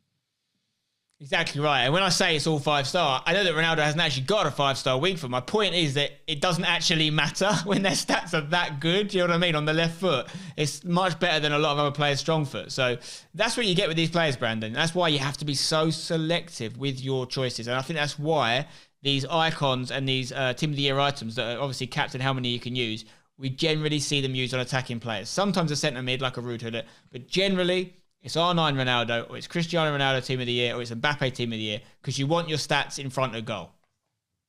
No doubt, yeah. Completely agree with that point as we move into this second leg now. As we said, this is Diogo Peixoto, a player that's been in 2 qualifiers. It's something that we don't aid enough. You look across the board, so Adrian, he's made 3 of these. You look to Peixoto, that's made 2. Tom, who's made 2 broadcasts. That's 6. That's the top 6 players, Spencer, out of 1,000, I believe, 161 in this qualifier. For the other 2, it's been another 1,000 plus. The consistency levels, I think Aggie tweeted about it for Adjuman especially. 3 tournaments, 3 top 6 finishes. That's just incredible consistency at your craft. It really is. And at the start of this year, when we saw some names maybe that weren't as familiar to us, we were talking about how, anyone can qualify for these, and, it's complete random this year, or, it's different people every time. That's over now. We are seeing certain people that are clearly very good at the game that maybe weren't on our radar last year, but they have to be now. Whether that's Adrian, whether that's Peixoto, whomever, on both consoles. The Germans on Xbox are thriving. So it's not so much a case of, these big names from last year, Tex, whomever, aren't doing as well. There's other names now. Whether they're here to stay remains to be seen, but these guys have to be taken seriously. You don't get these sorts of points by accident. Look at Adrian, look at Tom. Oli Bolly's not even here, and he's had a fantastic year so far. Peixoto, there's a little bit of a gap, you could argue, being created from the top 4 and below. Hezza won an event, of course, but hasn't done a lot in other events, in fairness. We're going to see Neat and David climb up this. If Andoni can get a win, because he's the only person playing today that isn't on this top 30 right now, he could really fly quite far into that top 30. 1,500 points the winner gets, so it could get him, he's already on about 1,000, so put about 2,500, which will put him in the top 5, I think. Yeah, it's pretty good going from Andoni. First major that he's made it into this top 6. Also want to say as well, there was a player there, I believe it was Zaikar from Russia. Yet to see him on a broadcast, but within the top 7 on this console. And also, we speak about the Italian players. It was Hezers that won qualifier number 2 in January. There's 12 Italian players from the first spot all the way to the 47th. As we know, it's the top 47 spots on these rankings from Europe that make it to the playoffs. So that is the most sort of capped nation is so far in that 47. 12 players, of course, coming from Italy. Then I think it's followed by Spain, then Germany, and then the breakup is a little bit different. But goes to show, you know, we speak about Spain, we speak about Italy, certainly on the PlayStation spin, it feels like they are the nations to beat. Yeah, and there's a load of things that could be down to, right? I mean, a lot of people are talking about the fact that these games are now remote and these qualifications are happening online. I think that's a massive part of it, but I also think we've got to be fair to these nations. You know, people like Italy, for example, they've started to have some real champions. I mean that in both senses of the word. Champions in terms of winners of events, obviously Principe back in the day, but more recently Heza. But also people that kind of represent the space in Italy, whether that's creators and stuff as well, that can inspire. And that's why we're seeing nations come through. The same can be said for Spain. In fairness, Spain have always been very good. They've always had really good players, in my opinion. And sometimes they've been let down for various reasons. But these infrastructures are increasing. You know, whether it's the La Liga or whatever. These tournaments are giving people more chance. They're the same sort of things we've been seeing Germany do for a long time. Other countries are catching up, although Germany's still absolutely going for it on the Xbox. We are back underway for this second leg. You join myself, Brandon Smith and Spencer Owen for the commentary of this game. This is your loser semi-final. Winner will play against #Tom for a chance to then go into the grand final, where the 16-year-old Dutch FIFA pro of Team Hullet, Levy de Word, will be waiting. You know, speaking of those young players, you know, 16 years of age for Levy. That's a mistake potentially for Andoni to capitalise on. He's got Ronaldo in the box. Mbappe, can he turn away from his man? Gives it back to Neymar. Sure, he doesn't dive into the tackle. Diogo Peixoto, we did it last game, gave away a penalty. Brilliant feat from Neymar, maybe slightly overplayed. It goes out for a goal kick. But no, just back to that point, you said young players coming through. 17 years of age was neat. Yes, he went out in the top 6, but still top 6 out of 1,000+ players.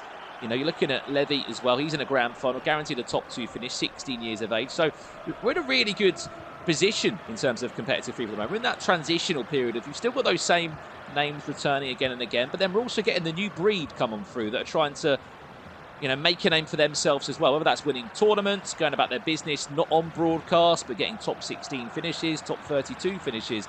And it's just a really exciting transitional year, in my opinion, for competitive FIFA overall. Definitely seeing the average age of competitors at late stages of events come down. Big chance here for Andoni. Surely going to take it. Keeper's come, got a touch. Could have been a penalty, did enough. And it's been a shaky start to this game for Peixoto, who took the lead at 3 different occasions in the first leg. But it's looking most likely Andoni could be the one that takes the lead in this one. Going back to your point, Brandon, yeah, the average age is coming down. And I think it's going to stay down, to be honest. I think we're going to see a slightly new equilibrium where it comes to the age of competitors in FIFA. And we know we've got some really good players still coming through that aren't able to compete yet. So it's exciting times. It certainly is exciting times indeed. What a chance that was for Rashford. Just after the 10th minute there. 2 brilliant chances early on into the game. Falling to the feet of Andoni. Peixoto needs to just tighten up that back line. Otherwise he could find himself chasing this game. He's looking to build forward now for his first attack, I should say, of this matchup. After a brilliant 3-3 score, and it was a game where both players were so clinical in front of goal. I think it took to about the 80th minute to see one chance that didn't go into the back of the net, which was either missed or was saved by Nick Pope. Let's see how this second leg will play out. As you said, brilliant run from Andoni. 2 broadcasts out of 3 for Peixoto. His consistency levels have been the best player in Portugal. Of course, Tuga still in the conversation, slightly more further down the rankings. He's inside the top 30 at the moment. We're looking to get back to the forefront of things. Have a chance to come forward now. Pull it into Bruno Fernandes, into that Cristiano Ronaldo. Link-up play between the 2 Portuguese players. But that's 98 Team of the Year. Ronaldo on the finesse off the bar.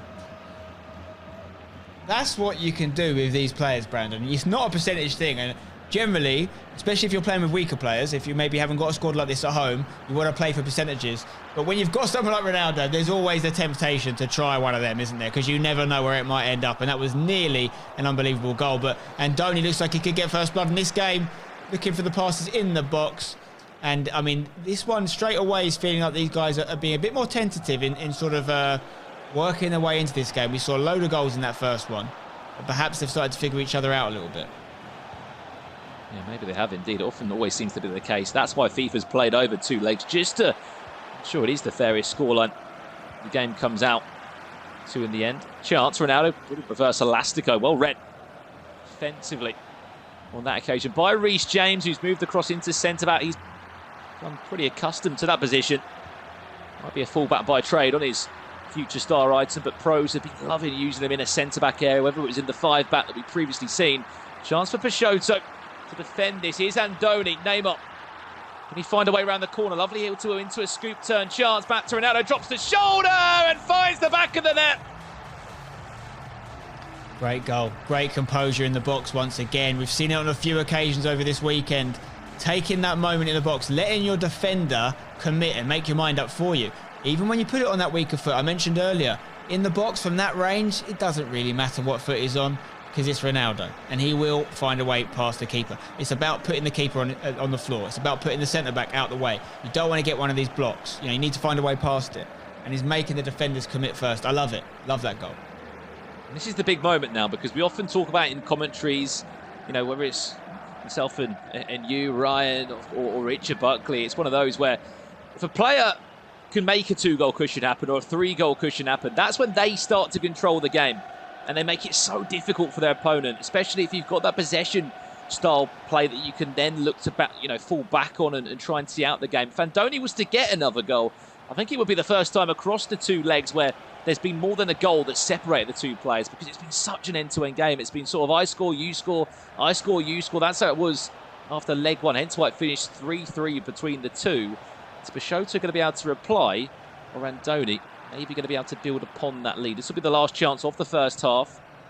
Tries to play the through ball. I think he wanted to find the feet of Ronaldo, instead pushed out to Rashford. And the chance, unfortunately, will be no more. Maybe enough time for Andoni to get the ball back down the other end. If not, he'll be pretty happy to go into the half-time interval with a 1-goal cushion, as we will. Brilliant first 45 here. Still very much undecided, this one, though, but Andoni just about in front. Crucially, Andoni finds himself in front for the first time. And it's going to be a question of how can he adapt to that scenario. 3 different occasions, Peixoto has found himself in charge and not been able to shut things down. I mean, to be fair, he found himself in the lead quite early on in the tie in general, in the first leg. But Andoni now has got the much better position, because he's got the lead, but he's got a dwindling amount of minutes left that he has to keep it for. If he can shut up shop and do what Peixoto couldn't, he could find himself going through here. As I just was alluding to before we went into the half-time interval, is that it's so big, isn't it, Spencer, for a player to make a 2-goal cushion, because it just makes your opponent have to come out and play, have to make a change, whether it's a custom tactic or a player instruction or a substitution off the bench. If you can force your opponent out of being comfortable, they have to then make changes. And if Andoni can get a second goal, I think we're going to see that. Certainly. I mean, you have to play completely differently when you find yourself 2 goals down. Even 1 goal down as that clock starts to go. Only 45 minutes of FIFA left now. It won't be long before Peixoto starts to panic. And he hasn't been playing the same sort of free-flowing FIFA in this leg that he was in the first leg. So, no doubt he can definitely find a way through. He scored some really good goals in that first match, but he is behind. Yeah, Kulusevski comes off. It will be Iron Robben that comes onto the frame. One of the special items that he was able to pick up just a couple of months ago. Here is Robben now. Peixoto, can he find a way through? Still falls back to Robben, who wanted to go on his own.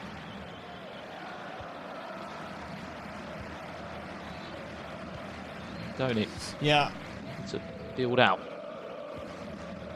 It's going to be interesting, because Andoni has surprised me, I'll be honest, in this tournament so far. I think we all know about his ability and his record over the years. I wasn't sure if he was on it this year, though, in the same way that some of these newer guys are. But he is. He's looking good.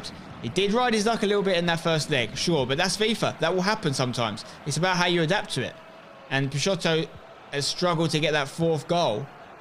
And right now, Andoni just bossing possession. I mean, talk about a perfect time to fill your FIFA spend and to get into a good form, because this man's into an E-Club World Cup next week. Exactly. And, it shows you he's on fine form if he's qualified for that, because that was a difficult process to qualify for. Very, very long-lasting, and you had to be very consistent over a number of weeks. So, clearly playing good FIFA. You can't discount the impact that patches can have as well. These additions and changes to the game that happen mid-game sometimes can really suit certain players. Or on the converse side of it, sometimes they take away something that is a really important part of another person's game. some sort of element of the game that people are exploiting really well, if it suddenly stops being as apparent, then they lose a little bit of their spark. So, yeah, it's often that throughout the year we see people kind of undulating in form, highs and lows, good at some points, not so good at other points. Consistent across the year, that's the tricky bit. Of course, these two in a pause at the moment, trying to make a couple of changes. You're looking at Diogo Peixoto there on the left-hand side of your screen. He's looking for a way back into this tie. If he was to lose, it would be him leaving the tournament. Still, a remarkable feat that he's made it to 2 broadcasts out of 3. But for Andoni, I completely agree with your point. It's why this is such an interesting process, the Global Series, because you see players peak at different times, whether that's in a virtual league come springtime, whether that's in qualifier number 4 or 5 in this case, or, the E-Club World Cup, for example. Yes, the E-Club World Cup and the E-Nations Cup are not part of the Global Series this year in the sense that they do not honour you any points in terms of Global Series ranking. Here comes Ronaldo. There's the chance to make it 2, and it will be. That 2-goal cushion that we've been alluding to for Andoni, that if he could get it, could really sort of take a hold of this game. And it's been the star of the show, Cristiano Ronaldo, that will bag that goal for him. That was not what Peixoto fans wanted to see. He needed to be getting that goal, but instead it's opened up at the back. I mean, he's hit it very hard, to be fair, Ronaldo, but maybe some questions over Nick Pope again there. Was it quite close to him? It ended up in the corner, but when the ball went past Pope, I felt it was within his grasp. So, but I mean, that's the power, and it's so true to life. Exactly what Ronaldo does with his finishes. He just hits them very, very hard. And Andoni's in a great position now. Ironically, it was the Portuguese legend scoring against the Portuguese player. Everyone's going to have Ronaldo in their team. It sounds like a foregone conclusion, but sometimes no. Sometimes people are going with other players because there is a cap on how many great players you can have. Arjen Robben rolling back the years, though, and that is superb left-footed play. Peixoto has answered one question. He's got one more to answer if he's going to level things up. But that was lovely from Robben. I mean, a brilliant goal and a big change for him to make as well. Brought on the legend of Arjen Robben, of course, with his own sort of custom sort of run on the ball. Able to do so well there. Dropped the shoulder once, twice, 3 times, then eventually got the ball onto his left boot. Left Andoni for days there and brought him back into the game. Massive goal that one is because there's still so long to play in this game. 25 minutes left. We've had 9 goals between these two. And that 2-goal cushion lasted, what, a couple of minutes? This is exactly what we want, Brandon. This is great. Going into these last sort of 25 minutes now, I think there'll be more goals. And Peixoto's rocking the 4-1-2-1-2 right now. He's got the 2 strikers up there. He's going to get those balls into the box, try and create those chances. He's got Robben playing sort of left centre mid. Again, forward as well, as we saw, scoring that goal there. Traditionally, we're used to seeing Robben on the right side, cutting in on his left. But I'm actually someone in FIFA that prefers to have left footers on the left and right footers on the right and shooting across the goal rather than cutting in for a finesse. But each to their own. Yeah, I think we saw that sort of style of play yesterday over on the Xbox. 19 minutes left. This one, I've just tuned in. You are looking at the losers semi-final. Winner plays #Tom. Yes, he might have lost Tom, but he's still in the tournament because that's the first defeat that he faced from the winners bracket. So after this, there'll only be 3 names that remain in this tournament. It will be, of course, Levy to Word, who's in the grand final. #Tom, and then, at the moment, Andoni. Second goal would certainly solidify that. Ronaldo could be through. Brilliant idea from Rashford. Couldn't find the feet. The Portuguese forward does well to recover. Drops the shoulder. Wins a corner. Whipped in towards Ronaldo! Oh! Just about. It's not the first time he's gone for it. He scored. He had a corner like this earlier in the first leg. It went over. He's going for them. He's got an unbelievable target man in the box to aim at, Cristiano Ronaldo. And I mean, once again, Peixoto finds himself 2 goals behind now. It's going to be tough. And it sounds ridiculous, just doing it so quickly that your opponent does not have any time to customly move a player around the box. Just whip it into the front post. Ronaldo's there. No doubt one of the best leaps in the game. The real game and on the virtual pitch. Ronaldo will make it another 2-goal cushion for Andoni. I'm actually surprised, by the way, watching Julio on the edge of the box there. Andoni's not set up that defensively because he kept the ball in the box for quite some time, but he only had the six, I say only, but it was only the 6 players, the back 4 and the 2 centre mids that were helping out. Some people more defensively would see a lot more bodies in white kits dropping into defence. We're seeing a few more now, actually, kind of closer to 8 players. But yeah, I'd like to see his custom tactics, but yeah, Peixoto can keep the ball in the edge all he likes. He needs to get some shots off. Could this be one here? It'd be a great time to get one back. He needs to get one soon, though, if he's got any chance, because he's 2 goals down. Yeah, Neymar. Split second look to have been maybe fouled there. But this is Andoni's to throw away now. A brilliant day of FIFA he has had. A player that we know very well. He can sing his achievements out from all angles. A very consistent player in Spain. You look across the last couple of years, this man's been involved since the days of FIFA 18. FUT Champions Cup, playoffs, Continental Cups on the PS4. He has been there. And even at an E-World Cup Grand Final in FIFA 20. This man has achieved some unbelievable stuff. And it's great to see him back involved at, some would say, probably his best level. Look at the results he's had. He beat Adriman 5 goals to 2, and he's had a very difficult game against Peixoto. Of course, this has been end-to-end FIFA between the two, but he's going to be in a loser final right now, up against #Tom, and guaranteed a top 3 finish, no matter what happens in that game. Yeah, it's all over for Peixoto, unfortunately for him. Great tournament, and he's still going to have plenty of points. He was 4th in Europe going into this. I think he'll go 1 higher as a result of this and into 3rd spot. But Andoni looking like he's back to his best, really. Really good performance. 10-goal thriller. Exactly what we want from a FIFA tie. And no doubt that he's going to be celebrating that one for a little bit, but he's not finished. He has got more chance of winning this whole thing. He really does. Again, what a game. You can see the celebrations there in the riders' camp between all the Spaniards. I mean, as I said, it's a great time at the moment for the riders of Spain. They've qualified for the E-Club World Cup. That tournament's taking place next week. Of course, that is Andoni and Zidane. But 2 massive results today, as we said. Beat Adriman earlier on this evening. Then goes and beats Diogo Peixoto. Yes, he crashes out still with a top 4 finish out of 1,161 players. An incredible achievement for Peixoto. Still bags himself 900 Global Series points. But it got to the stage at the end there, spending the second leg, where we said it a couple of times. Get a 2-goal cushion and you can stay in control of the game. You can suck possession off your opponent. You can look after the ball. And that is what Andoni did there.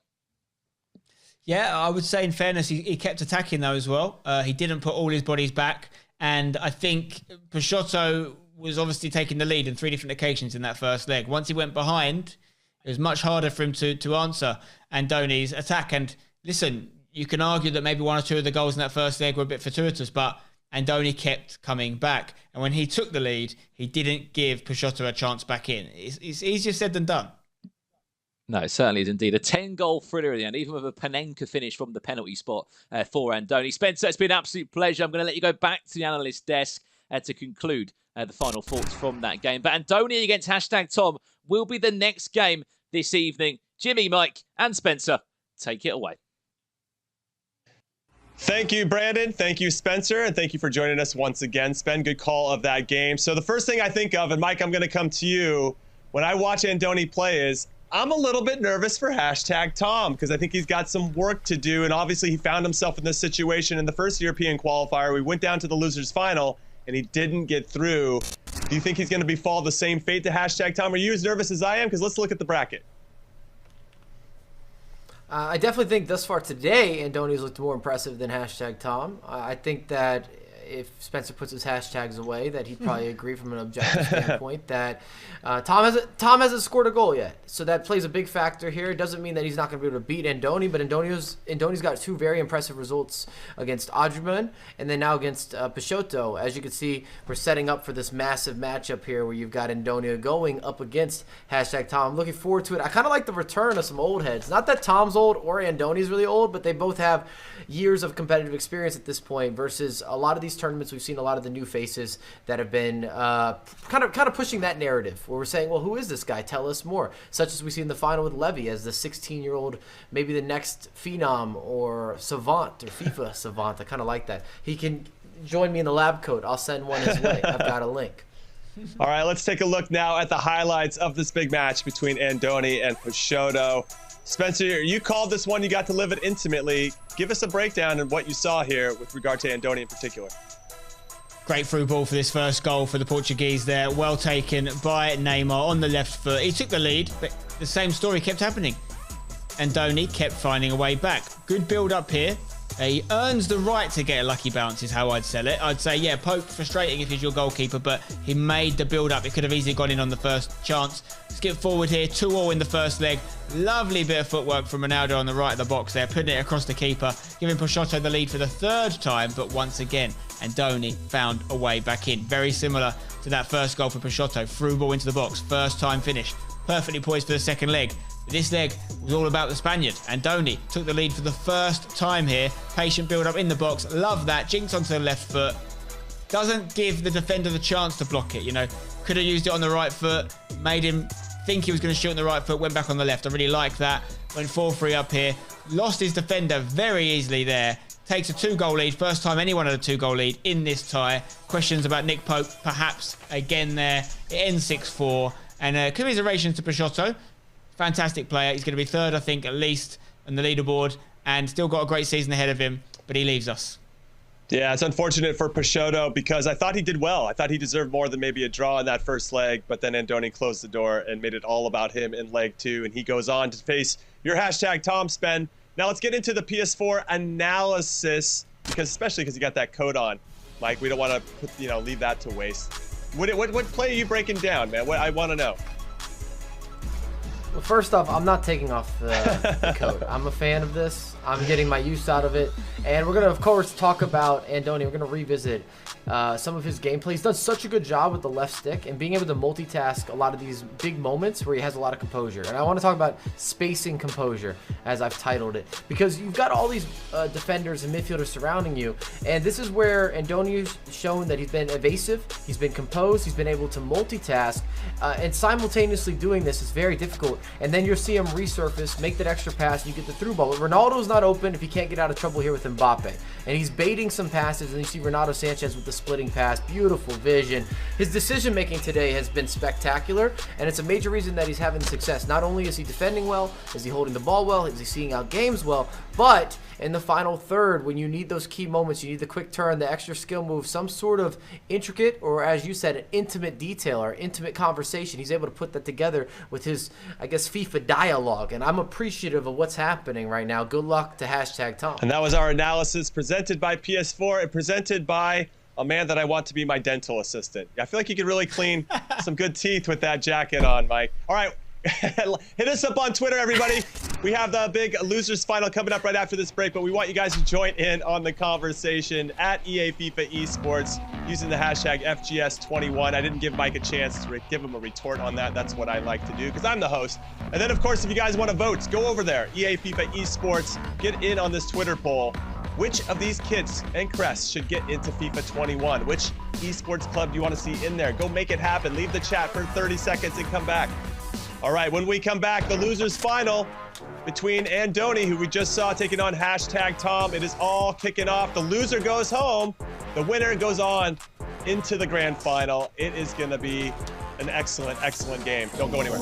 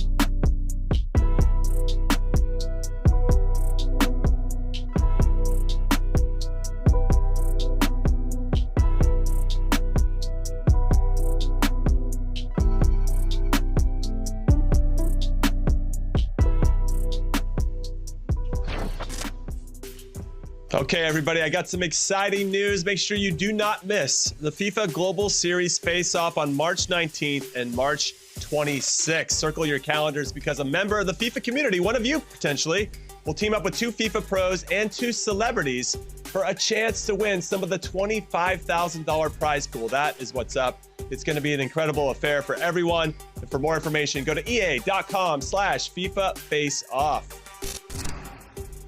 All right, everybody, welcome back to day 2, the PS4 side of things for the 3rd European qualifier of the season. I'm Jimmy Conrad alongside Spencer Owen and Mike LaBelle and some amazing casters.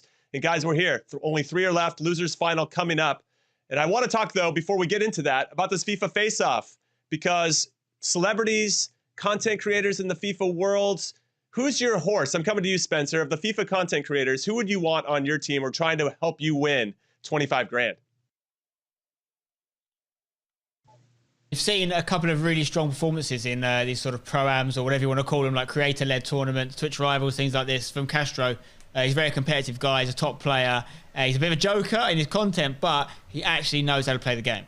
I consider myself half decent, and Castro once scored a goal against me using his foot on the controller. So I'm not proud of, but I'm using it just to point out that he's decent. But you've got a few other guys that can mix it as well. You know, he's not got a monopoly on the skill set in the creator community, so I'll see how they get on. All right, and Mike, what about you? Any content creators outside of Castro that you think could do the business? I'm looking at that list. I think it comes down to the team aspect majorly, but something just tells me Castro's even won. He played that Uno tournament, if you guys remember. He won the Uno tournament. Big game types of matchups for whatever reason. If you're just enjoying his stream, you're entertained by it. He's opening packs left, right, and center, but he rises to the occasion. So I would want him as a teammate. I think also because Castro always plays in front of thousands upon thousands of people. It's just another day in the office. That extra oomph, it doesn't bother him. He's used to people always looking at everything that he's saying, moving, doing, etc. I think it plays a factor when you go to some of these escalated tournaments. I like the way that Spencer said a pro-am, because a lot of these celebrity combination, partnership, collaborative pieces, Castro always does well. All right, well, the hype is real for Castro, so hopefully he delivers. Now let's take a look at the competitors that are actually competing today, not in the FIFA face-off on March 19th and March 26th. It is right now for day 2 of this 3rd European qualifier. It is the updated bracket. Levy took care of #Tom over 2 legs 2-0, if you guys missed it. Very impressive performance from him. Very comprehensive for a teenager, 16 years old, playing like he's twice his age.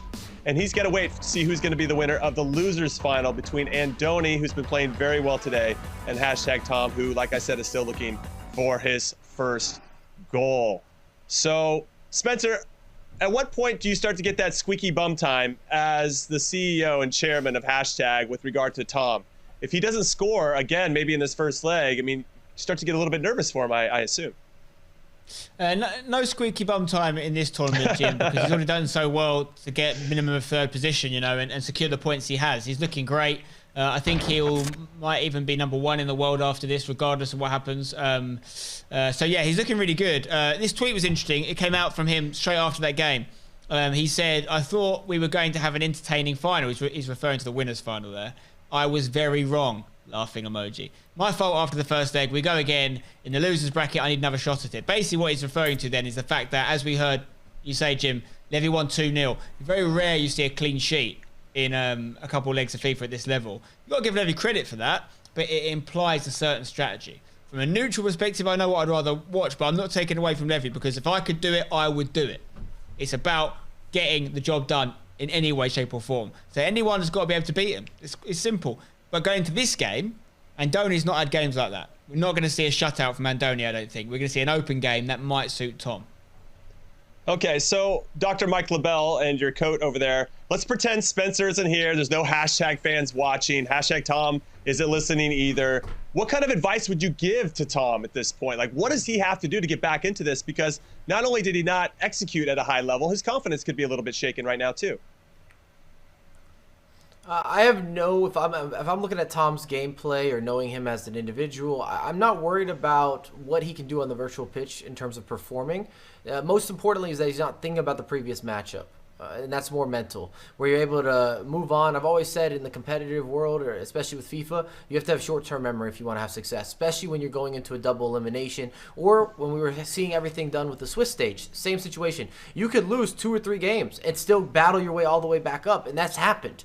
We see that happen in every single event in different times. And I think that's what's most important from a coaching perspective. Wasn't that Tom played badly or played poorly. He made chances. If anything, you say you've got to be more clinical. And then forget that game. We're moving forward now. We're moving onward. You've got the next matchup. Let's get the job done. Okay, well, before we move forward for this losers final, let's learn a little bit more about #Tom. Check this out. I like to loosen up for a match by chatting to people and talking a lot. I think it helps with the nervous energy. If I think about what I'm going to do too much before I play, it won't come naturally to me. So before a game, I'm basically trying to talk to anyone that will listen. My name is Thomas Lees. I am 22 years of age. I play for #United and I go by the name of #Tom. Let's do this. Good luck. May the best man win. Playing for England, it's a massive honour for me. The reason we're so invested in FIFA is because of the love of football. I watch these players play every week in the Premier League and for England, and yeah, to be able to meet them and hang around with them, and they're asking me how I'm so good at FIFA, and I'm sitting there thinking, how are you so good at football? Shake hands. Well done. There you go. Tex's coaching is something that really helps me. He sees things in my game that I don't see. I can't quite put my finger on it, that he understands the way the game works in ways that my brain can't. And there's that handshake. Playing against Tex in the PGL Masters was something that I didn't enjoy. But I said to him one thing, just please don't embarrass me out there. And obviously he went out there and embarrassed me. It's always tough playing a friend, but when your friend's rainbow flicking you on the main stage, it's not great. Oh, rainbow flick into a finish, maybe. Oh, wow! I personally believe there isn't too much of a difference between me and the champion when I finish second or if I finish top 4. I think a lot of it is decided by the mental margin and having the composure to do a certain thing at a certain time. There was one cup when I lost to Umut, which was clearly my own fault because I went for the last attack too early. We played a really, really even game. It's gonna send #Tom out of the competition. When I won the E-Premier League, it was mainly because I had that extra bit of composure that I'd learned from finishing second in numerous tournaments before. I think from there I've managed to apply that, and I now know what it takes to win and become a champion. That could be the goal that crowns #Tom as the E-Premier League champion. Winning the E-Premier League was just a lift of all my emotions. I've finished top 4, top 2 too many times. #Tom is the E-Premier League champion, and boy, does it feel sweet.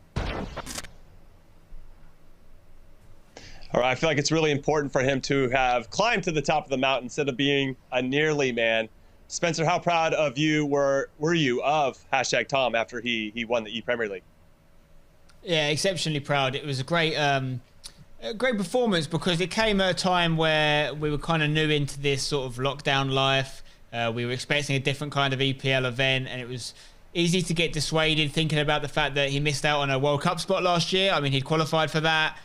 It didn't happen, obviously, so it could have easily been a negative few months and it affected his motivation, but it didn't. He doubled down and he won the EPL, and he's not really looked back since, to be honest. He's been really strong this year so far. The reason I said to you there's no pressure for this tournament is, you know, it's a cliche, but you either win or you learn, and if not winning this one helps him learn something about his game that's going to allow him to win something bigger towards the end of the year, I'll take that all day long. Ideally, I'd be greedy, we win them all. But it doesn't always go that way, and you've got to understand, up against exceptional players, of course I'm going to pick up my guy, because I know his game, I watch him play, I see what he does. But I haven't seen Levy, for example, play as much. I've now seen him, and I see what's so good about him. So I'm always going to fight his corner, but these guys are all fantastic. All right, let's take a look at how #Tom and his opponent in the losers final, Andoni, got to this point. And Mike, take it away. Oh, please and thank you. Happy to do so. We're in the loser quarterfinals. As you can see, Andoni up against Adriman. Adriman, for a lot of people, was the favorite here, especially considering that not only does Andoni come in being lower ranked outside of the top 30, but we haven't seen him in action really in FIFA 21.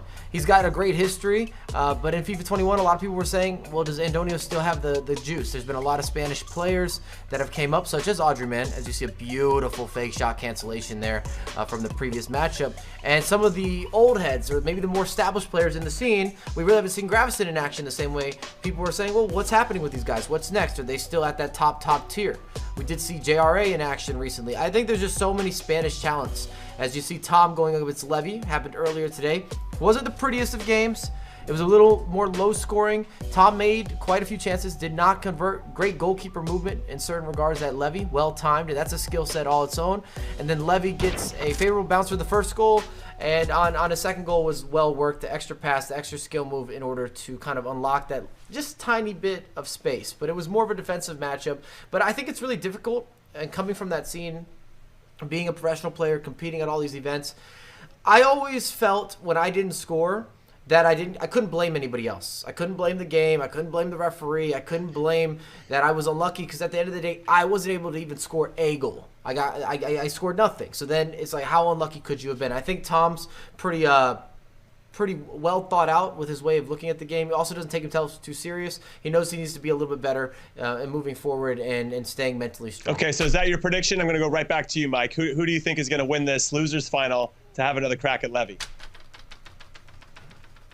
I'd love to go with Tom here. I really would. But I know that Spencer's going to go with Tom, so I'm going to mix it up. I think Antonio's going to carry that momentum that he's been building, and he's going to be able to work through for a result. Okay, now, Spencer, I'm going to give you a different question because I know you want #Tom. What do you think the score is going to be in #Tom's win? I think it will be a different game to what we saw between Tom and Levy. I think Adoni's given us some really entertaining matches already, so he deserves a lot of credit for that. And I think that suits Tom, so I think it will be open. I think there'll be goals. I'm hoping, with my hashtag hat on, that there's more goals to Tom than Andoni. But honestly, I mean this when I say it, may the best man win. Whoever deserves to win, that's what I want to go through. So let's see what happens, and let's hope it's an entertaining one.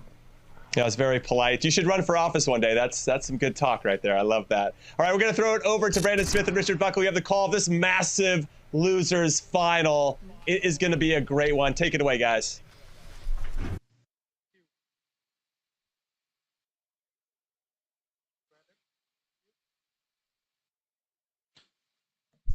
Thank you very much, Jimmy. And yes, here we go. Apologies on that. I did have my mic muted, but I am here now for this loser final matchup, Richard. And this is a big game. As we said, winner will go into the grand final this evening. Is it going to be a rematch for Tom, or on the flip side of that, is it going to be Andoni continuing this incredible run of form that he is having so far in this tournament? Yeah, that's the question. I mean, Andoni's been free-flowing in his attacking play, highest goal-scoring competitor that we've seen today. Tom yet to register a goal in this sort of tournament, in this broadcast period. Andoni's squad, we get the opportunity to have a look at it right now and see what he's been doing so well for him in the attacking third. You have to say, it's via those two Team of the Year foot items in Kylian Mbappe and Cristiano Ronaldo. You combine that with the road to the final Europa League, Renato Sanchez, in form Neymar, Player of the Month, the second variation, Bruno Fernandes, and the team of the group stage, Marcus Rashford. Standard back four. Lots of pace there with inform Cancelo, inform Walker, inform Nick Pope. Just having a quick look at the bench.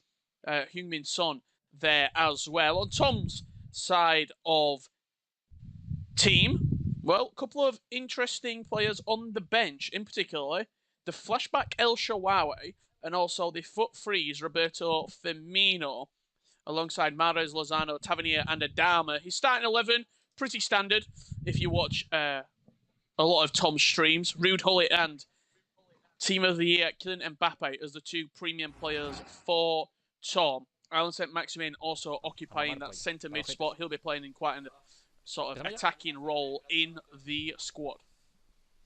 I mean, just a quick word on Tom for a split second, Richard. Obviously, off the back of that defeat against Levy, a really frustrating game for him, not to be able to score a goal. And he came out on Twitter and said, not the most exciting game that he wanted to provide for us all. Now he's got the opportunity to win this game and then go back into a final. How big is that for Tom to go and do that? Because we know he's a fantastic player. Second, he sits in the rankings. Another one of those few names that have made back-to-back qualifiers. He wants that rematch, doesn't he, in that grand final? Yeah, absolutely. I mean, the way that he lost as well, he didn't get to express himself. All these people who come in to watch him, all these fans coming, they didn't get to see the hashtag Tom that they're seeing day in, day out, weekend league in, weekend league out. It wasn't that Tom. He was stifled by Levy de Reed and really just didn't get to express himself at all.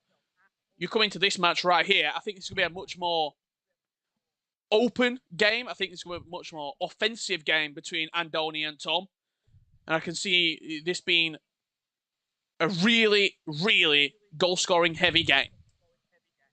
Well, let's just remind ourselves as well on the flip side of that, Rich, that Andoni did just come off the back of a very strong 6-4 win against Diogo Peixoto. Now he's in this game. Winner goes into the grand final. Loser finishes in a top 3, which still must be respected because that is still an incredible achievement to have made out of 1,161 players in this tournament. Smiles all around at the moment for # Tom. He'll be looking to get back to winning ways after that disappointing game against Levy de Wert. And we have to talk about it, Rich, too. He had a great season last year, Tom. Obviously, Premier League winner. It was all sort of brewing to winning some sort of tournament or some sort of championship. He started this year even better. And you have to also look at the fact he's going to be on some momentum after getting back to being an E-line and representing England on the PlayStation for this upcoming year on FIFA 21. Lots of things going Tom's way, you would say. Also in regards to where he's finished in this particular tournament. Guaranteed top 3 because he went through the winner's bracket. So he will be taking that #1 spot on the European Global Series rankings on the PlayStation. I think the player that sort of surprised and upset, you would say, the apple cart for some FIFA fans out there. Andoni, did not expect this from Andoni, being completely honest. Came into the tournament as the lowest ranked player, 39th in the Global Series. And has really shown us what he is capable of. I'll speak to Spencer about this, Rich. The fact of, again, another player that's in a really good sort of patch of momentum at the moment. Obviously, recently qualifying for that E-Club World Cup. And there's also, it seems to be the case, when the game is patched and when the game is changed, more players are released onto the game. Certain players are just able to thrive. And I think we're seeing this from Andoni amongst the very stacked Spanish nation where there's so many good players across both consoles. He was sort of at the forefront for a while. FIFA 20 grand finalist in the FIFA E World Cup. Brilliant season. He's had a chance around the corner, and that's the one that Tom's been waiting for. He's had to wait a long time, and he looks to the sky and says, finally, this time round, Neymar will score a massive goal for me to get me underway. That could be one that breaks the seal for Thomas Lees right there. Mbappe playing the ball into Neymar. Lovely little 1-2. It was Ruud Gullit who found the pass into informed Neymar, who smashed it past the goalkeeper. A look up to the heavens. And # Tom goes 1-0 up in this losers bracket final. And that would have certainly just settled a couple of nerves for Thomas Lees of #. What a start, as we said, to the year that he has had.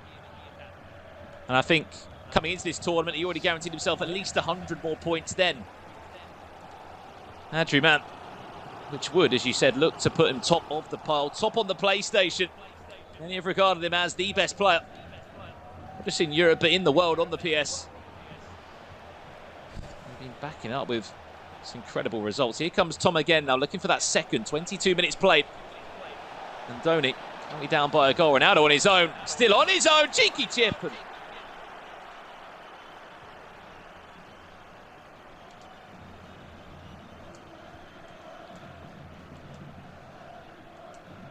just going back a couple of weeks, I should say, actually, probably about 4 weeks ago, EU qualifier #2, Brandon. Tom lost, obviously, the penalty shootout against Unsal, but then in the losers bracket final, it was that defeat against Jesus which really hurt Tom. Turning up to the broadcast and not winning the game. Looking to right those wrongs right now. It's a gift.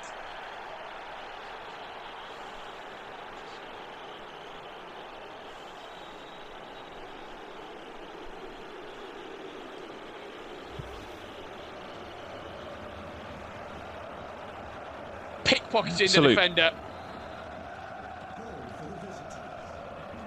Neymar Jr. For the goal.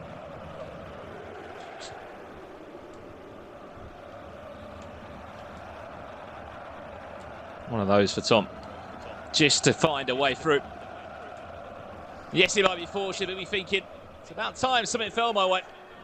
30 minutes played, Andoni down by 2-0. Tom phoning that one in and saying, I'm 2-0 up in this first leg. Wants to get himself that rematch. If he wins this game, he'll move into the grand final this evening. We'll play against Levy to Word, and it'll be a rematch. Those two played in the winners bracket. The only two players that were unbeaten after 9 rounds of qualification in this qualifier. And as we said, there's only been 3 players that have made it to more than one qualifier, more than the top 6 finish. Chance back to goal. Here's Andoni. Can he find a ball towards the back post? Bappe could not squeeze away pass for Ram. Wins a corner. That one's played quickly towards the front post and sort of did enough to defend it and get the ball away. Still Andoni in possession, looking to build up. Bruno Fernandes, a couple of ball rolls. Can he find a way through around the corner? Can't see it back. It's defended well in the end by Tom. Make sure he got plenty of bodies behind the ball. The original corner stuck into the near post. We saw Andoni real sort of effective with that near post corner in the previous matchup against Diego. Alleviating any pressure, Tom, by just getting bodies around the box.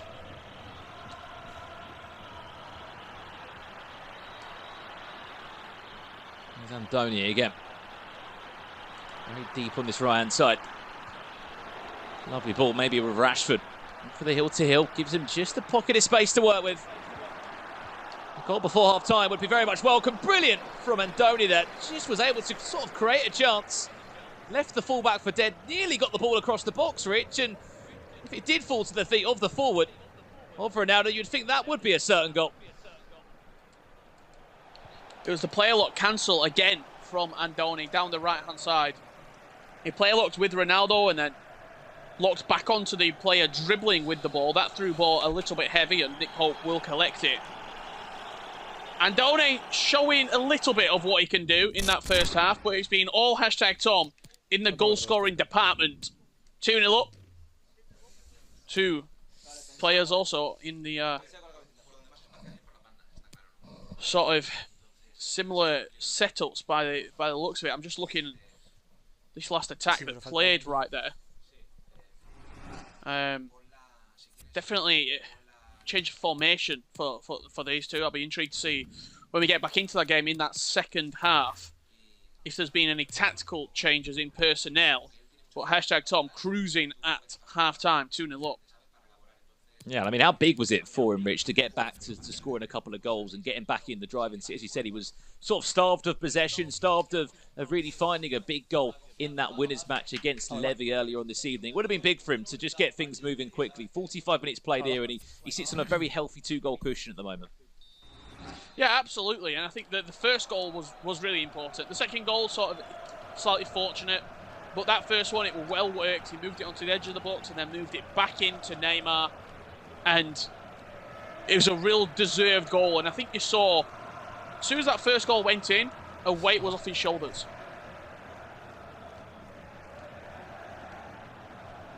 Second goal might have been slightly fortunate, but they all count.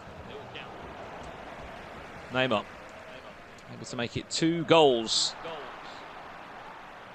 If you have just tuned in, this is the losers' final. We are on the road towards our grand final this evening. At the moment, Tom leads by 2-0 against Andoni. Andoni looking to bite back within this second half of the first leg here. As you said, Andoni, one of the lowest ranked players that came into this tournament. However, results have been different, and I think you can't look at the rankings too much. I think anyone within the top 47 by the end of qualifier 4 and 5, Rich, I reckon, honestly, yes, maybe the top 5 you can argue the case, but anyone else outside that, I reckon anyone could beat anyone, in all honesty. I mean, that's been a perfect example of why we've had so little repeat qualifiers as well in these top 6 broadcasts. There's been lots of moving and shaking in the rankings and in the qualifiers. There's only been a couple of names, the real standout performers that have had 2 or even 3 qualification broadcast sort of invites. Mbappe trying to come forward now. Pull it in the box. A couple of options for Tom to try and find a way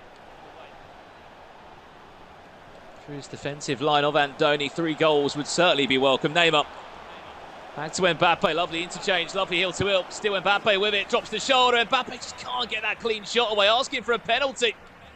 Well, just a decent finisher goal.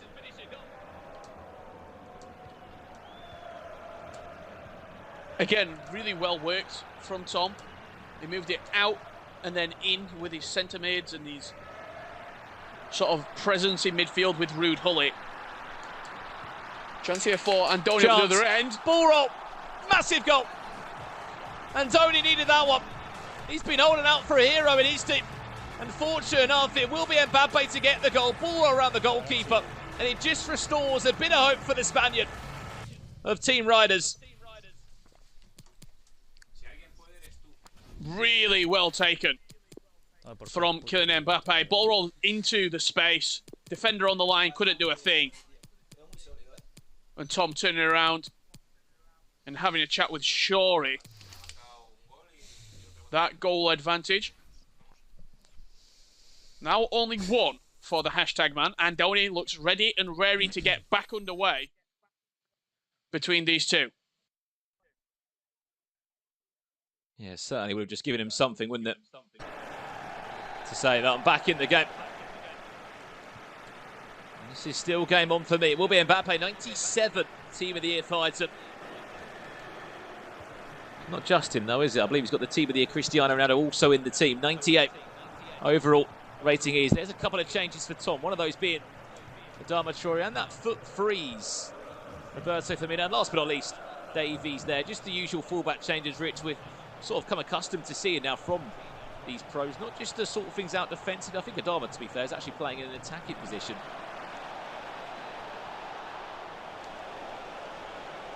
Neymar. Still just about with it for Tom. Can find a way through the defence. Make that 2-goal cushion up again. Traore off the bench into Firmino. The 2 substitutions linking up well. Shaw comes in. Brilliant save by Andoni's number 1.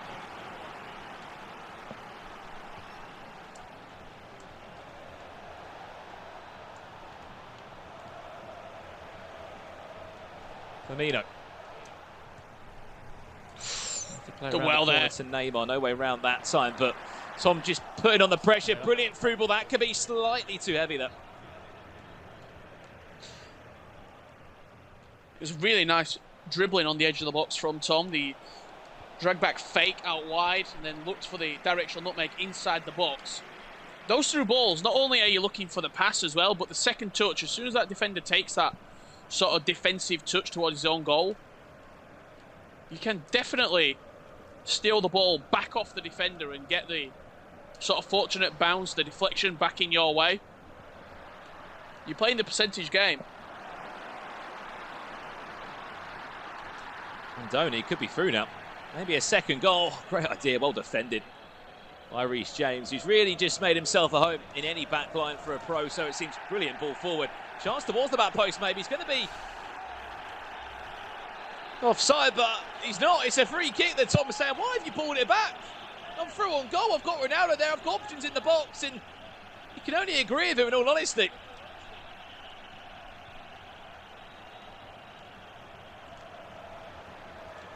No idea. Oh, the referee pulled that one back. Probably a lifeline for Andoni also. Ball in the air, bouncing around back to Firmino. Maybe his chance to come and tries to scoop turn his way past the defender. Goes out for a goal kick in the end. Just got across, made sure that he defended really well there, Andoni. Not diving into the tackles, but just having a presence on the ball. You see, whenever he's making those runs in behinds, that's where the danger is. On those through balls, on those threaded passes from deep. That's where Andoni is looking a danger to Tom's defence.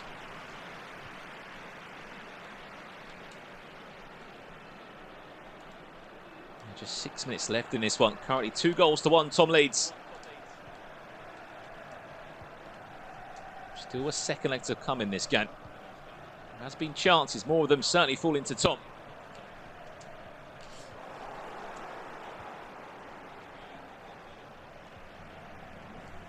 to maybe get the ball forward for one more attack. Firmino, just to be at the heart of this one. Interesting couple of touches there for the Brazilian midfielder. Still just about in possession. Gets the ball into Mbappe. Can he find the overlap of Neymar? Look at him with maybe his fellow Parisian forward. Lovely heel to heel, still in possession. Does very well to look after it. Eventually that possession will come to an end. And Donny now, he wants the last chance of the game. Looks like he might get it as well. Brilliant through ball into Mbappe. There's Ronaldo waiting in the box. Will win a free kick just to pile on a little bit more pressure.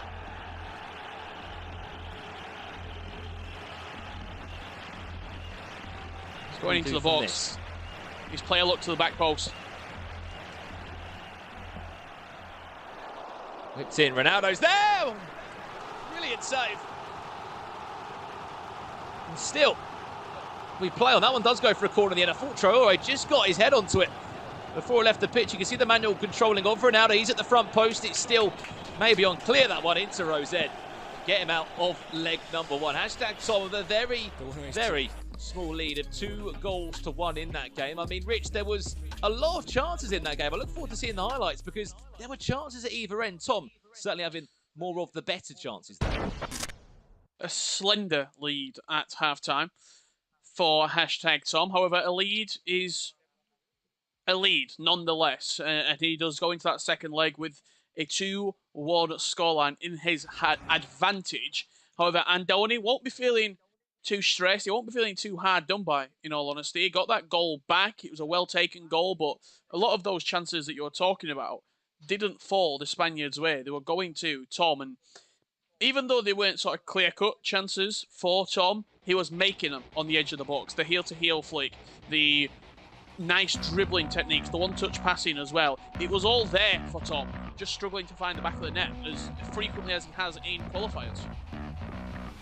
Here's the highlights, Rich, from that game. That was the one there that Tom just looks at the sky and says, finally, I've been able to find the breakthrough on the broadcast. This goal may be slightly more fortunate, but he's thinking, I need a bit of luck to fall my way in that Neymar finish. Brilliant finish.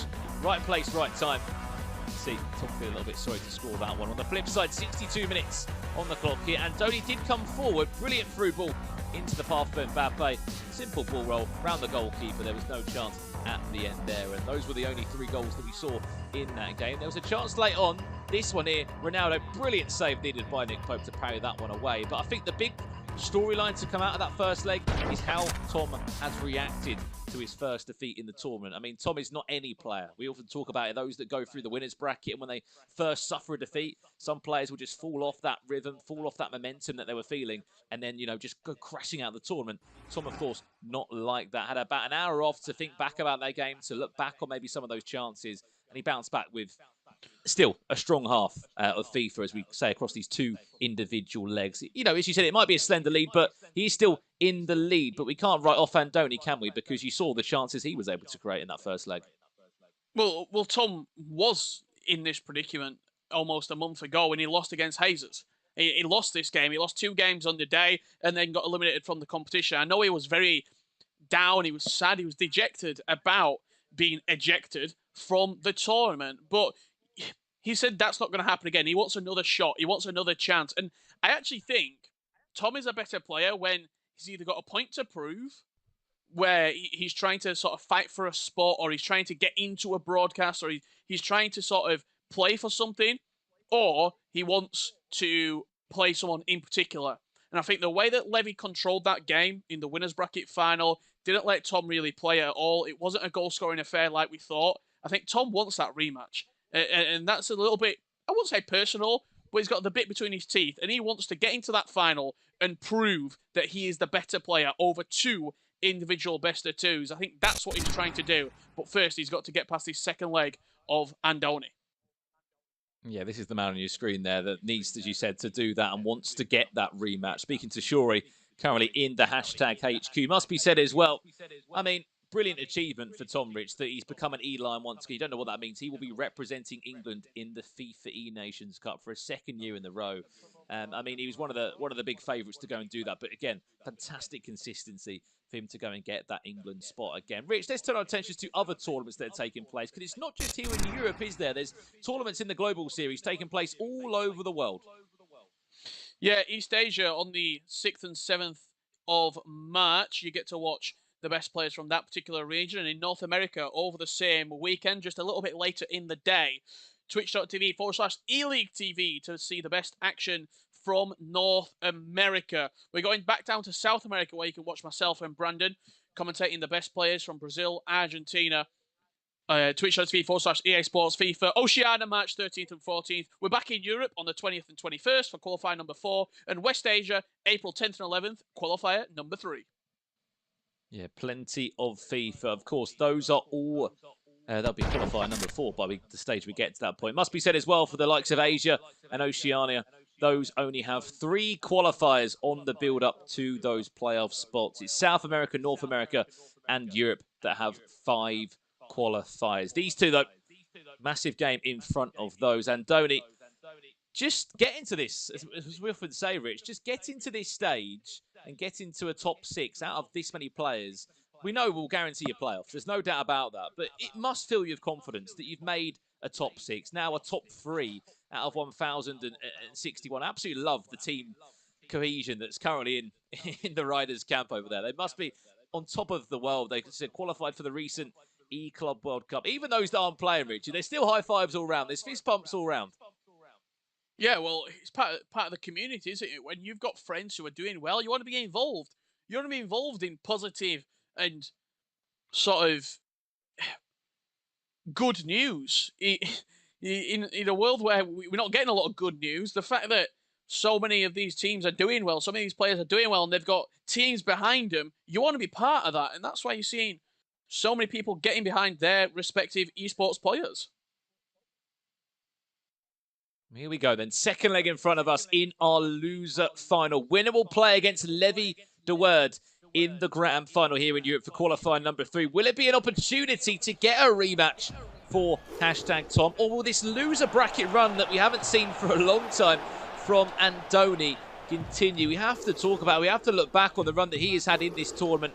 Fell down into the loser bracket back in the round of 8, the final 8, losing to Diogo Peixoto. Of course, what happened tonight, he went and just knocked him out of the tournament, so there was a bit of revenge for him. I'm sure that tasted very sweet. Continued his run, as we said, in the loser bracket. Beat Umit of Red Bull Leipzig, another player that's qualified for the E-Club World Cup. Played against the Italian of Kasaya.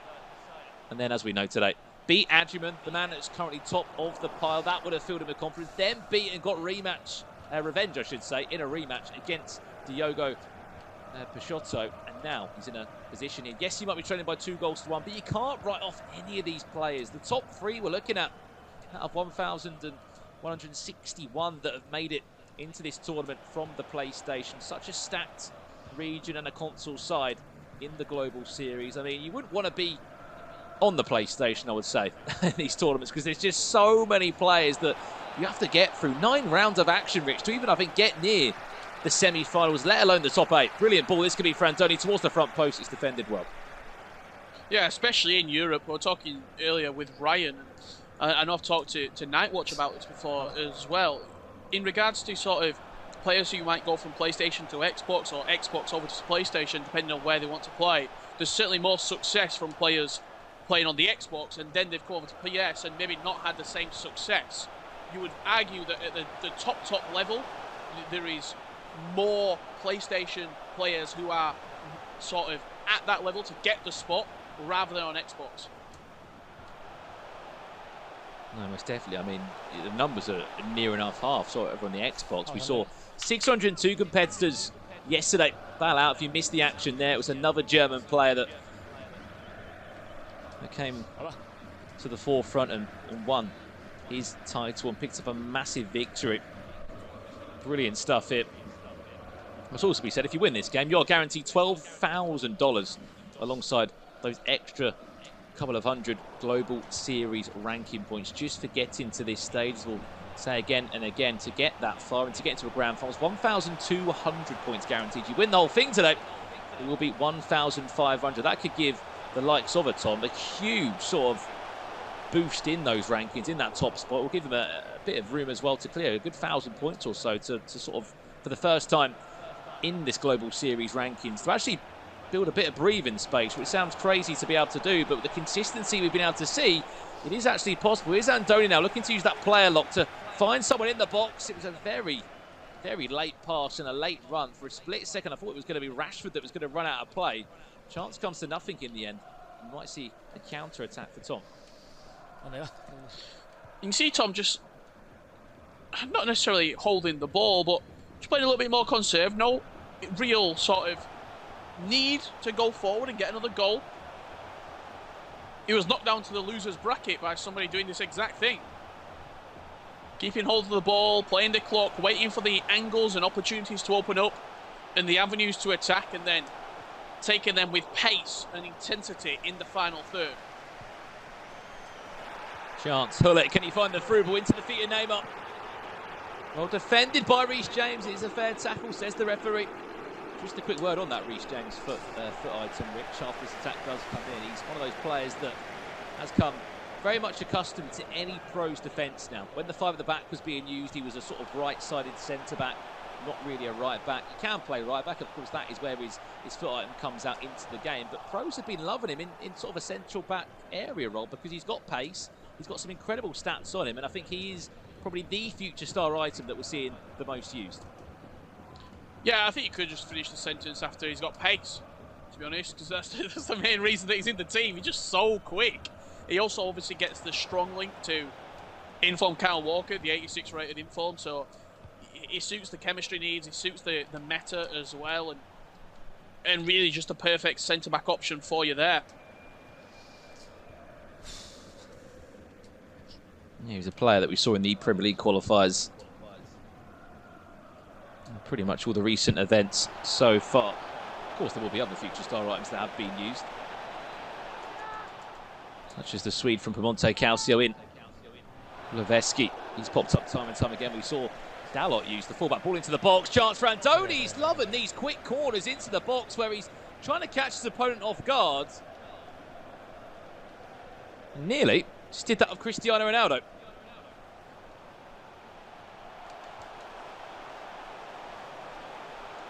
Certainly something he's worked on the training ground, that early whipped corner into the near post. And it's proved successful for him as well. He's just doing it so quickly that I don't think you honestly have time to react. We have to remember also who is at that front post. It's Cristiano Ronaldo lurking there, waiting to leap above the rest, and we've already seen him score a goal from it. We know he's great in the box. We don't need anyone to justify that. 3 minutes left in this second leg. Tom still leads by 2 goals to 1. He's on track to make it to a grand final, as you said, to go that one step further than he was able to do last month in qualifier number 2.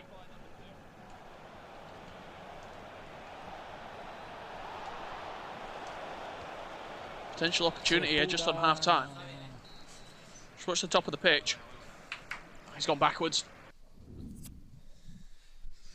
That will do us for half-time in this second leg. So cool that he's got his tifo in the game as well. And of course he would be using it. Why wouldn't you if you're in the game of FIFA 21? Rich, halfway point. No goals to talk about in that first 45. I mean, as you said, Tom sort of in control at the moment. He'll be happy with that first 45. He kept the ball well when he needed to, created a couple of chances, and now he's only 45 minutes away from making that rematch happen. Andoni, something's got to change there. He had a couple of chances, one of those from the corner.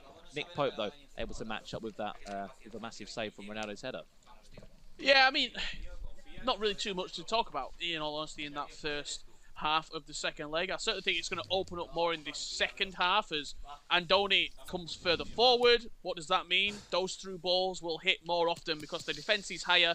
Tom can then play further in behind, so opportunities will open up for him. It all depends. Can he take them? I think one thing you would say from Tom that we've seen today is he's been a little bit wasteful in some of his chances that he's created. Yeah, I mean, as we said, he had some brilliant chances against Levy, but some of them weren't as clear-cut as you'd maybe expect to see from Tom, and he had to sort of snatch chances. There was an Mbappe chance across the goal that, don't get me wrong, it's Mbappe in that area, very good team of the year, Mbappe, but still the goalkeeper was able to match up to the chance. I know they're talking in past terms here, but certainly something to look at. He's Tom again, brilliant tackle there from, it was Rafael Varane, had to just stick a leg in, made a brilliant block and an interception. That could have been Tom with a 2-goal cushion, which I'm sure will be very much welcomed. No goals yet to report on in this second leg. Remember, winner goes into a grand final against Levy. Could Tom be on his way? And that is the clinicalness that we've been looking for. And Mbappe's ringing it in. And maybe he's ringing himself into that grand final spot. Can he book himself it? Can he get there? He's got a 2-goal cushion and he's about 40 in-game minutes away from doing so. Hashtag Tom, it was into Ruud Gullit. He then knocked it into the path of Mbappe. One touch, left-footed strike into the bottom corner. Big goal for hashtag Tom.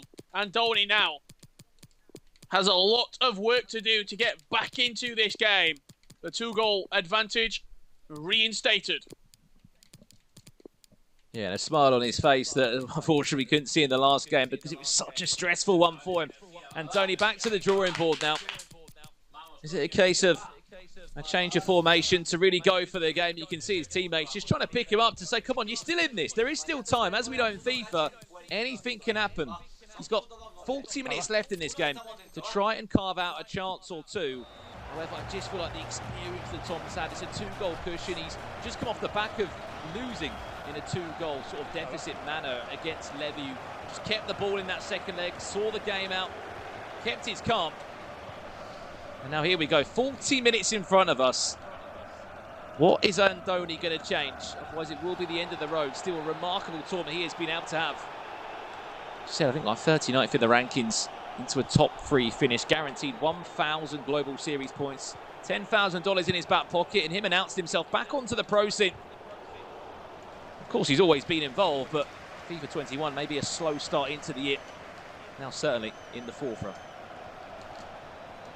He's coming straight back up the other end though, he's Andoni. Ooh, that was nice. The directional nutmeg and then looking for that little 1-2 pass around the corner.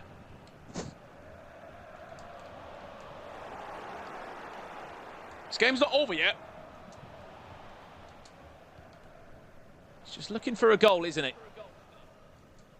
Someone that's going to give him a bit of hope. He can find a way back into the tie. 30 minutes away. Son will be from the grand final. Second he sits in those Global Series rankings. Already know he's going to be going to the top of that list. Neymar, Mbappe, the two Parisians not been able to link up together. As long as Tom can hold the ball and that clock ticks down, that's all that matters to him. Saint-Maximin, back to Mbappe, can he find it back to the French forward? Goes for that touch around the corner.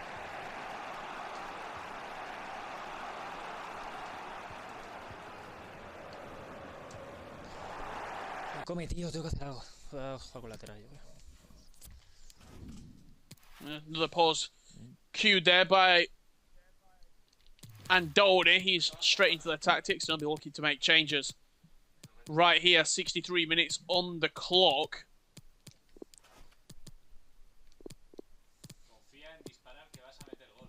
Next goal is everything in this game. Ruud Gullit as well. He has been absolutely incredible for Tom. Not many people back Ruud Gullit this year, in all honesty. Some players go with Vieira, others not even an icon in sight. But Tom sticking with Ruud in midfield. I mean, someone else has been in his team. Just a word on him, Rich. Sorry to interrupt. Is that foot freeze, Alan Saint-Maximin? What's your thoughts on him in the midfield?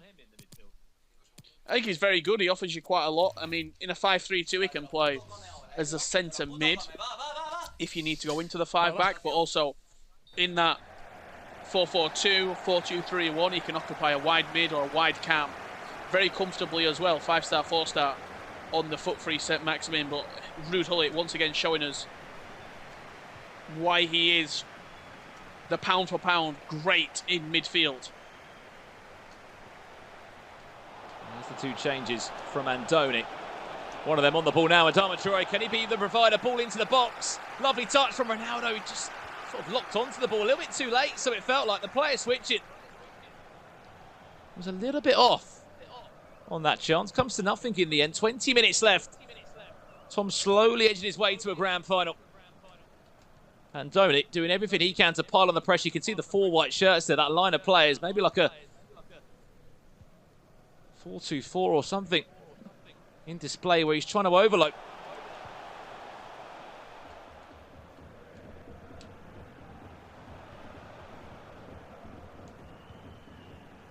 That's too long, that. One more goal for Tom to seal the deal.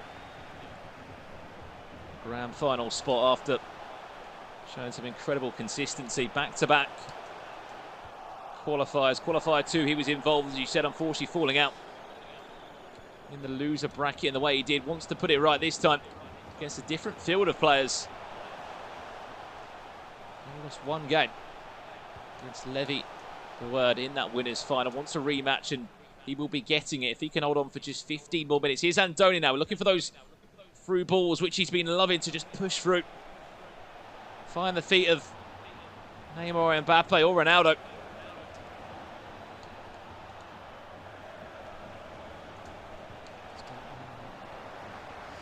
It's a great tackle again. And who else is it? Ruud Gullit stepping in, winning the ball back.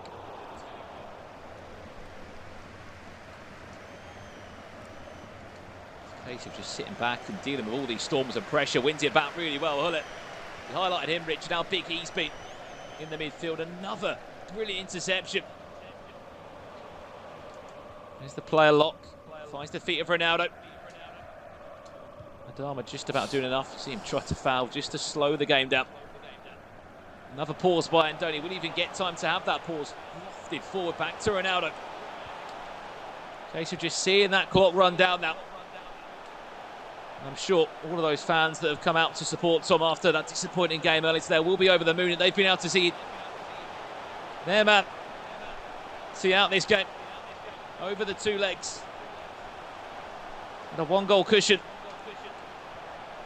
Exiting game number 1, was able to build upon it in this second leg. And now he's 5 minutes away from a grand final and that rematch. Here's Neymar. 1 more goal if he wants to, but to be honest, it's the very mature Thomas Lees there. Keep the ball, see that clock go down, or just go on your own. Here's Davies. He gives the space, no one's in the box.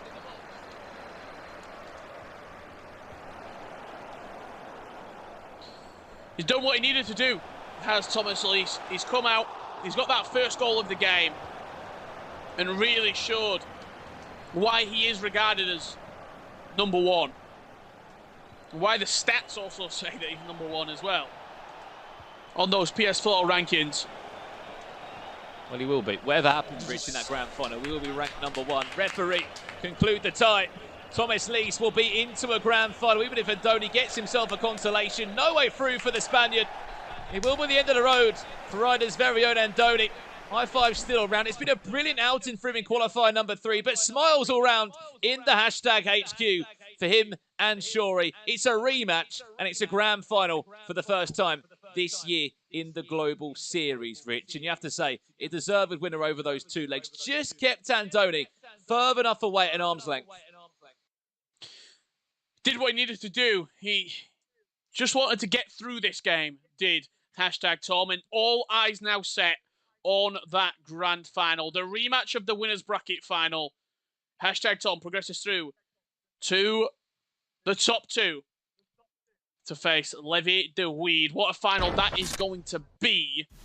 But hashtag Tom doing what he needed to do. A very sort of mature and a business-esque performance for Tom.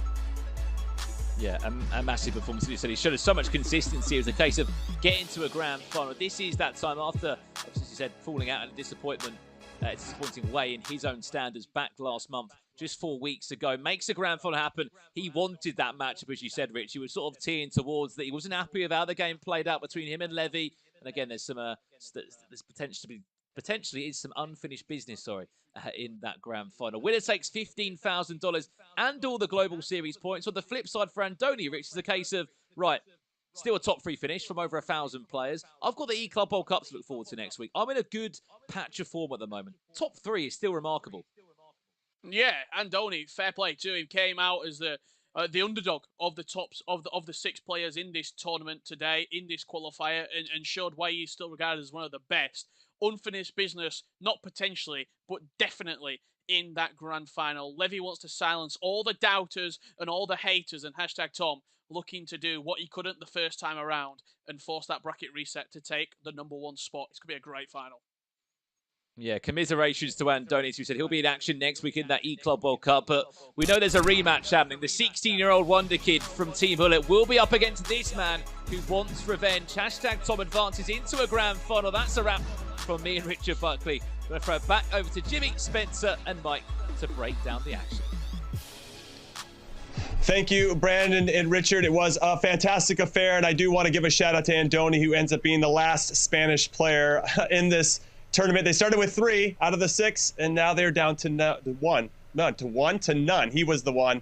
I can't speak English. It's my first language, everybody, and I still struggle with that. Spencer and Mike are with me right now. Let's take a look at the updated brackets as I work through my dad jokes and we work through this bracket. All right, as you can see now, hashtag Tom is going to get another crack at Lev.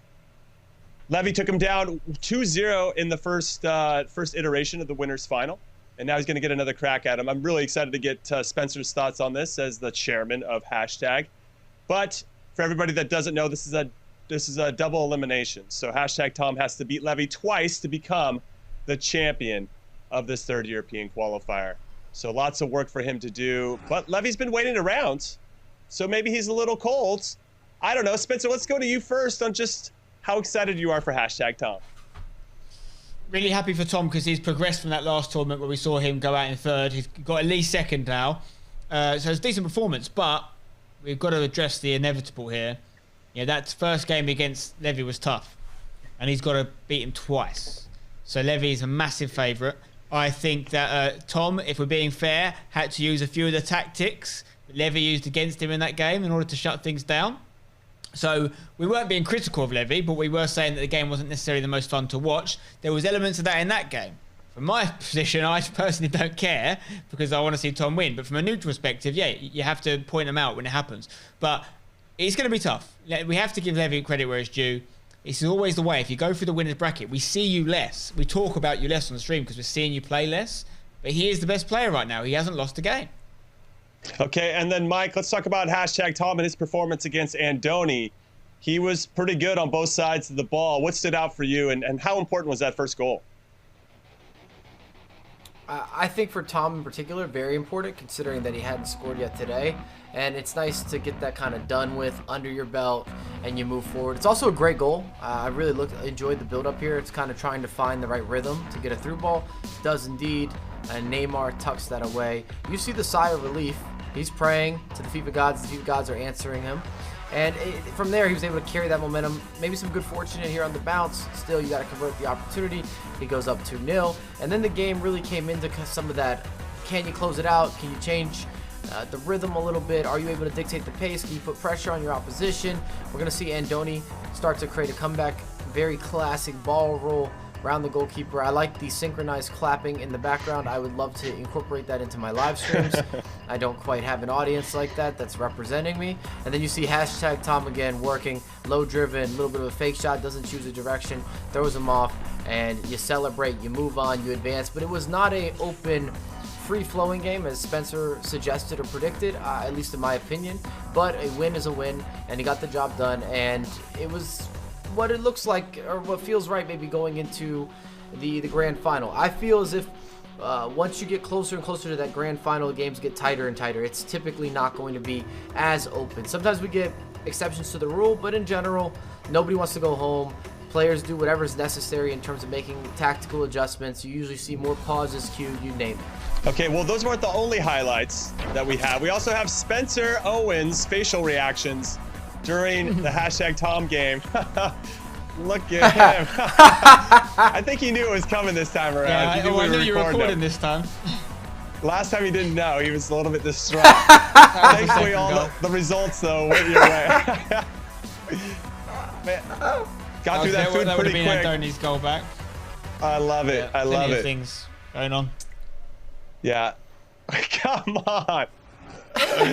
You love to see it. That's the passion that we're talking about. So let's get into now our PS4 analysis with our Dr. Mike LaBelle, who's going to break it down for us. What do you got cooking, analysis-wise? This is presented by PS4. Take it away, Mike. I've got something that Spencer's going to love here. I'm calling this Tom's Triangles. I don't know if you paid attention or not in geometry class, but that's what we've got going on here. And it's about unlocking space. It's very, very important to be able to unlock space. And a lot of times we forget about some of the classics in football and just the intangibles and how important those actually are to being successful. And I call it the triangle offense, or Tom's Triangles, where you need the spacing, you need to let the play develop, play simple, smooth, simple, and tactical. That's what I'm really calling this triangle of dreams here. You're going to go to Root Hole. Root Hole is going to play this first time. Neymar's going to hit it first time. And it catches an offside trap, and it plays into Tom's benefit. And that's when you knew that Tom was going to have a bit of a free flow, and it allowed him to kind of open the flood doors. And there you go. That's the analysis presented by PS4. Tom's Triangles. I think you should copyright that because somebody might steal it in the future. Maybe even Spencer and hashtag. Well, speaking of Tom, we have the winner with us right now. He just took down Andoni. He's going to have another crack at Levy in the grand final. Tom, congratulations. That's first and foremost. Second, my question for you is, how excited are you to get another crack at Levy?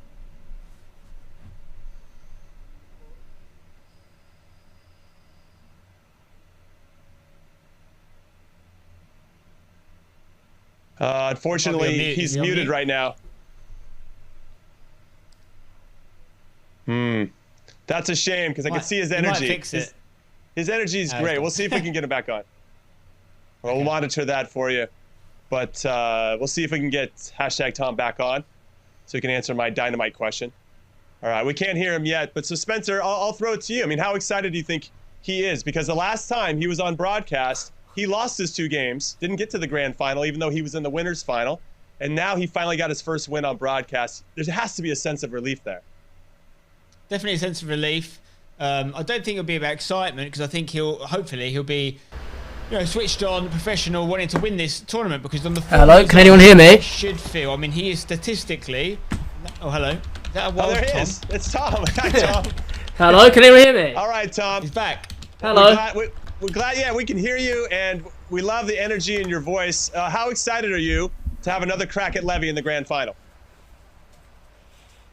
Yeah, I look forward to it. I was saying before I was muted that this was my 4th game on broadcast against Andoni, and I was starting to think, like, maybe I'm cursed. Maybe I'm never going to win us. Maybe I'm never going to win one. But I managed to get the job done. I'll be honest, it wasn't very pretty in the second half of the second leg. I'm trying to entertain, but sometimes my thumbs don't work the way I want them to. So I just had to keep the ball a little bit, manage the game. But yeah, Levy is really, really good. I had a very tough game the last time I played him. I was a little bit upset with the way he managed to counter my playstyle. He was very, he was keeping the ball a lot, but I'm hoping this time I can go and press, go and have fun, and put on a show. Hopefully, that is the aim here. Put on a show and win the trophy. Go. Trophy before show, Tom. Though remember that. Trophy, then show. Going back to that first game against Levy. Obviously, it was a 2-0 defeat. And this is very from a broadcast perspective. Obviously, yeah, you're a great interviewer. We love to get you on here, but we've got to talk about Levy as well. Levy is currently #1 in this tournament. He's the only person that hasn't dropped a game. You have. What happened in that first game? How do you make sure it doesn't happen again? To be honest, I think we both know, Spen, I'm a very slow starter, and it's very weird coming into a game and it's a final. And I think I struggle with that. I think Levy started very well. And Levy is the man right now. He's 10-0 in this tournament. He would have gone 9-0, 10-0, yeah. He's won 10 games in a row to get to his position. Obviously, he needs to win 1 best 2. I need to win 2. So it's going to be difficult, but I'm just thankful that I've got the chance to do it, play in a grand final, and show what I can do. I look forward to it, and hopefully I can get that win. And congratulations, Tom, first off. Going into this matchup, obviously it's a rematch that we saw earlier today. You talked about being a little more aggressive, maybe some more team press.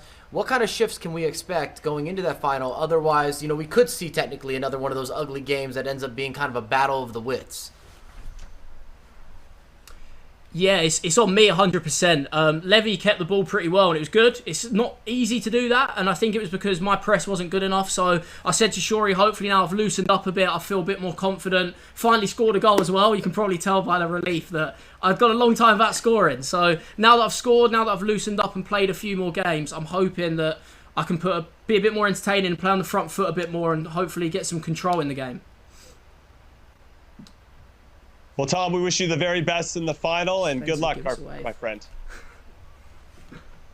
Here it is. Thank you. Appreciate it. Catch you all soon. Yeah. All right. Hashtag Tom. Charlie in the back. Looks like he's got some good energy. I'm excited to see how he does in the grand final in his rematch against Levy. Let us know, everybody, on Twitter if you feel the same way as I do. At EA FIFA Esports, use the hashtag FGS21. Who is going to do the business for you in this grand final? Levy, or is it going to be hashtag Tom? Also, when you go to Twitter, make sure you vote on the poll, because we have a bunch of esports clubs that are trying to get their kit in the game, and you guys get to decide who you want to be in there. So make sure you go over to EA FIFA Esports to make that happen. All right, when we come back, it's the big one, the grand final. Levy versus hashtag Tom, a rematch of the winners final. Can Tom come back and get his revenge? Come back and find out.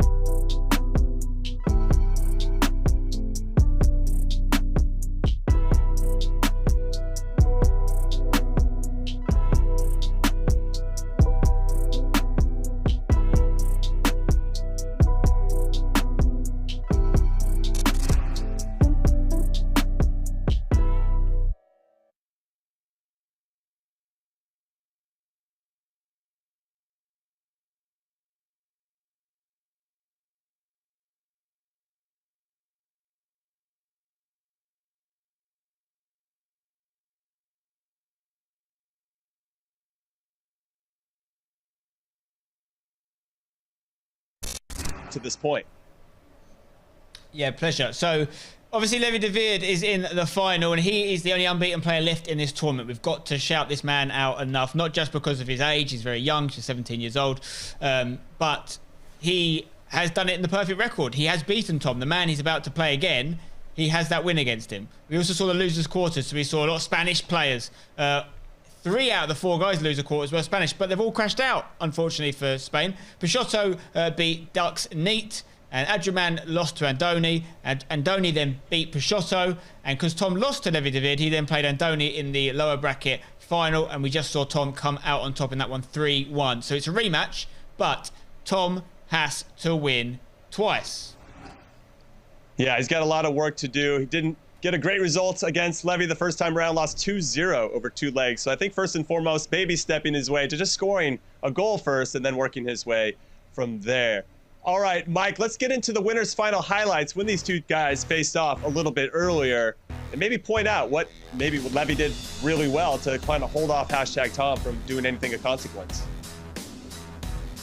Well, what Levy did extremely well was with the possession, the control, and just neutralizing Tom. It wasn't a game that was full of a bunch of opportunities. I like to call it how I see it, be very transparent in that regard. But it was about taking your chances. A little bit of good fortune there for Levy with the opener, but that allowed him more confidence as well to hold the ball. Tom was talking about it in our interview where he said he didn't feel that he pressed really well, that he was a little bit slow to start the game. I really like this goal here from Levy, that extra heel-to-heel flick just opened up a lane of space that wasn't necessarily there, and then he saw the game out. Tom had a lot of half chances, is how we like to talk about it, where they can be goals, but they're not guaranteed goals, they're not as clear-cut. And it wasn't one of those games where he had just bunches of opportunities. This might have been the only sheer or very clear, I should say, sheer and clear kind of rhyme, or do rhyme, where he should have probably been on the board. But either way, give a lot of credit to Levy being able to see out the game, especially being so young in the scene. And now it's a matter of, does he have the champion's pedigree? Even with him having the advantage of getting that double dip in terms of having 2 chances to win or in 2 different series versus Tom, that's what we've seen when you come up from the bottom bracket or the losers bracket time and time again, though, is if you're able to cause the reset, force the reset, that then propels you into having that mental advantage, because now your opponent is saying, oh my goodness, am I going to throw this away? Am I about to let this guy back in? I had a 2-for-1. Whereas it doesn't start that way, obviously from a mental perspective. We see a little bit of a flip-flop. I always look at FIFA as a game of playing checkers or playing chess in so many different regards of what's happening on the virtual pitch, off the virtual pitch, in between. Did you have too much time off? Are you still warm? Are you still cold? We don't know what's happening. It's like getting in the shower and you didn't hit the right knob. There's a lot of analogies going on here, but I definitely play checkers when I play FIFA. I'm definitely not playing chess like these pros. All right, to take one extra step in detail for this grand final, we have lineup analysis that's being presented by Turtle Beach. And Mike, why don't you take this first FUT squad? This is Levy's team. I'd be honored. And something that I love seeing at the striker position here is Curtis Jones, and I actually call him the true 50 cent, maybe 75 cent or $1 with Curtis. You're going to play him as a midfielder, but he's a fantastic SBC, highly recommended, especially from yours truly, and he fits into the requirements. You've got the Saint, who is handing out so many blessings down those wing play. R9, you have Bruno, who's Ryan talked about earlier being his favorite center mid or the best center mid this year. You've got the likes of Inform Ronaldo, Inform Neymar, and then on the back line, something that's interesting is the inclusion of João Cancelo, which is a little bit unorthodox or different. Sometimes that's very valuable, though, if you're going to use your wing backs for crossing.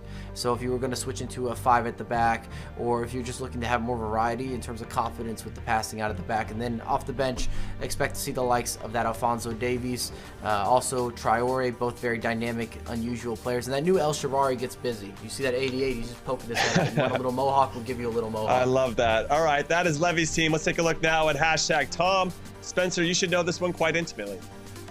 Yeah, and we're seeing the bench specifically here as well. Firmino comes off the bench a lot, as does Davies. We saw them both used in the last match there. Traore, he's used in both his games as well, also off the bench, that left-footed left-back item, although often used in attacking positions.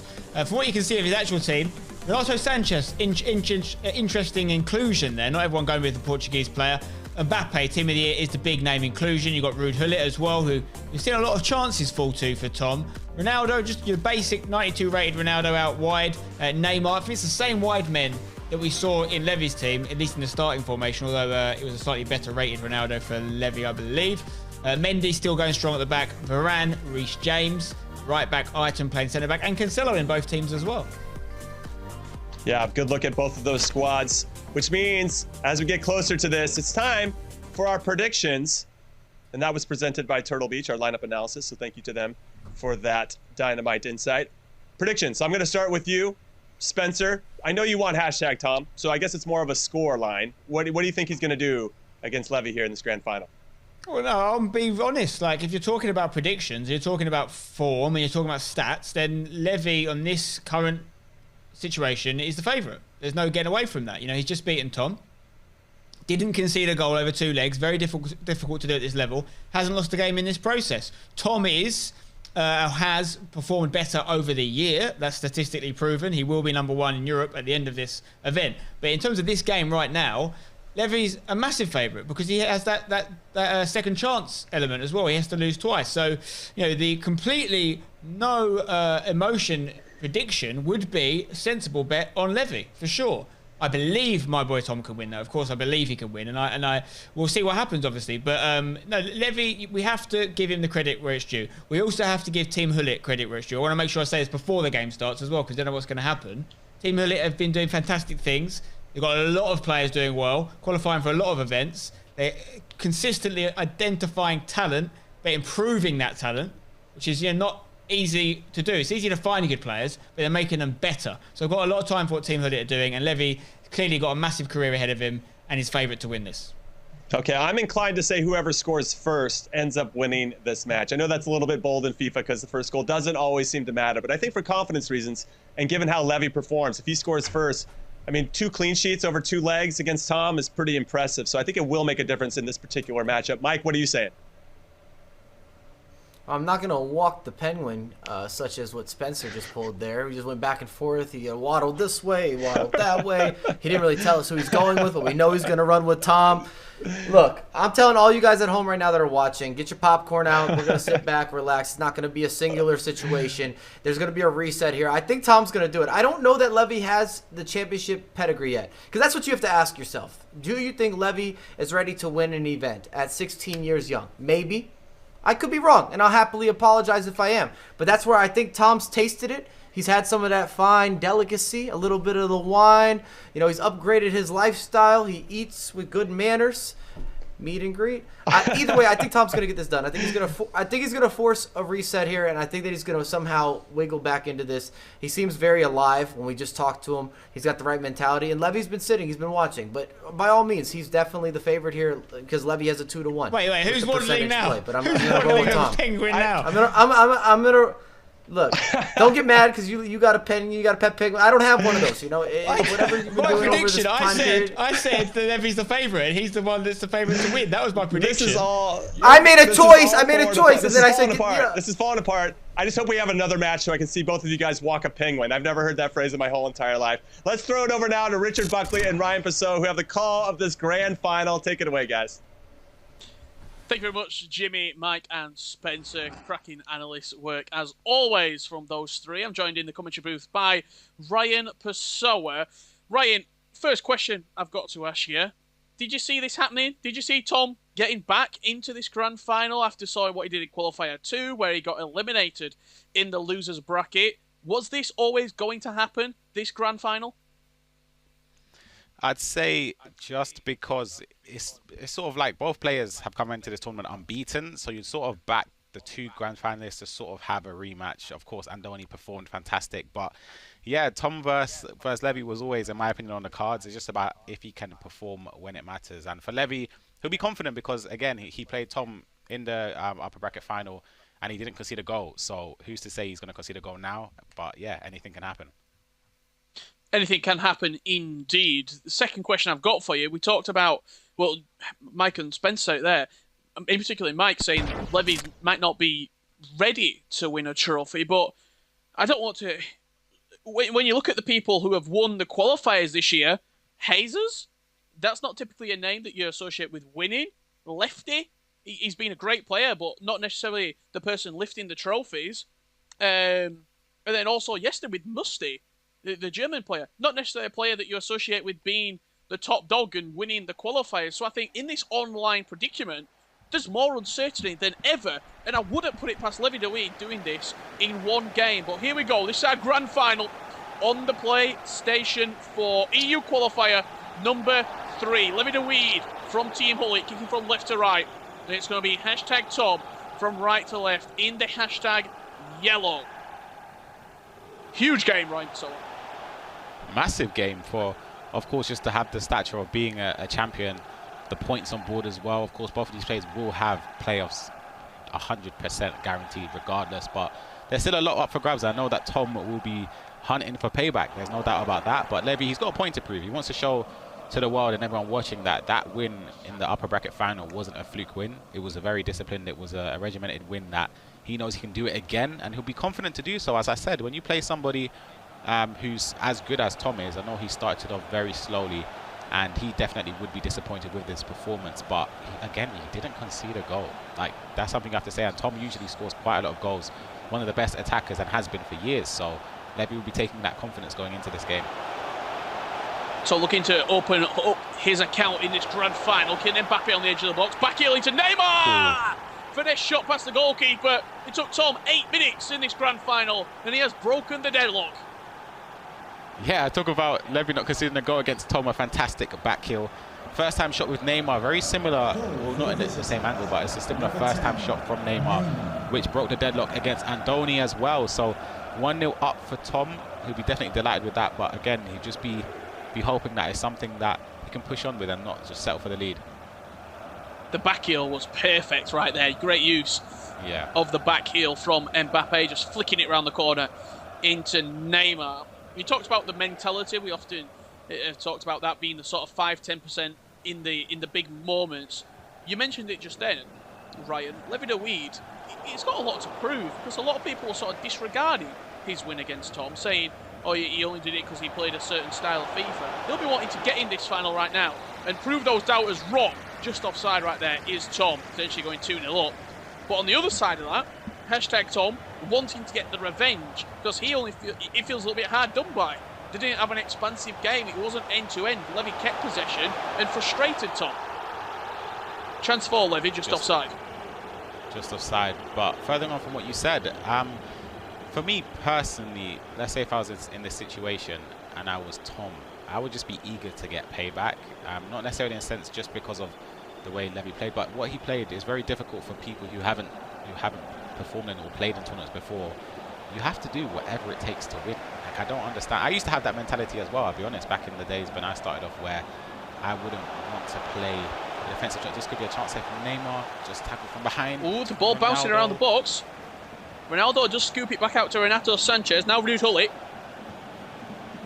Mbappe, like a cancel. Finds Neymar inside the box. Left-footed strike. Tom 2-0 up in 20 minutes. Beautiful, beautiful goal from Tom. Neymar again on the 5-star weak foot, 5-star left foot, arrows it into the corner. And again, it was very patient. There was a couple opportunities there where, that's what I'm saying, Tom in the first leg would have rushed that chance. In the first game, when he mentioned out of bracket, he noticed that he had chances. They were just shots where they had an opportunity to go in, but they weren't 100% goal-scoring opportunities because he rushed it. But then he didn't rush it, waited for the perfect run, the perfect pass, and Neymar gives him the 2-goal lead. Levy put under the pressure in this grand final. Tom battling back from the losers bracket, beating Andoni in that pivotal match, 3-1. Scored 2 inside the first 20 minutes in this grand final, and maybe Levy's game plan potentially thrown out the window. Has to show his attacking prowess right now, rather than the sort of ball management, game management, and tactical expertise that he does possess.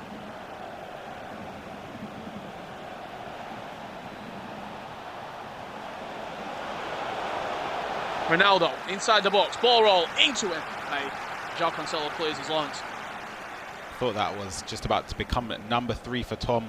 Pass was slightly lofted off the ground, but it was still a chance nonetheless. And Levy has started off this game relatively slow compared to the first time these two matched up against each other. He's just waiting for the perfect chances, passing around. But as Tom said, he sort of warmed up a little bit more. He's starting to press a bit higher up the pitch and just giving Levy less time with the ball, albeit just there he's given away a foul. But for Levy, the thing is, when you're in these situations, is he going to take it direct? I thought for a second we're going to see our first direct free kick of the day. But in these situations where you do have sort of a safety blanket, it's obviously, of course, mentality is a key part of it, but you don't want to think of it as a safety blanket because you want to win every game that you're a part of when you're at this level. However, just having that I guess, opportunity to understand that your opponent has to win 2 best-of-2s against you and Saint-Maximin. Saint-Maximin, double tap pass to R9. The opportunity for me was there with Saint-Maximin to shoot across the goalkeeper. 100%. I would have taken a shot there personally, of course. He could have got a block off there, and it's on the other end with Mbappe. Mbappe in the near post, 3-0. Hashtag Tom leads. Levy de Weed is in unfamiliar territory right now. Hashtag Tom with a frantic start in this grand final. 3-0 up after 37 minutes. Ruthless start from Tom. And it's something that he'll be proud of as well. It goes to show the narrow margins of FIFA esports. On one end, you could concede, and then straight after, you can score, which is what happened for Levy, or what happened for Tom anyway. He prevented a goal-scoring opportunity for Levy and ended up scoring on the other end. But 3-0, very, very comfortable. We haven't seen Levy in this position. Of course, the only game we saw on the broadcast was the first matchup where he won 2-0 across 2 legs against Tom. But now he's 3 goals down. It'll be interesting to see the mentality and the type of game style he uses to approach a comeback. And just as you said, in regards to the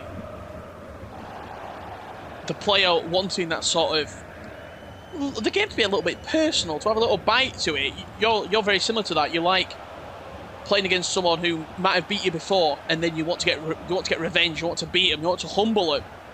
Tom, taking that mantra to the next level right now in this grand final. Still, he scored 3 goals very early. There's so much FIFA left to be played. But Levy has to change something up right here. 1 minute in this first half. R9 Ronaldo looking for the step-overs inside the box. Only as far as Ferland Mendy, and that will do us for the first half in this grand final. Potentially first of 4 legs of FIFA the first half. If Tom does force the bracket reset, then we'll play the grand final again. And I don't know if you saw that, Ryan. He only had 39% possession, did Tom, at half-time. But he scored 3 goals with that 39%. Yeah, and of course, we always speak about it, as cliche as it sounds, the only stat that does matter is the goals scored. And 3 goals up for Tom. Of course, we've mentioned it. It's still early days. You can be 3-0 up and still potentially lose or give away that lead. It's 45 minutes have been played. There's still the next second half plus another whole 90 minutes to go. So anything can happen, but it's looking like Mike's prediction was correct about having to get popcorn because there could be a reset in this upper bracket. Absolutely, yeah. Certainly on the cards is the bracket reset. Back underway here in the second half. Hashtag Tom leading 3-0. Chance here for Levy though, and Ronaldo looking to get away from the attacking player. You see R9 on one team and Hullet on the other. That battle on who you want to take as the icon rages on. Alisette Maximin inside left channel. Jacques Cancelo comes across. You're pretty much a firm believer in, you're firmly in the R9 camp, I understand, Ryan. 100%. And it's weird because I remember at the start of the year and even last year, I wasn't a huge fan of R9 just because he's of course less nimble on the ball than the likes of Neymar or Mbappe. However, just the 5-star weak foot, I can't emphasize enough. Like, it's just having that trust. And Mbappe hits the bar, talking about 5-star weak foot on his weaker left foot. Still has a chance here, and it's just fortunately landed to Levy's player. But yeah, the 5-star weak foot for me, I just like to have that assurance that I've done everything that I could possibly do and just not overthink like a situation thinking, oh, if I had taken that shot. Likewise in that situation, if I'm with Mbappe and I'm in a situation where I have to score and he hits the post or hits the bar, I would rather know that myself and the players done You've what they hedged your possibly bets.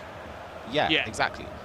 So I prefer to have the 5-star weak foot. However, of course, Neymar doesn't have many special cards this year, unlike in previous years. He only has the inform, but I like to partner him up with R9 and then have Team of the Year Bruno. But again, it's all personal preference. Some people like to have the 2 Team of the Year attackers, Mbappe and CR7.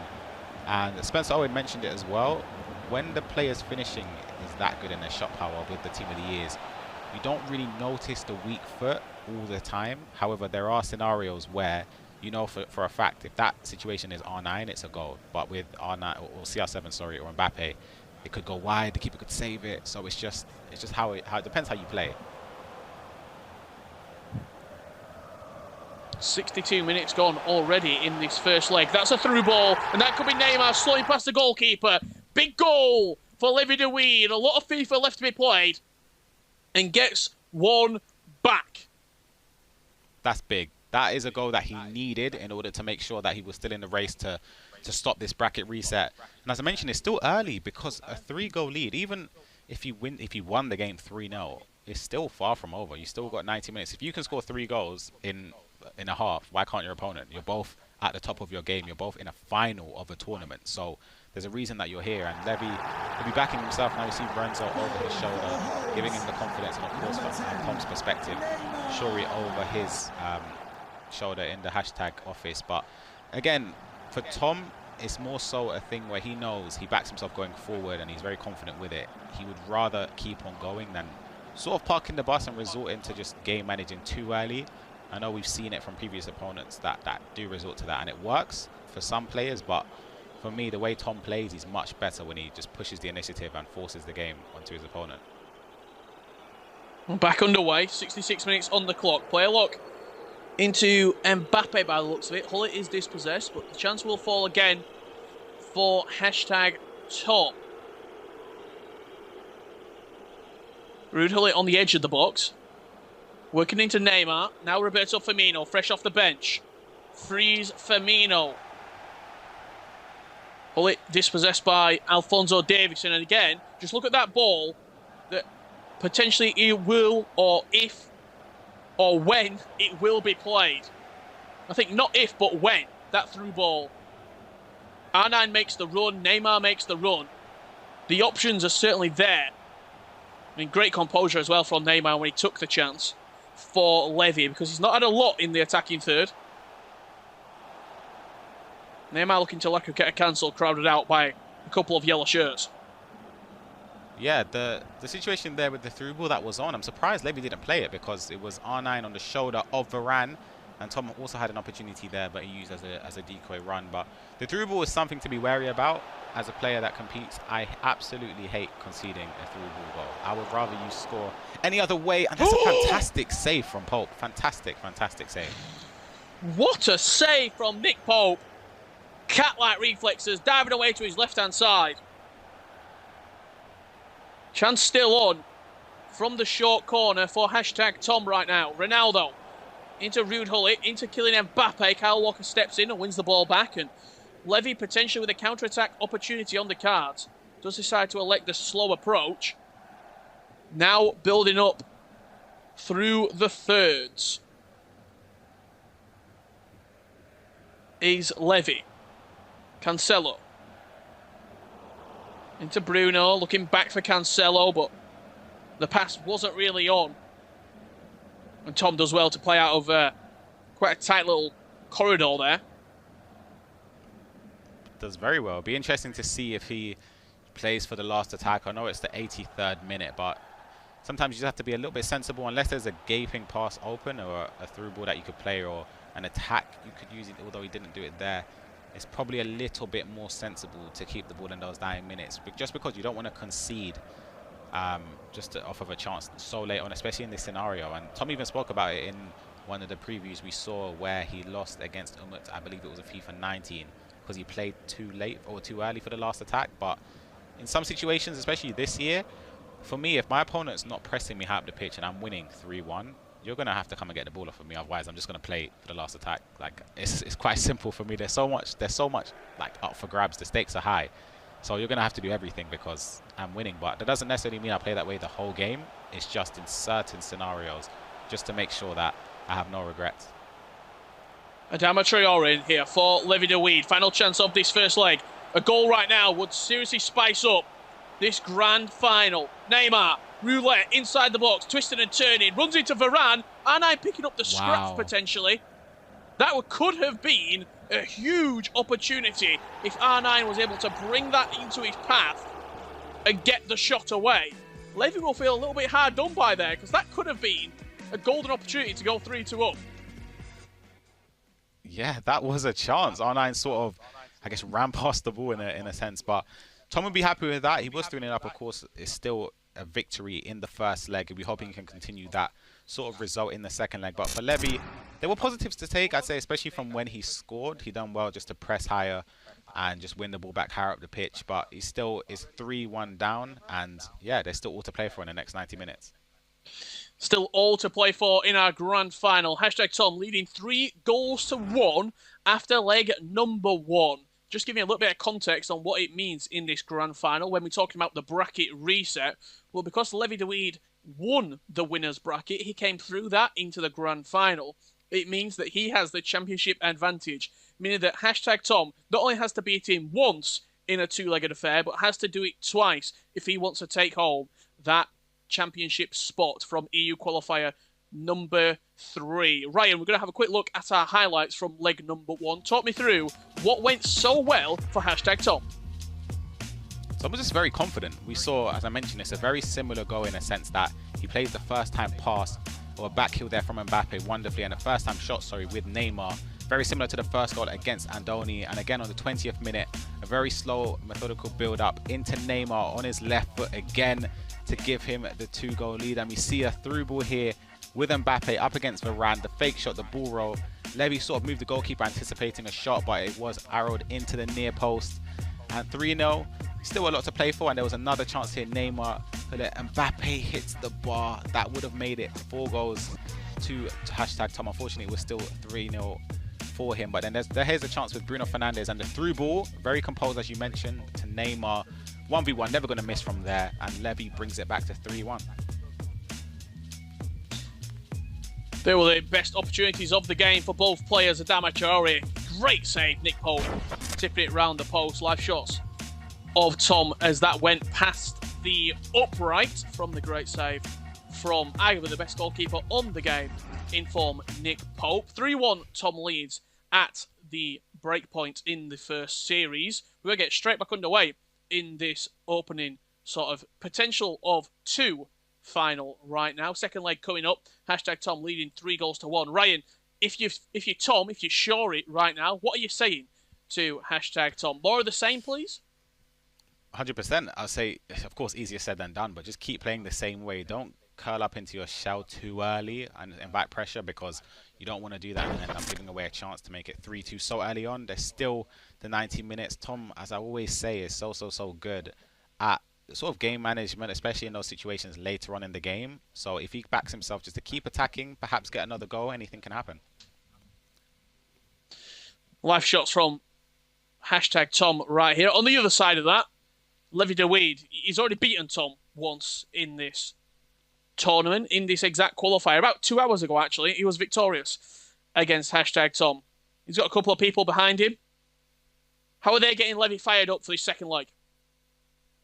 They're probably just telling him he's been in a situation like this before. He probably has been, but he's won against Tom 2-0. So a 2-0 here would literally bring him back on equal terms. Not only are they fighting for the Global Series ranking points, but there's also a decent bit of cash up for grabs as well. Let's have a look at what the winner of this will be taking home. Pretty sweet, Ryan. $15,000. Both of these two at least guaranteed themselves $12,000. Third place taking home 10. That's Andoni. Fourth, well, that would be Diogo Peixoto taking home $6,000, and then the prize pool increment breakdown. 5th and 6th taking home $4,000 each. 7th through 8th, $2,000. 9th through 12th at $1,500, and 13th through 16th guaranteeing $1,000. $15K for the winner of this game. Not too bad at all. The question is it going to be hashtag Tom, or will it be Levy de Weed? Hashtag Tom leading 3-1 at the halfway point in leg number 1.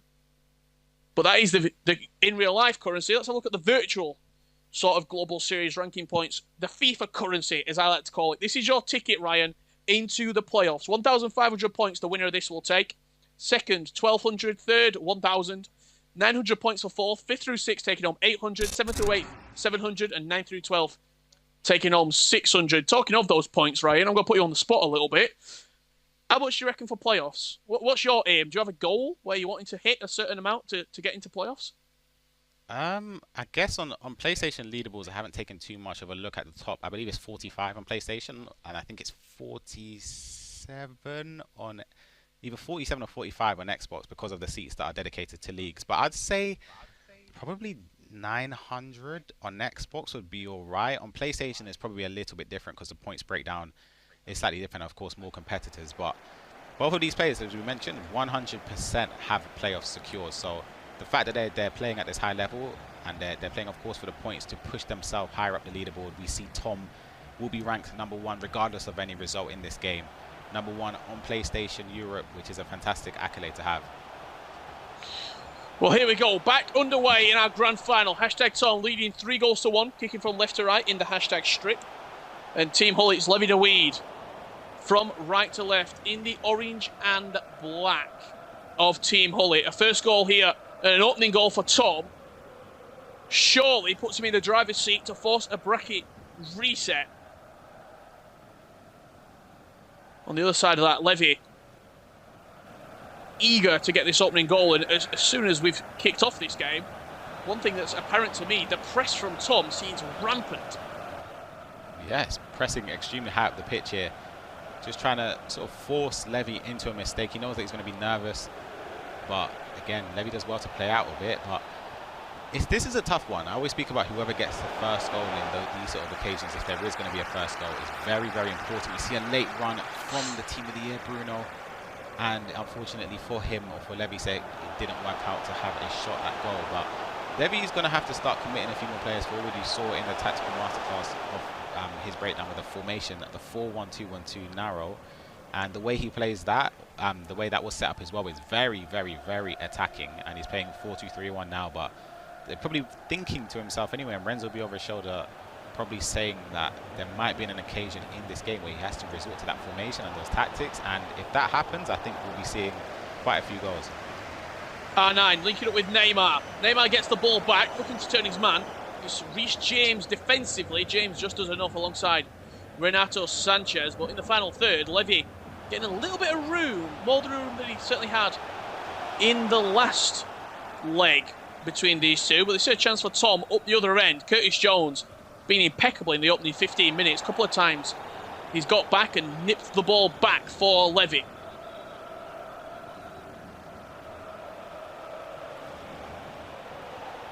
Once again, that Curtis Jones SBC future star foot item in the midfield. We saw a lot of him in the E-Premier League, and that translating over to the FIFA Global Series. Levy just with a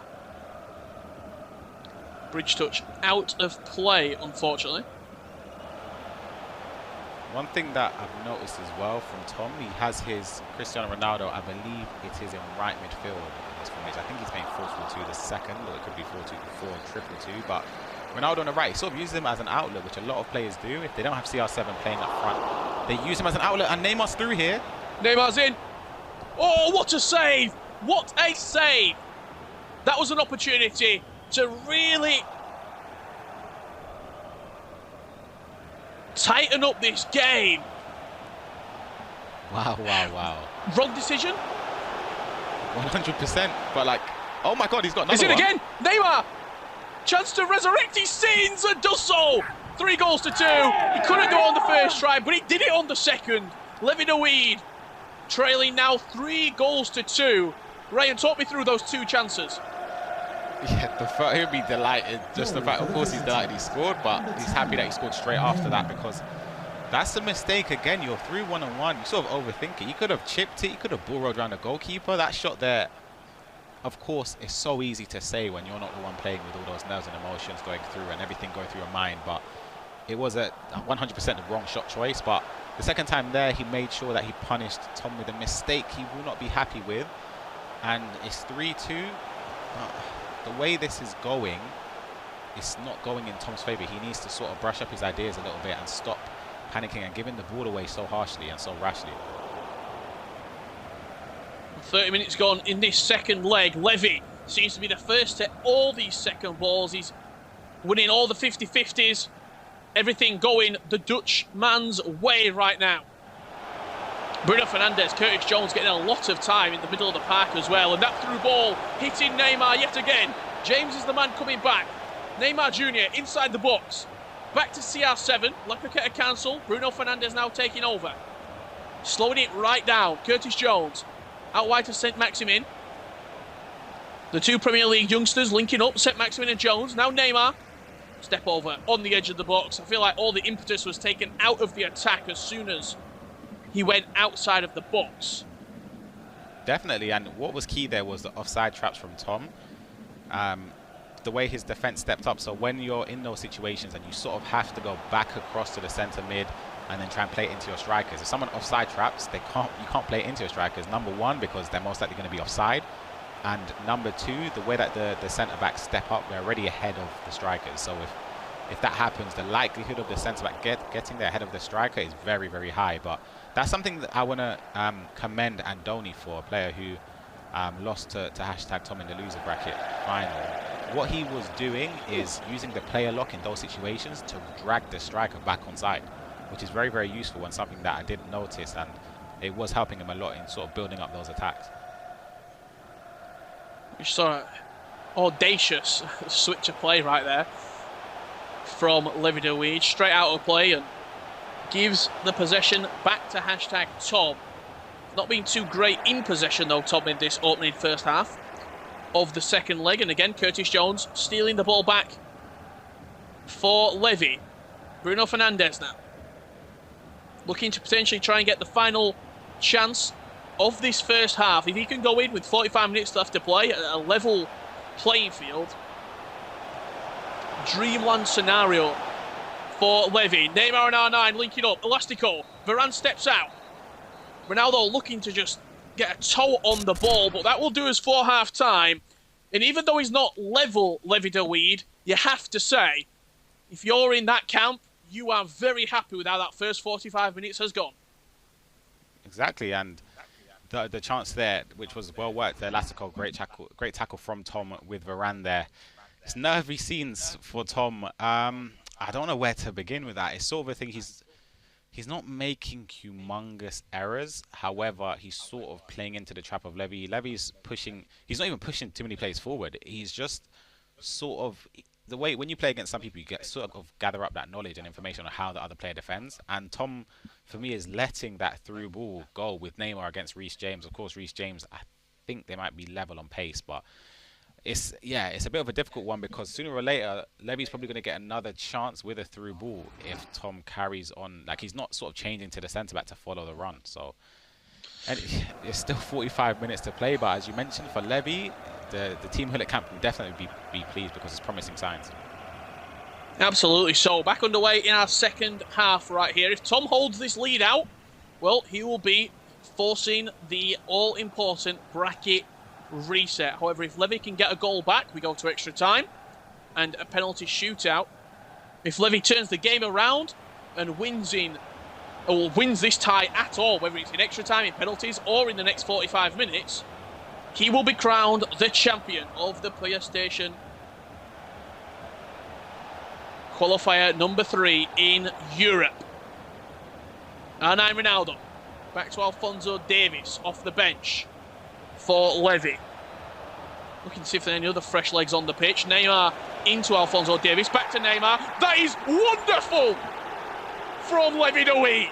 My. That first time fake shot. I think that was a running fake shot as well. The L1, I believe, L1 fake shot. Sublime there with Neymar. Sends Varane to the shop. Slams it near post. And it's 3-3. And saying which as well, I personally hate having like leads really early on against great opposition, just because you're sort of under the pressure of thinking, oh crap, am I going to give away this lead? And as soon as they score to make it 3-1, that sort of plays on your emotions a little bit and plays in your mind, thinking that you could give away the lead. But as I said, there was still so long to go, and there still is time. That's not necessarily saying Tom's losing. It's still 3-3. He just has to wipe away the fact that he was winning and just focus on getting in the lead. But for Levy, massive congratulations for a brilliant goal. The next 30 minutes are huge right now. You see Tom losing out on possession, I should say, yet again, in a position where he could have had a good chance on goal. Cristiano Ronaldo looking for the run of Neymar, does play it into the Brazilian. R9 getting the ball back into St. Maximin. Lekuketa cancel inside the box. Neymar, he's been the danger man for Levy. Neymar! Great save at the near post. Wow. Levy is looking just dangerous with every single attack. And you can see Tom there is taking advice from Shuri, a fantastic player in person who's next to him. But the way this is going, Levy is on the front foot, no doubt about that. And it's weird because Tom is defending very rashly, but of course it's weird because he's not defending too rash, because he's sort of trying to cut the lanes manually himself and trying to bring back players to put them in the right position to cut the passing lane. However, it seems like Levy's got so much more players on the attack, and it's really hard to try and follow all of the runs. So it's leading to so many chances, and Neymar has been the talisman for him alongside R9 and Bruno, as I mentioned, just creating so many chances. And yeah, wow, it looks like, as I said, every time Levy attacks, it looks like he could score. Neymar, corner whipped into the box. Goalkeeper does well to punch it away. Herveling Zano, fresh off the bench. He's got bundles of pace. Ronaldo, lots of yellow shirts in front of him, finds Bruno Fernandes on the edge. R9 triggered in behind. Decides to ignore R9 and then sort of fakes it, went back into the Brazilian, but just too many bodies in the way. For Tom, anything is good right now. A shot, a corner, just something to get yourself going again. Because arguably for 63 minutes, Levy de Weed has been in control of this game. He has been. He just needs that confidence boost. And this is where, like, it's where the mental side of things, that unfortunately gives it away again. Just sort of dwelling on the ball too much, taking too many turns. But there's not many even passes. There's not huge passing options open. But this is where like a pause would help, which I always speak of. We have our coach at Man City and the psychologists we speak to about pauses in the game. And you're able to take 3 pauses each. And sometimes it's good just to pause it, just to take a breather, just to relax a little bit, because you might be doing something which, because of nerves, it's easier said than done. But this could be a chance here with R9 Ronaldo. Directional nutmeg into the box. R9 recycles back onto the edge for Davies. Didn't like the angle that he was attacking at Levy and looking to reassess it right now. Coming all the way out to his left back. Out wide to Cristiano Ronaldo. Into Bruno Fernandes. Back heel into Neymar. Looking for the 1-2 pass. Very fortunate. The ball bouncing back to Neymar. Levy de Weed does not care. He turns around a 3-1 scoreline and now leads 4-3 with 20 minutes left. Oh boy, that I'm speechless. That I want to see what happened there. It's like he turned, the pass or the touch was sort of wayward. It deflected off the centre back and it pushed it literally perfect. I believe it was Neymar who scored that goal, but wow, that's crazy. That's such an unfortunate goal to concede as well.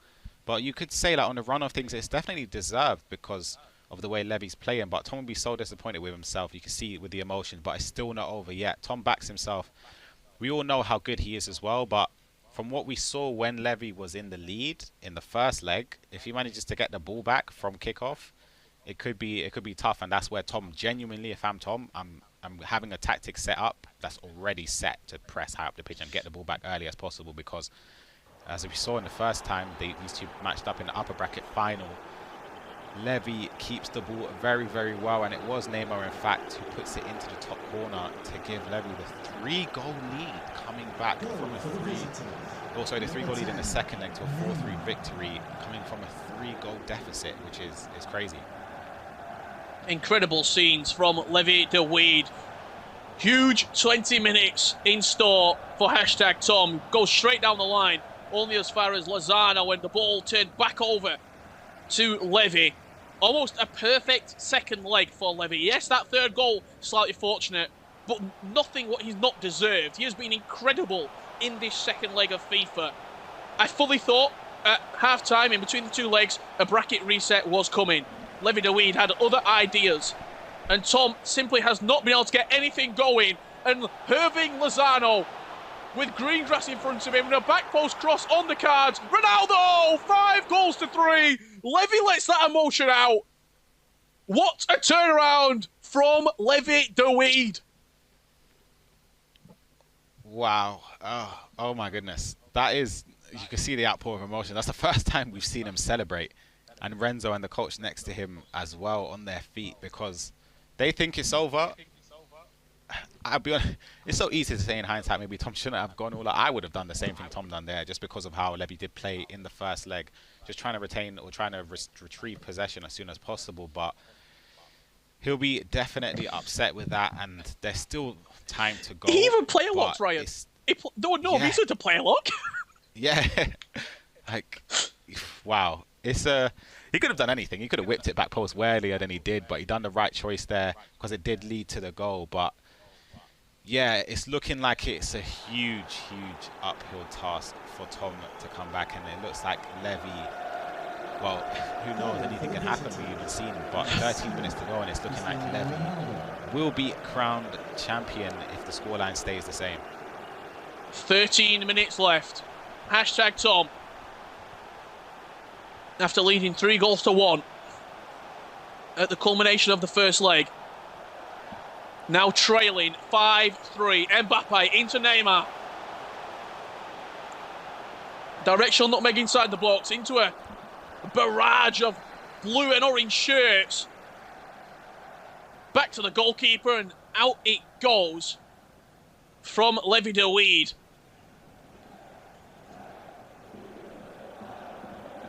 Tom has only a few opportunities with the clock dwindling down to get those goals back to force extra time. João Cancelo out wide. Into Ruud Gullit. Passed on to Roberto Firmino. Into the gap for Mbappe. But Bruno Fernandes and Curtis Jones. Bruno has been immaculate in this game, especially on the defensive end. Getting back, getting interceptions. He must have covered every single blade of grass on this pitch. He's been incredible, and you mentioned Curtis Jones as well. That SBC is still available. I'd 100% recommend doing him. There could be a slight chance is the ball going to bobble back to one of Tom's players, and unfortunately it doesn't for his sake. And for me, it's over. Levy is, to me, if he gives this away, we've seen, of course, a lead given away already in this matchup, but there is no way I could see a 2-goal lead being given away in the final 2 minutes. And for Tom, it's commiserations. He's fallen short again, but as Spencer said, it's good that he's starting to peak at the important stages, and maybe the trophy that he is looking for will come in the latter stages at the bigger tournaments. But for Levy, massive congratulations. He's 16 years old and he will be crowned champion, the PS4 European Cup 3 champion. You can see the emotion from him. Massive congratulations to him. That's what it means to Levy de Weed. What a performance. Hugs all round with Renzo. What a second leg. I'm going to go out and say the best second leg performance we have ever seen. I've been commentating FIFA esports for quite about 4 years, Ryan, and I've never seen a second leg like that. He looked out of it in the first leg. Tom was 3-0 at half-time. He was unbelievable in that first leg, hashtag Tom. And Levy went into gear 19 in that second leg. Incredible performance. Massive, massive performance. As we said, when it was 3-0 down, I thought this game, this could turn into one of the scorelines we've been seeing in the previous cups, and even yesterday for Musti when he won by a resounding scoreline. But in fact, it was Levy who is going to be crowned champion, and deservedly so. Fantastic congratulations from him, and of course I mentioned it, commiserations to Tom, who will be upset. And yeah, perhaps or hopefully he's able to bounce back from this, because we know how good he is, and yeah, there's many more competitions. Incredible 2 days of action, Ryan Purcell. We've been joining the commentary booth all weekend long. What are some of your final thoughts? What are 2 days of FIFA esports it's been in Europe? Incredible 2 days that we've seen. We saw worthy champions in Musti and Levy. Massive congratulations to them. We've seen players gain massive important points towards the playoff leaderboards as well. And we've got our Cup 4 qualifiers coming up in the next couple of weeks. So there's still players that be looking to reach the broadcasters to get those all-important points to achieve playoffs. Well, there it goes. Levy, incredible turnaround from the commentary booth for one final time from myself, Richard Buckley, and Ryan Pessoa. Let's head back to Jimmy, Spencer, and Mike to break it all down. Thank you, Richard and Ryan. I still can't believe what I just saw. I'm here with Spencer and Mike. Guys, if I can liken it to something I've seen in the past, I'm thinking 2005 Champions League final, Istanbul. Hashtag Tom is AC Milan. He's up 3-0, and somehow, some way, Levy, in this case, Liverpool, come back. And I can't believe what I just saw. What are your initial thoughts, Spencer? I mean, you have to say, unreal from Levy. You have to say it. Like, it doesn't matter who you support, you have to say it, because to find yourself, I think what went through his head was 3-0 down. He's thinking, you know what, I don't want to lose this game, even though I've got that extra one. I don't want to have that momentum against me, so I'm going to get it done here. And the turnaround, we talk about it a lot, what makes a good champion, what are the signs of good players. To be able to adapt in between leg 1 and leg 2 to that degree is sensational. We gave him a little bit of stick for the gameplay in that first game. He's just scored 5 across 2 matches there. Some really good goals in there. Yeah, you have to just say well done to the lad. He's done tremendously well. Congrats to him and congrats to Team Hullet. Yeah, congrats to Team Hullet and to Levy. All those points, all that money. Incredible, Mike. I know we're going to see the highlights here as you kind of give us your thoughts, but this was something special. You got to give a lot of credit to Levy, and I also want to give a lot of credit to his team, because when you go down in a grand final and you're down 3 goals, it's really easy to say, okay, I'm going to focus on the next, I guess, bit of matchups. I've got that one in hand. That was not the case, and he really took his time, which just shows that he has a certain level of composure, that he has almost a certain comfort level being in the finals here. As you see this beautiful through ball, splitting through ball, needed the finish, didn't get the finish. You can see what it means to him. But he's just one of those young men that's wise much beyond his years. This is a perfectly timed through ball. Neymar breaks through, across the body. Well done. Center back, left sleeping. You split the defense, as you know, as a former defender, very gifted defender at that, Jimmy. Thank you.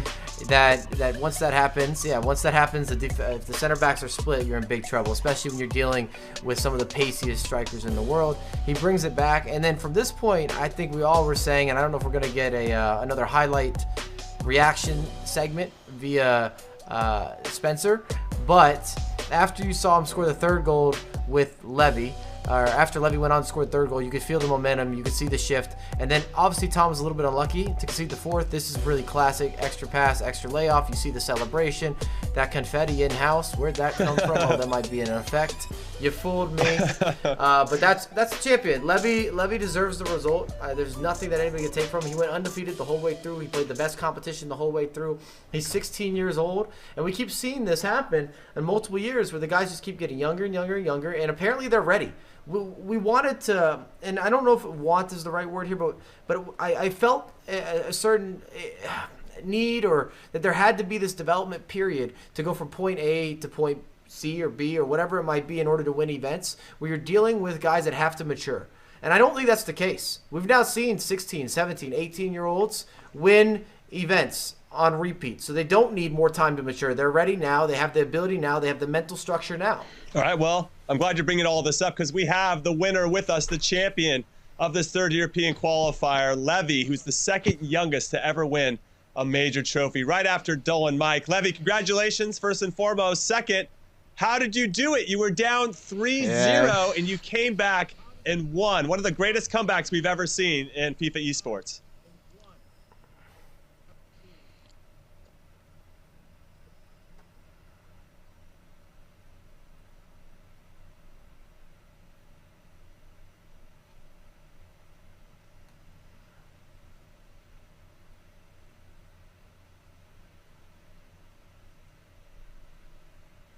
Yeah, we can't hear him right now, unfortunately. I can feel his vibes, though, and they're super positive. Spencer, I really wanted to get into this topic with you before Levy was going to be joining us, and we'll get that figured out, everybody, because we do want to hear from him. That second goal, so it was 3-0 to Tom. Okay, he gives up one right before the end of the first leg, so it's 3-1. Still feeling comfortable, 2-goal lead. But that next goal, when it made it 3-2, I felt like Tom got even tighter. Like all of a sudden he had everything to lose and Levy had everything to gain. Did you pick up on that same thing? You're definitely going to start looking over your shoulder, but the key goal for me was actually Levy's fourth goal. Because when it was 3-all, as much as Tom would be kicking himself to give away the 3-0 lead, obviously one goal was in the first leg, so it wasn't quite an Istanbul scenario. But the fourth goal was the one that, I think we might have Levy back. Levy, can you hear us? I don't know if it's good now, but it should be working right now. Yeah, I can hear you. Levy, we can hear you. Fantastic. Okay, great. So, I can hear you guys. My question to you, I'm going to restate it, is how did you have that incredible comeback, my friend?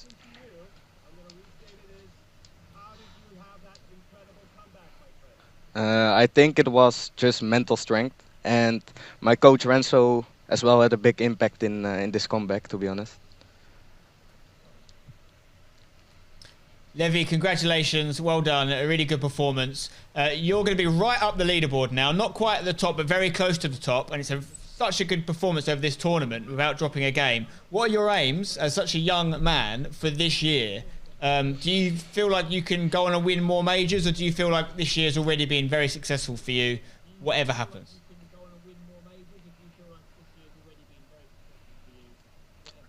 At the start of the season, playoffs was the main goal for me, but because of I reached top 6 this tournament, I already achieved that. So I need to make new goals, and the next goal I think is to reach the World Cup.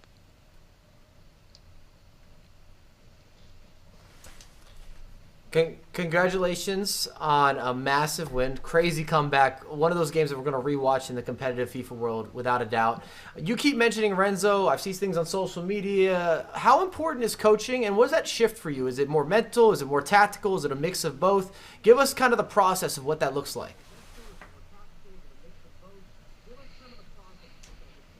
It's a mix of both, because during the week we always train and make game plans. So we just have to sort that out and make sure that is good. We did that this qualifier. We had that 2 weeks ago. Our game plan was clear, so that was done. And then here it's just about the mental side. Okay, so my last question before we let you go, Levy, and congratulations again, is what was your favorite FUT item? What was the card? Who was your real MVP on your team?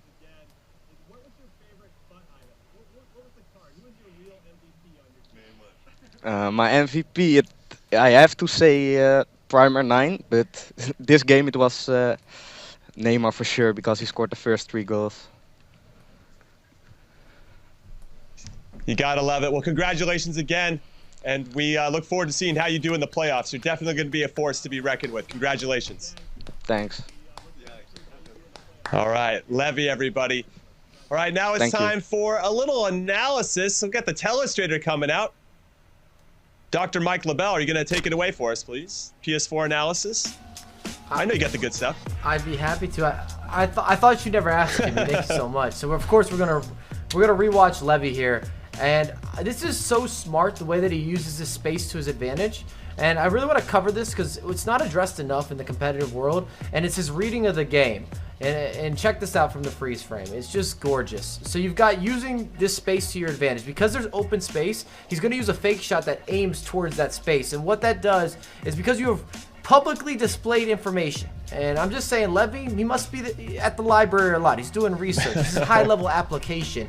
He's going to fake into that space, and then he sends Varane the wrong direction. You're going to see this first-time fake shot. It's gorgeous, and the entire play is made off of this skill. So he's taking the skill the opposite direction, but he's faking as if he's going towards the space. Here we go. Wham, bam, thank you, ma'am. Scores the goal, and that gets him right back into the game. 3-all, and that kind of propelled him into the next stage. You could tell that he was a confident man after scoring that goal, making the complete comeback from 3 goals down to 3 goals even, and then he carried that. He propelled. He really soared from within. He was flying up in the sky. The man was an eagle in a second life, and he was able to get the result in the finals. All right, that was analysis and some incredible analogies presented by PS4 and Dr. Mike LaBelle. Okay, final thoughts, boys, of day 2 here. We got to the finish line of the PS4 side of things. Spencer, I'm going to start with you. What was your biggest moment, let's say, or best performance of today? Yeah, another great day's action. A much more competitive final than we saw yesterday, which was great. You can't get away from the Levy factor. So young, so impressive what he's done. I think if this was at a live event, this would be like what Tex did that first time in Barcelona, or Dylan Mike did, a 16-year-old kid coming in and winning something like this. It's unbelievable. So again, well done to him. Well done to Team Hullet. Levy's definitely one to watch. I've said this before, and I think it's definitely a theme of this year, but the future of FIFA esports is in very good hands. There's a lot of talented youngsters coming through. The legends of today are fast becoming the legends of yesterday. And the big lads in this scene that feel like they're the big dogs in FIFA, I have to say to you guys, if you want to stay around and you want to be considered in the conversation, you need to get back to the basics. You need to improve, because there's 16-year-olds, 17-year-olds breathing down your neck. So well done to Levy, and well done to the Netherlands, another nation that's standing up and being counted in competitive FIFA, and look forward to seeing him compete again soon. I love the challenge being thrown to the old grizzled veterans. Mike, how about you? What is your best performance, biggest moment of day 2? Well, I got to start out by apologizing. I said that I would if Tom didn't reset the bracket, which he did not. So, Levy, I sincerely apologize to you. I was mistaken, and I misspoke, and I had way too much confidence in the way that I was speaking. Well done, man. You deserve this championship, this grand final, the trophy, everything. The money, cash flow. We didn't even ask him what he was going to do. At 16, what do you buy? I don't even know. Like, I didn't have any ambitions at 16 yet, which is a completely unrelated point to all of this. But I think the big takeaway for me is not only the new faces, but also new nations. We're seeing a swing of nationalities that are now more influential. Half of the top 30 was Spanish and Italian. That has not been the case if you want to go through the FIFA history books. I'm just telling you how it is. So we're seeing a shift. We're seeing a lot less players from England. I know Tom was in the final, but I've been on a lot of broadcasts. We're not seeing a bunch of guys from England. We're seeing a bunch of guys from German. We're seeing a bunch of people coming out of the Scandinavian country, or that region, or Scandinavian countries, excuse me, that region in general, where you're looking at Denmark, you're looking at Sweden. We really haven't had a bunch of players from Norway, but the point that I'm making is that we're not only seeing a swing from an age perspective, where you have out with the old, in with the new to some degree, but also certain nationalities are really building from within, and we're seeing them become more prominent in the competitive FIFA ecosystem. That's why I can't wait to do it again. We have some upcoming broadcasts, everybody. Starting next month, qualifier number 4. Which countries are going to qualify this time around for the European region? And of course, here are the upcoming broadcasts from around the world. Make sure you guys circle your calendars. We'll be joining you guys again March 20th and 21st for qualifier number 4. It's always the same channel, EA Sports FIFA on twitch.tv. So make sure you guys make that happen. All right, well, that concludes day 2 for us and another incredible qualifier in the FIFA season. So on behalf of Spencer, Mike, Brandon, Richard, Ryan, and our amazing crew, I can't emphasize this enough, our amazing production crew, I'm Jimmy Conrad, and we can't wait to see you guys again next month. We'll see you soon.